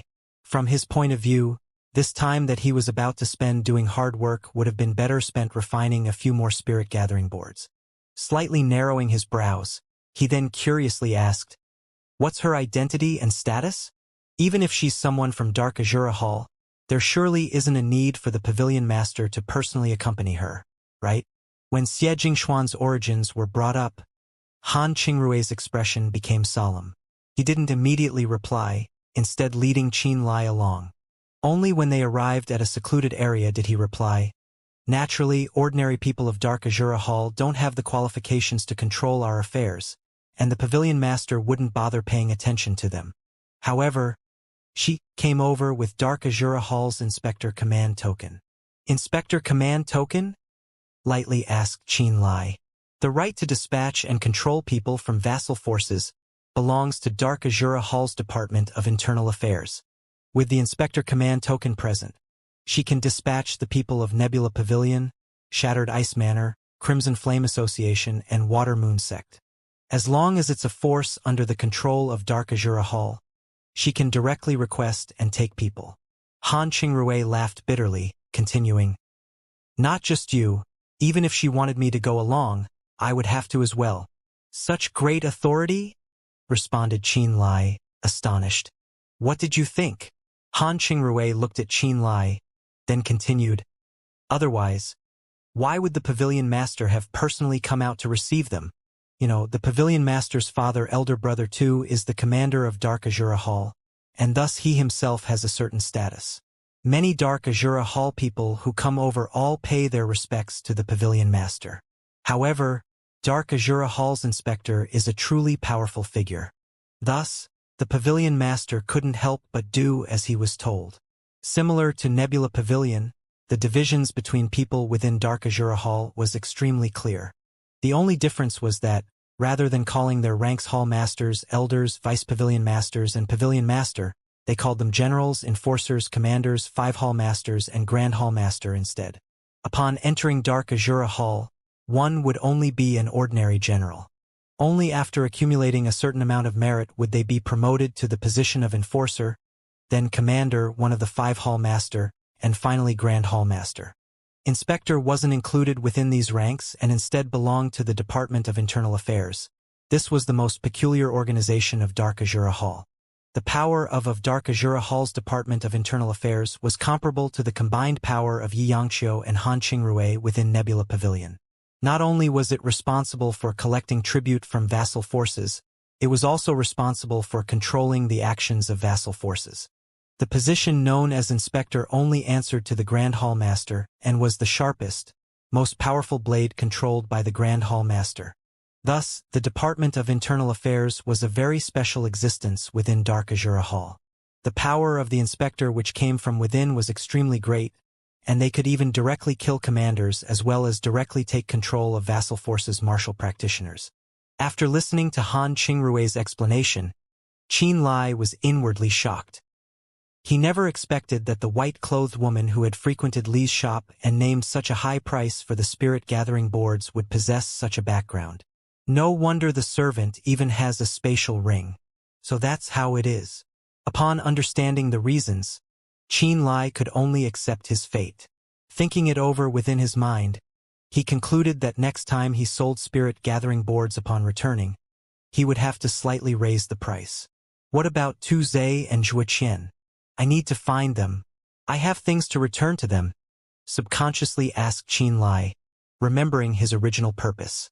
They left several days ago, going outside Ice Stone City to hunt and kill spirit beasts. Kang Ji and Han Feng also went, explained Han Qingrui. Ah, the situation outside isn't very good recently. Because the pavilion didn't have enough hands, those brats weren't able to evade their responsibilities and had to expend their energy for the pavilion. So it's like that. Qin Lai furrowed his brows. He had planned to let Tu Zhe and Zhuoqian test the effects of Longblade and Dragonbone Whip, which were currently covered by a oilcloth, to see if they would mesh well with their respective weapons. He never expected that the two of them wouldn't be present. As it was, he had nothing much to prepare.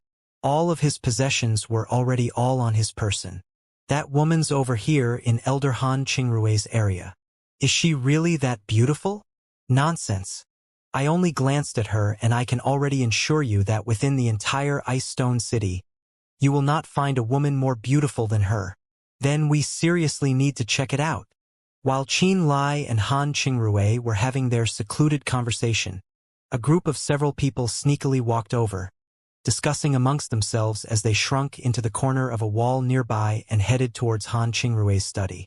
Amongst them was Wei Xing's son, Wei Li, along with a few other arrogant youths of Nebula Pavilion.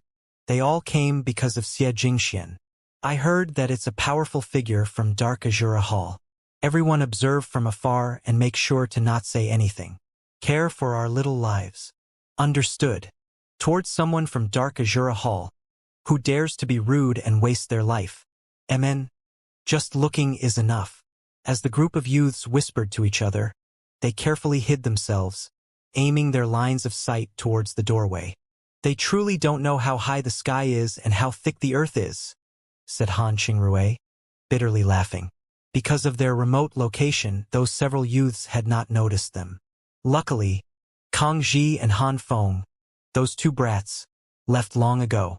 Otherwise, they might also have thoughts along these lines as well. If they got into any trouble, it would truly be hard to clean up, muttered Han Qingrui.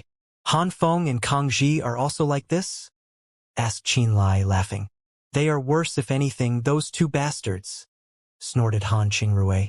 After a while, Xie Jingshuan's pure body quietly appeared from the door with the robust and imposing 2MO following behind her. As the two talked, they waited at the entrance for something. When Xie Jingxian came out, the eyes of Wei Li and the other youths who had shrunk into the corner all looked directly ahead, each pair of eyes showing shock one after the other, as if they had seen the most beautiful person in the world.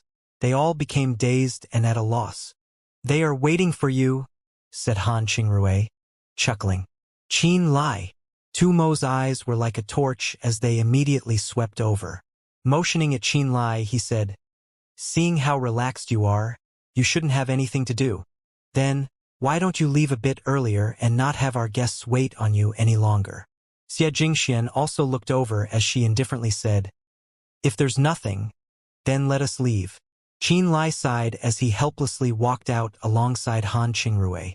While Wei Li and the rest's eyeballs had fallen out, he arrived beside Xie Jingxian. After thinking for a moment, he took out the long blade and dragon bone whip from within the grease cloth, saying, Pavilion Master, these are Tu Zhe and Zhuoqian's possessions. When they return, please return them for me. No need. You can bring them with you, said 2MO, slightly distracted. Immediately, he waved his hand, refusing to accept the two as he said, during your trip, you should encounter Tu Zhe and Little Qian. You can give those to them yourself. Chen. Qin Lai's face was full of surprise. Ha, you will be fine, just leave with them, said 2MO vaguely as he chuckled. He then instructed, kid, focus a bit. Don't mess around. This will benefit your future. All right then, responded Qin Lai as he nodded. Let's leave, said Xianxia, furrowing her brows. She seemed impatient as she began to walk directly towards Nebula Pavilion's exit. Let's go, kid, snorted the old servant. Helplessly, Qin Lai, carrying the oilcloth which contained the long blade and dragon bone whip along with a leather bag at his hip, left with the old servant in this manner, like an even more minor servant.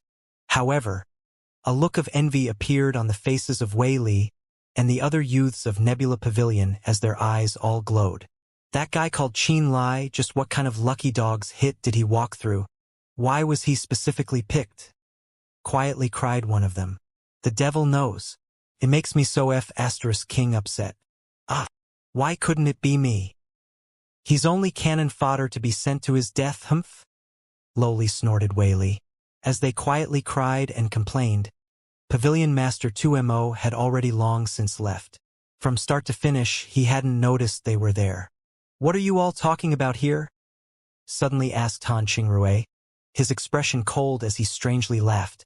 Don't think that you can avoid this, just wait. You all are already on the list. The next request and you all are going out of the city too. After his remark, the faces of the several youths all became frozen as they began to bitterly begging Han Qingrui to be magnanimous. Even Tu Zhe has gone into battle. My precious son Han Feng was also dispatched. Do you brats really think you can barely escape it? Snorted Han Qingrui. Curling his lips, he indifferently said, Let me give you a bit of advice. If you wish to survive longer, you will need to spend more time within the cultivating grounds and less time in places of temptation. However, he didn't tell Wei Li and the rest about just how grim the recent situation outside had become. Nor did he tell them how the death count for Nebula Pavilion was nearing 100 people as of late. He was afraid he would scare them. When he walked out of Ice Stone City and looked into the distance, his expression suddenly turned serious. There wasn't a living person to be seen in the usually crowded main street. In fact, when he looked afar, he could see a few skeletal remains. Some of the bones were somewhat larger and obviously a spirit beasts. A few of them were distinctively human as well. The sun was hidden, both sky and earth covered by thick layers of cloud. The land covered in gray and scattered bones depicted a picture of desolation and loneliness. He could still remember the first time he had arrived at Ice Stone City. The city gates near the main street were pretty crowded, and there would be numerous martial practitioners and normal men from vassal forces, such as the Ling family, who would visit Ice Stone City. Every day there would be massive traffic at the city gates, and sometimes the sheer number of people entering and exiting the gates could cause a traffic jam. However, the city gate was completely deserted right now, and not a single soul could be seen on the main street. Fui! That old servant, who was called Liang Zhong, suddenly and loudly whistled after he exited the city. The whistling sound resounded along with the blowing wind into the great distance, its reverberation still echoing. Swoosh, swoosh, swoosh. The flapping sounds of a bird appeared from the thick clouds above their heads. Qin Lai lifted his head and saw 7 to 8 birds of the same green color circling above them. Because they were too far apart, he could not clearly identify their shapes, but he did guess that they had come because of Liang Zhong's whistling. Liang Zhong lifted his head and let out a chuckle. Then he whistled again. A bird suddenly dove downwards like a bolt of green lightning before landing on top of Liang Zhong's shoulders. It even let out a strange sound as if it were speaking something into his ear. Qin Lai turned his head to look, slightly startled, and softly exclaimed, What kind of a bird is this? When it was closer and he could get a clear look at it, he saw that the bird was about the size of his palm, and it glowed faintly green in color. Not only that, its face was clearly that of a young child's. The ghastly green little bird looked like a sinister soul. It had the small face of a child, yet it had a sharp beak and eyes that rolled around freely, giving him a very bizarre and eerie feeling. This is a tamed ghost bird. They are small creatures that you can find in Nether Battlefield, and they are my eyes. Liang Zhong gave him a simple explanation before continuing to listen closely at the ghost bird's chirps. It took a while before he finally nodded. and the ghost bird abruptly flew away like a wisp of a green ghost, flashing above the clouds in the sky. Whoosh, whoosh, whoosh. A series of rapid, sweeping sounds came from not too far away. While Qinlai was waiting, two spirit beasts covered entirely in green scuts suddenly appeared beside Xianxia and Liangzhong like the breeze. The two spirit beasts shared a very similar aura to the ghost bird. It was strange and chilly. Its body covered in green scuts gave it the appearance of a rhino at first glance, but it was even bigger than one, and its eyes were also ghastly green. The mere sight of it sent shivers down people's hearts. Profound Nether Beast, also a spirit beast of the Nether battlefield. It is very different from those in the Arctic mountain range. Liangzhong loosely explained, the ghost bird is only a rank 1 spirit beast, so its combat capabilities are pretty lacking, but it is incredibly convenient and useful for information gathering and scouting from up in the sky. These two profound nether beasts are only rank 2, but they run incredibly fast and are the perfect tools for traveling long distances. If you have a profound nether beast to ride on your journey, then it's but a cinch to travel tens of thousands of miles. While he was speaking, Xianxuan's lithe figure danced upwards like a blade of a willow leaf before landing steadily on top of a profound nether beast. Liangzhong himself rode atop the other profound nether beast and nodded towards Qinlai. Come on up. You will sit with me. Qinlai obeyed and came over, grabbing Liangzhong's hands. He then sat on top of the profound nether beast. Grab my waist, Liangzhong exclaimed in a low tone. Qinlai cooperated obediently. Whoosh whoosh. The profound nether beast beneath him suddenly rushed forward and galloped like a bolt of cold lightning. All Qinlai could hear was the sound of the wind whipping past his ears, and for a moment, his heart raced. Both the ghost birds and the profound nether beasts are spirit beasts from the nether battlefield. If they had appeared inside Icestone City, it might have caused some panic, so we left them outside. Liangzhong's explanation came over through the howlings of the wind, and although it wasn't very loud, Qinlai could clearly hear every word. The two profound nether beasts traveled forward with considerable speed. The scenery around them kept flying towards the back as it all quickly passed by. Gradually, Qinlai had gotten used to the profound nether beast's speed, and when he concentrated on the periphery, he realized that he could see the occasional traces of battle and the remains of a few spirit beasts. But he seldom saw any corpses of martial practitioners at all. The masters of Dark Azura Hall and Seven Fiends Valley had brought the backbone of their subordinates and are active around the Arctic mountain range. Some of their experts have already entered deep into the Arctic mountain range and attacked some high-rank spirit beasts. The spirit beasts that operate around Icestone City, Crimson Flame City, and Watermoon City are usually lower-ranked ones, mostly rank 1 or 2s, and the people who were responsible to clean them up were also low-level juniors. While Liangzhong was hurrying on his way with Qinlai, he began to introduce randomly the 3 elders from your Nebula Pavilion, Du Haitian, Chuyen, and Wei Xing had brought their hall masters to the edge of the Arctic mountain range to combine forces with Crimson Flame Association and Watermoon Sect's elders in order to cooperate with Dark Azura Hall and Seven Fiends Valley's mission. His demeanor was careless, and he just said whatever was on the top of his head without really explaining in great detail, but on the whole, Qinlai understood what he was saying. The really high-ranking spirit beasts in the Arctic mountain range would still be inside the mountain range and the outer edge of the range. Those who went into the Arctic mountain range were true masters from Seven Fiends Valley and Dark Azura Hall. The ranks of spirit beasts on the outer edge of the Arctic mountain range would be slightly lower, about rank 2 or so, and elders from Shattered Ice Manor, Nebula Pavilion, Crimson Flame Association, and Watermoon Sect would be responsible to hunt them down with their men. And outside of the Arctic mountain range, the spirit beasts that operated around Icestone City, Crimson Flame City, and Watermoon City were just rank 1 or 2. These low-level spirit beasts would fall under the responsibility of Tuzhe, Zhuqian, Yan Ziqian, and other juniors to bring some allies of the refinement realm to clear them out. I don't see many bodies of martial practitioners? Qinlai suddenly asked after the profound nether beast sped along for a little while. The reason there aren't many martial practitioner corpses isn't because we're holding an advantage, but rather, those who died were usually torn apart and eaten by spirit beasts, which is why you don't see many corpses around here. Liang Zhong frowned. To those spirit beasts, a martial practitioner's body is a great nourishing medicine. They find the flesh and blood forged out of the concentrated spirit energy of the world extremely tasty, and it can also increase both their strength and ranks. To them, our corpses carry a similar effect to spirit pills. Many people had died? Qin Lai's expression changed slightly.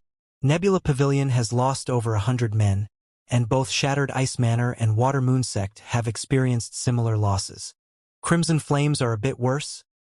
Liang Zhong looked into the distance and indifferently said, "It was a spirit beast that was close to breaking through to rank 3. It broke through the defensive line at the outer edge of the Arctic mountain range and entered the perimeter around Crimson Flame City.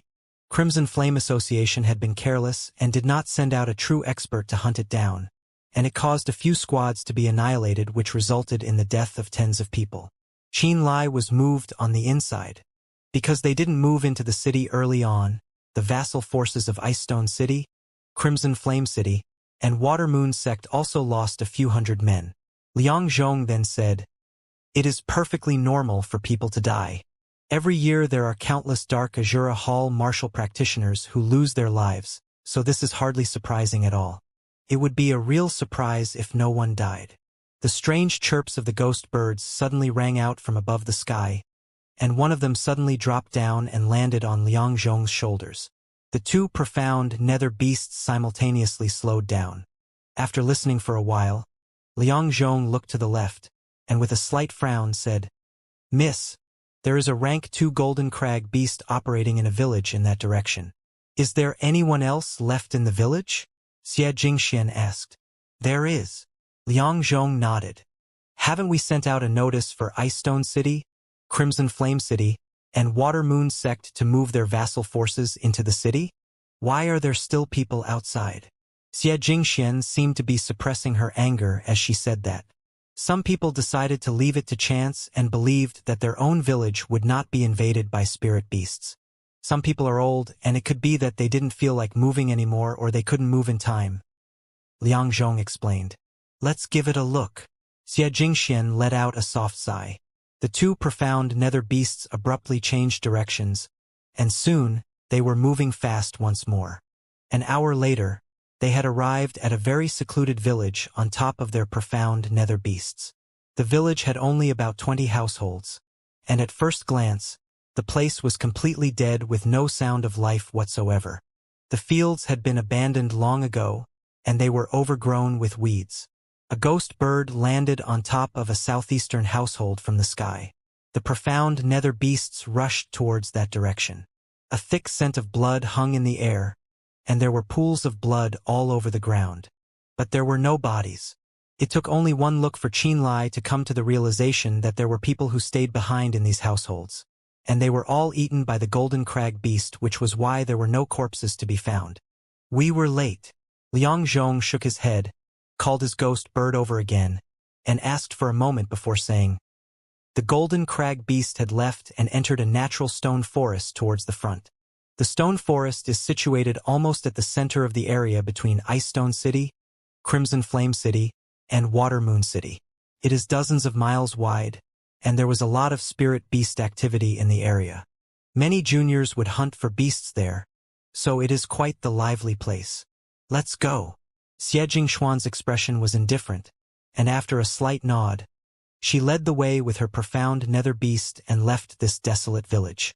If there are no surprises, then this Tuzhe and his group that you're looking for should be inside that stone forest," said Liang Zhong after releasing his ghost bird. Qin Lai's brows lifted slightly, and he unconsciously felt for the oilcloth that contained the long blade and the dragon bone whip, asking, "Why did you specifically seek me out? Exactly how am I going to be able to help you? I'm not certain if you're able to help us." Liang Zhong looked deeply towards him and gave it some thought before speaking. "If you are able to summon the thunder from ninth heaven just like that day on the stone bridge, then you will be of help. Otherwise, it will have been a mistake to bring you along, and you will become a completely useless burden." The moment the words came out, Qin Lai's eyebrows became locked in a deep frown as he spoke bluntly. "Then I will tell you right now that you are going to be disappointed. I am unable to summon the power of thunder again. It was just an accident last time, and you have thought too highly of me. When he fought against Feng Kai on the stone bridge, during a dangerous moment he had miraculously attracted lightning to fall from the sky and dealt Feng Kai and Yan Qingsong severe injuries. Since then, he had immersed himself for a few days to see if he could cause lightning to fall once more. He had not succeeded once ever since. Therefore, he had categorized that particular success as a miracle. And since it's a miracle, then naturally it could not possibly happen every time, and it wasn't something that would come just because he wanted it to. Oh really? With narrowed eyes, Liang Zhong curled his lips into a smile, but the smile seemed a little off. Then maybe, you'll be able to surpass your limits under the threat of death. He slapped Qin Lai's shoulders, and ignoring the fact that his face had lost all color, Liang Zhong continued to speak with a smile. Ready yourself to face death firsthand, kid. The natural stone forest covered over tens of miles and was situated in between Ice Stone City, Crimson Flame City, and Water Moon City. Countless rock formations of different shapes and sizes stood inside the stone forest, and its terrain was fairly complex, making it pretty easy to hide one's trail. Spirit beasts took to this place like ducks to water, so it was harder than usual to hunt them down. The spirit beasts that had stepped out of the Arctic mountain range were operating around the border of the three cities. The moment they suffer a loss when fighting against the martial practitioners and found the situation unfavorable, they would often choose this forest of stone as the place to escape to. Over time, this natural stone forest became their most favored sanctuary. Martial practitioners from Shattered Ice Manor, Nebula Pavilion, Crimson Fire Association, and Water Moon Sect were initially unfamiliar with the stone forest and thus suffered a great number of losses inside, losing quite a few people. Gradually, they realized that the spirit beasts loved to escape into the stone forest and thus began to treat the matter with seriousness. All four martial practitioner forces shifted their true attention to the stone forest and explored the terrain seriously. Area after area they invaded to make preparations for the gradual extermination of the spirit beasts that had gathered inside. As the number of martial practitioners from all four powers increased, they slowly gained the initiative. Humans were smarter, after all, and once they had researched the terrain completely, they would make arrangements beforehand and prepare all sorts of traps and ambushes. With these advantages, the martial practitioners from the four forces had been able to make significant progress hunting spirit beasts as of late. Almost everyday spirit beasts would be flushed out and killed, and a lot of people who had tasted blood also rushed over when they heard of news from this region. This was because everyone knew that there were many spirit beasts inside the stone forest, and that occasionally there would be new spirit beasts that would enter the fray, so they all wanted to come here to hunt down spirit beasts to obtain spirit materials and beast cores and also accumulate contribution points.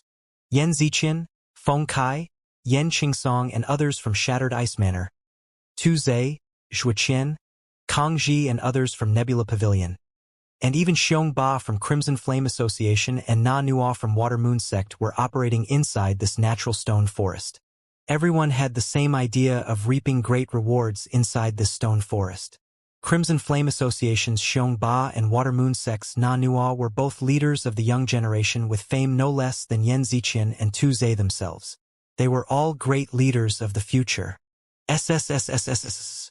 A golden crag beast became covered in flames, fiery sparks flying off its stone-like body as it roared in pain.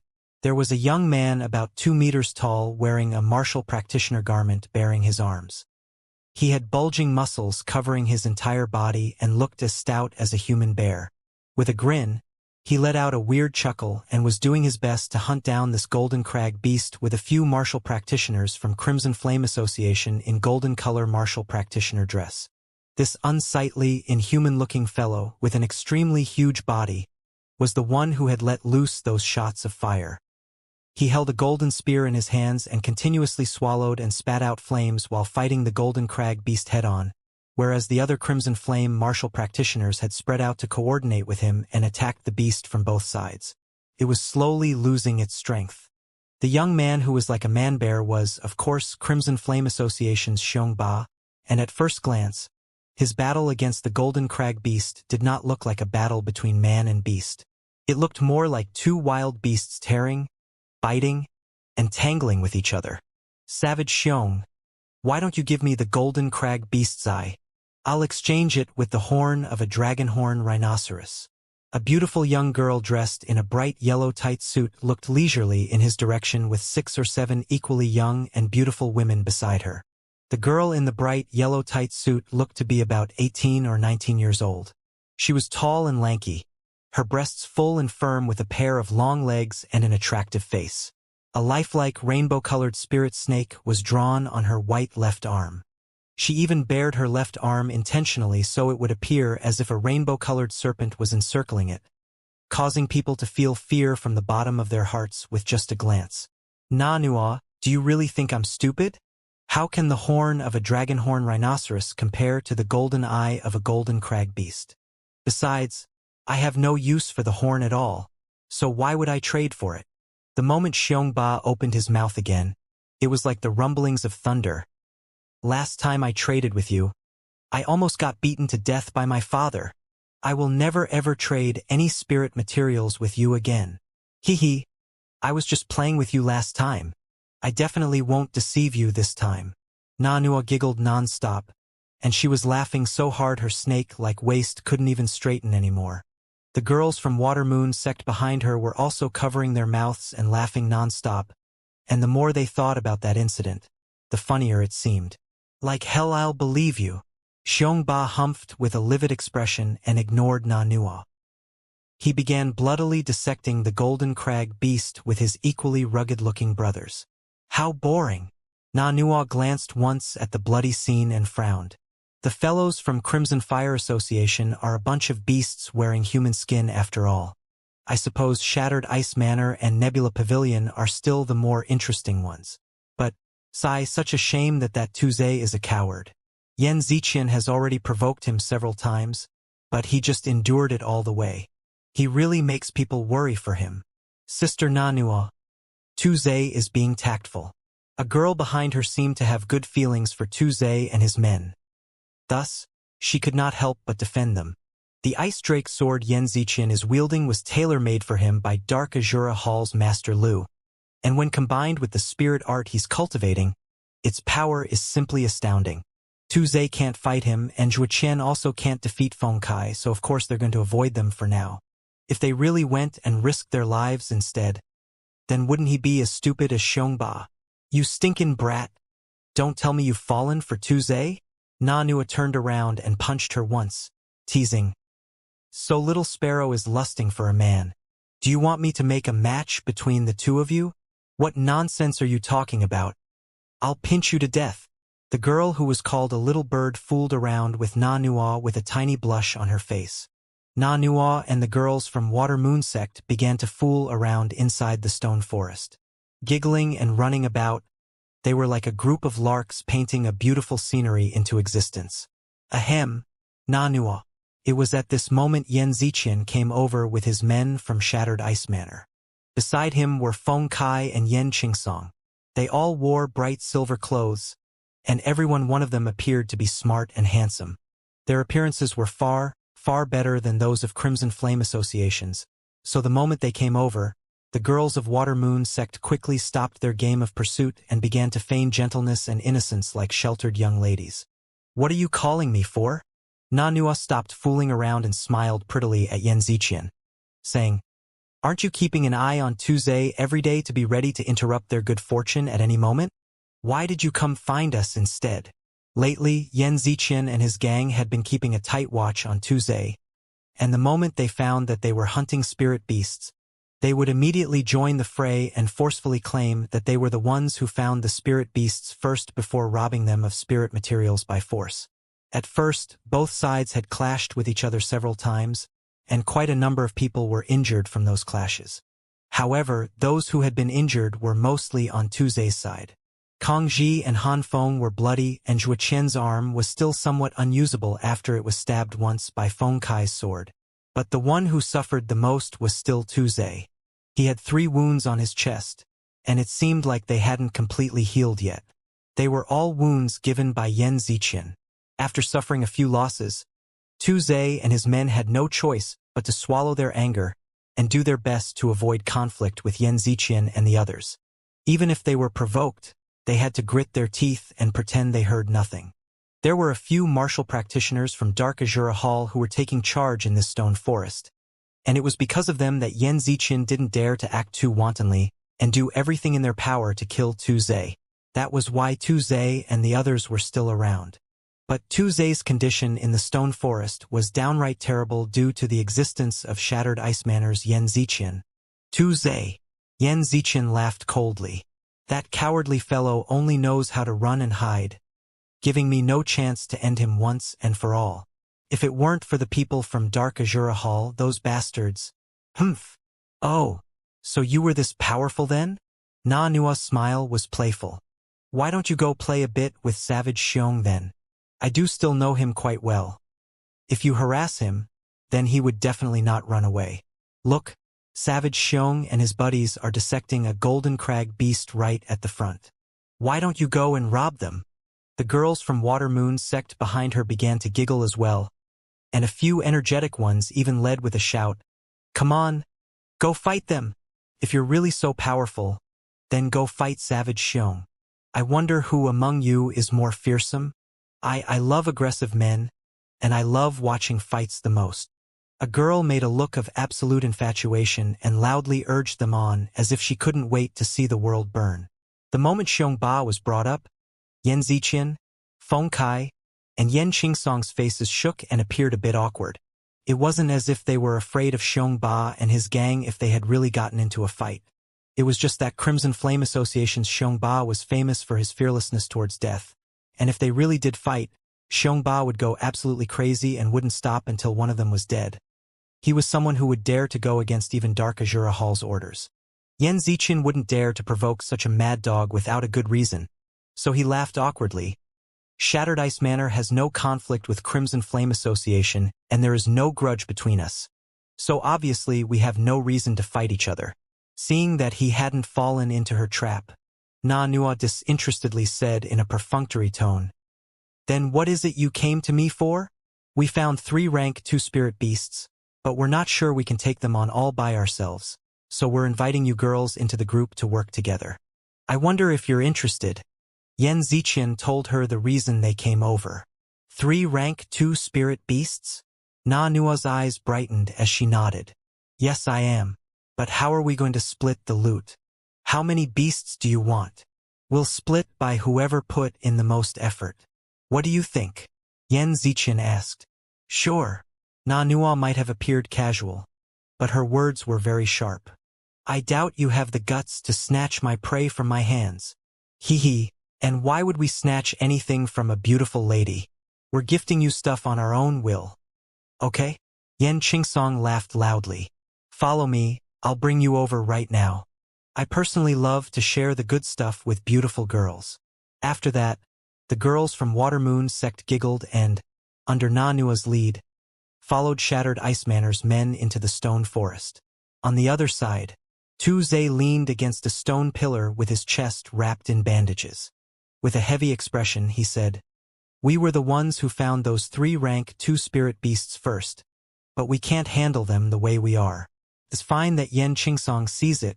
We'll just let them busy themselves with the task. We'll admit our loss this time and regain our pride in the future. Sigh. If our spirit artifacts had been successfully created, what would we have to fear of Yan Ziqian and Feng Kai? Zhuo Qian's eyes were dark. There's no point talking about this now.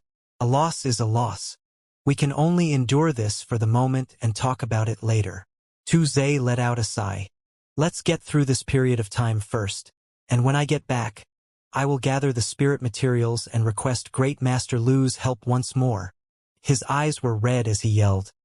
I refuse to accept that my luck will continue to stay bad. When I finally get my spirit artifact, I will immediately seek out Yan Ziqian and obtain our revenge. The moment he said that, Zhuo Qian the others to grit their teeth, looking like they were about to eat someone alive. It looked like that had been thoroughly oppressed by Yan Ziqian, Feng Kai, and the others. They did not notice that, while they were swearing solemn oaths, there was a ghost bird flying atop their heads. The ghost bird flew out of the natural stone forest and arrived at its entrance. It dropped onto Liang Zhong's shoulder, and after listening to it for a while, Liang Zhong said, "These pair of eyes have helped me find Tu Zhe." Qin Lai's expression shook atop the profound nether beast, and he unconsciously touched the oilcloth wrapping the long blade and dragon bone whip. He was filled with anticipation.